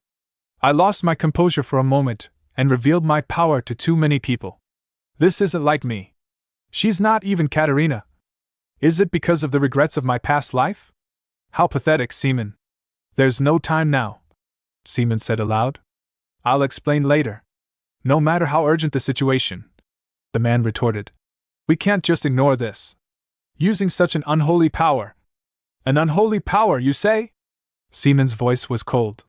But isn't the reason you're all still alive thanks to that very power? That may be true, the man admitted. But black magic is an unforgivable path. As the descendant of Hero Locken, do you feel no shame? Stop it! Raina shouted. The method doesn't matter. The fact that he saved us remains unchanged. Besides, Lord Luke would never dabble in black magic. No, Princess, Seaman replied solemnly. I won't lie in this situation. What you saw is the truth. This power is the black magic of the demon king Seaman, who died 500 years ago. The air grew tense as murmurs of disbelief rippled through the gathered crowd. That's impossible. The demon king's power? How could you possess the power of a demon king long dead? One of them stammered, eyes wide with suspicion and fear. Could it be that the demon king has been resurrected? Another voice broke through, echoing the collective dread. Seaman raised a hand, his expression calm but his gaze sharp and resolute. Rest assured, the demon king has not been revived. What you have witnessed is not his return, but the resurgence of his legacy. He let the words sink in before continuing, his tone steady yet haunted by the weight of his confession. Long ago, the demon king's power was said to be the crystallization of knowledge, a force so overwhelming that it nearly tore the world asunder. It was more than mere magic. It was an essence of power so potent that its very existence was a threat to all. What remains now is only a fragment of that greatness, left behind, buried deep within his castle. Seaman's gaze lowered, his expression darkening with old wounds. From the moment I was born, I was cursed with weakness. My body was frail, my health unstable. Even as I trained tirelessly to master my family's swordsmanship, my progress was painfully slow. Frustration became a constant companion. Desperation, even more so. He took a steadying breath, his voice growing softer, tinged with bitterness. Whenever I felt trapped by my own limits, I would visit the Demon King's castle, where the memories of my ancestors' accomplishments still lingered. It became a place of solace and obsession. Then, one fateful day, by sheer coincidence, I discovered a hidden passage, an ancient corridor left by the Demon King himself. Eyes widened among the listeners, curiosity and horror mingling on their faces. The passage led me deep into the castle's forgotten depths. Seaman continued, his voice now laced with both dread and determination. And there, within the shadows of that forsaken place, I found everything the Demon King had once built. His forbidden knowledge, his tools of destruction. It terrified me. But more than that, it gave me hope. Because I knew then that this was my only chance to overcome the limits of my own cursed existence. He clenched his fists, his eyes burning with the memory of that day. From then on, I delved into forbidden arts. Secretly, I studied the intricacies of magic and the complexities of golem control. The power you witnessed just now, it is the result of years of desperate research and practice. As a descendant of the hero, using the Demon King's power is nothing short of sacrilege. A betrayal of everything I was meant to uphold. But what other choice did I have? I needed power, power to protect those who are precious to me. I was more desperate than anyone could ever understand. The crowd murmured in unease, judgment flickering in their gazes. But even so, this cannot be condoned, someone declared, their voice trembling with outrage. Before the discontent could grow, Victor's strained voice rang out, sharp and commanding. Despite the pain etched across his features, he stood firm, his posture indomitable. Enough. All eyes turned to the old knight, still struggling to remain upright from his earlier injuries. As Lord Luke said, we are all safe because of him. Whatever powers he used, whatever forbidden arts he mastered, the fact remains that we are alive because of his actions. We have no right to judge what is right or wrong when we owe him our very lives. Victor's eyes met Seaman's, filled with gratitude and unwavering loyalty. Lord Luke, I no longer care whether you wield the Demon King's power or the strength of a devil itself. I am simply grateful you protected us. And I believe I speak for all of us when I say this, we will remain silent about this matter. You have my word. Thank you truly? Seaman's tense expression softened, genuine relief flooding his eyes. Thank you, for understanding. Yet, as he glanced around, his relief was tinged with apprehension. Some faces remained skeptical, their expressions uncertain. Seaman thought to himself. Some have accepted it, fortunately. But this isn't enough to convince everyone. I'll have to take additional measures later. Victor's voice suddenly boomed again. We don't know when the Count's pursuit squad will catch up. We need to move, now! After some hurried preparations, they resumed their journey and finally arrived at Lochin's Viscounty. The scene then shifted to the Lamer fiefdom, within Count Manak's throne room. The Count's voice thundered through the chamber, as he glared at the trembling man kneeling before him. Losing both the princess and the refugees wasn't enough? He roared. Now, even the Scorpions were annihilated? The greatest cavalry unit of the Monique domain, defeated by nothing more than a ruined Lochin Viscounty? They actually lost? The man kneeling on the ground dared to speak, his voice laced with nervousness. Considering even the Shadow Knights fell before, the nobles may be secretly backing them. Moving carelessly without understanding the enemy's true strength would be dangerous. Silence! Count Manak's fury only grew. Are you trembling simply because they got lucky twice? I won't let those weaklings run rampant any longer. Send word to His Majesty the Emperor. The man's head snapped up in shock. Your Excellency, you mean, how dare they? Manak's eyes burned with vengeance. They dared to mock me, Monique. I will make them regret this, bitterly. Some time later, the scene shifted to Lochin State, within the grand meeting room of the main mansion. The air was thick with tension, and the expressions of those gathered reflected the gravity of the situation. Seaman sat at the head of the table, his gaze steady but troubled. Around him were Hans, Roger, Philip, Mute, Victor, and Raina, each bearing their own anxieties. Hans spoke first, his voice strained as he delivered the grim news. Just now, a royal messenger arrived. The message is clear. An official territorial war between Monique County and Lochin Viscounty has been approved by the royal court. Damn it! Victor's fist slammed against the table, his features twisted in anger. That bastard Count finally made his move. Raina's face paled, guilt evident in her trembling voice. I'm sorry. This is all because of us. No, Roger interjected firmly. Given Count Manak's violent nature, this was bound to happen sooner or later. He was always looking for an excuse to bring down Lochin Viscounty. Philip nodded, his expression resolute. That's right. You have nothing to apologize for, Raina. Besides, the Count's men even attempted to assassinate Lord Luke, someone they barely knew. Their malice runs deep. But there's something I can't understand. Roger continued, his brow furrowed with suspicion.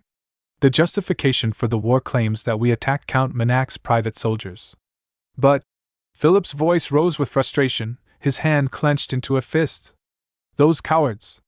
We haven't even seen a single Scorpion soldier. How could they spread such a blatant lie? The revelation sent a chill through Raina, Seaman, and Victor alike. Their expressions tightened with unease, the harsh reality sinking in. And the fact that the royal court approved such nonsense is baffling. Roger added bitterly, his tone laced with disbelief. But Seaman's gaze remained calm, his eyes sharp with understanding. They must be covering for him because of blood ties. Now isn't the time to be nitpicking over details. We need to focus on how to overcome this situation. His gaze shifted to Roger. What's the status of our forces? Roger's tone grew grim. We recently recruited mercenaries from among the young men in the refugee camps. The problem is, they've had almost no training. Whether they'll be of any actual use in battle is questionable at best. I see. Seaman's gaze darkened, frustration simmering beneath his calm exterior. He turned to Mute. What about the Gigants? Mute sighed, his arms crossed over his chest. We tried to purchase and repair abandoned Gigants with the funds left after fortifying the territory. But due to time constraints, only 3 of them are operational and ready for battle. Compared to the number of Gigants in the Count's domain, it's nowhere near enough. As Seaman pondered the bleak report, his mind raced for a solution. The numbers were overwhelmingly against them. Yet there had to be a way. Suddenly, Raina raised her hand, her voice filled with urgency.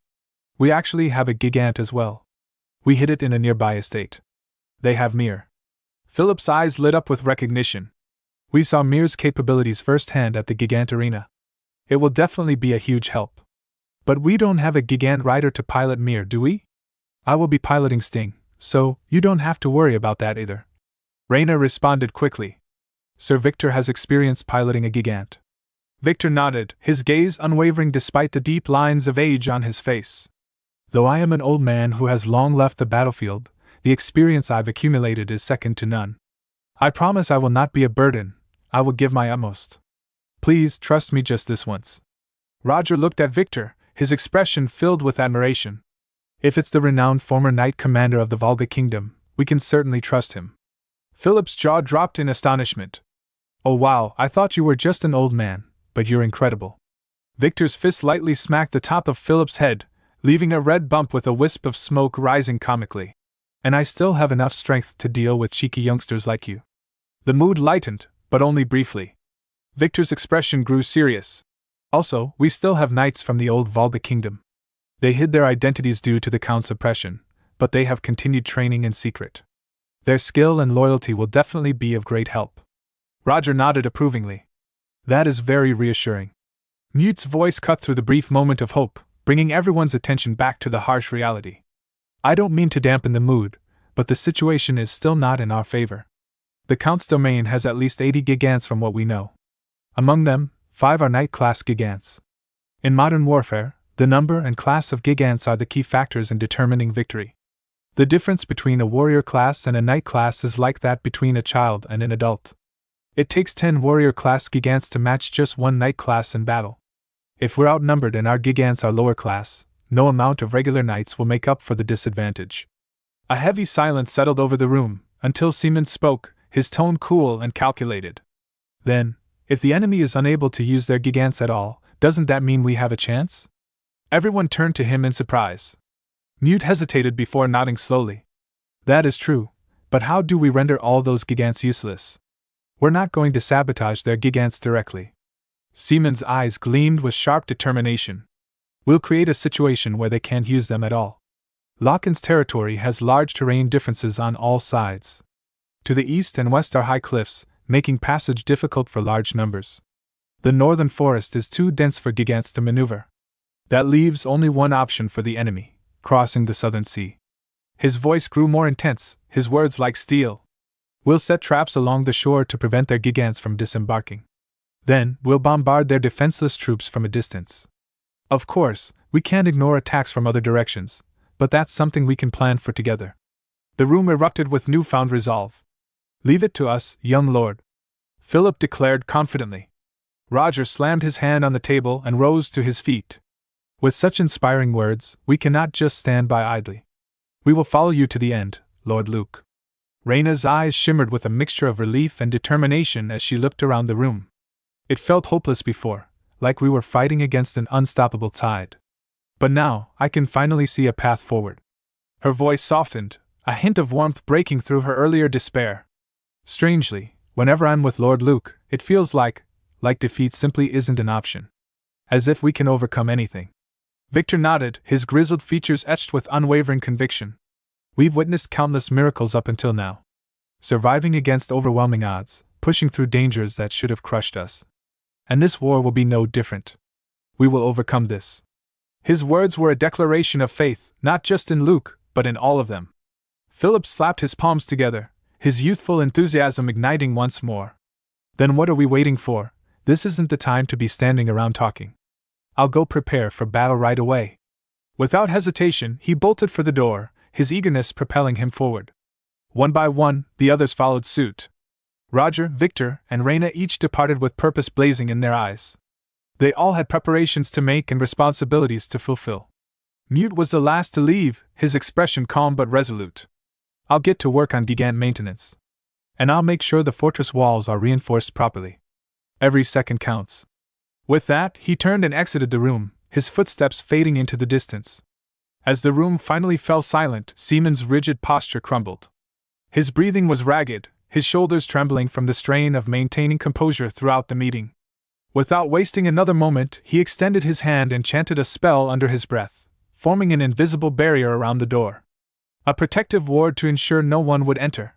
The moment the spell was complete, Seaman's knees buckled, and he collapsed heavily onto the nearest sofa.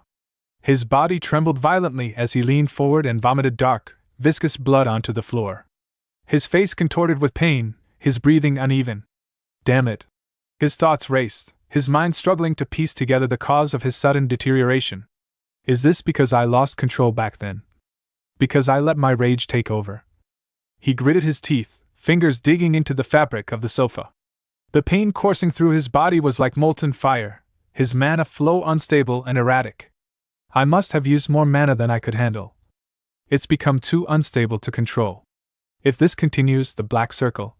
His thoughts trailed off, the weight of the realization pressing down on him like a crushing boulder. If it shatters, I won't survive. We got plenty more where that came from. Hit the subscribe button and stay tuned for even more amazing content.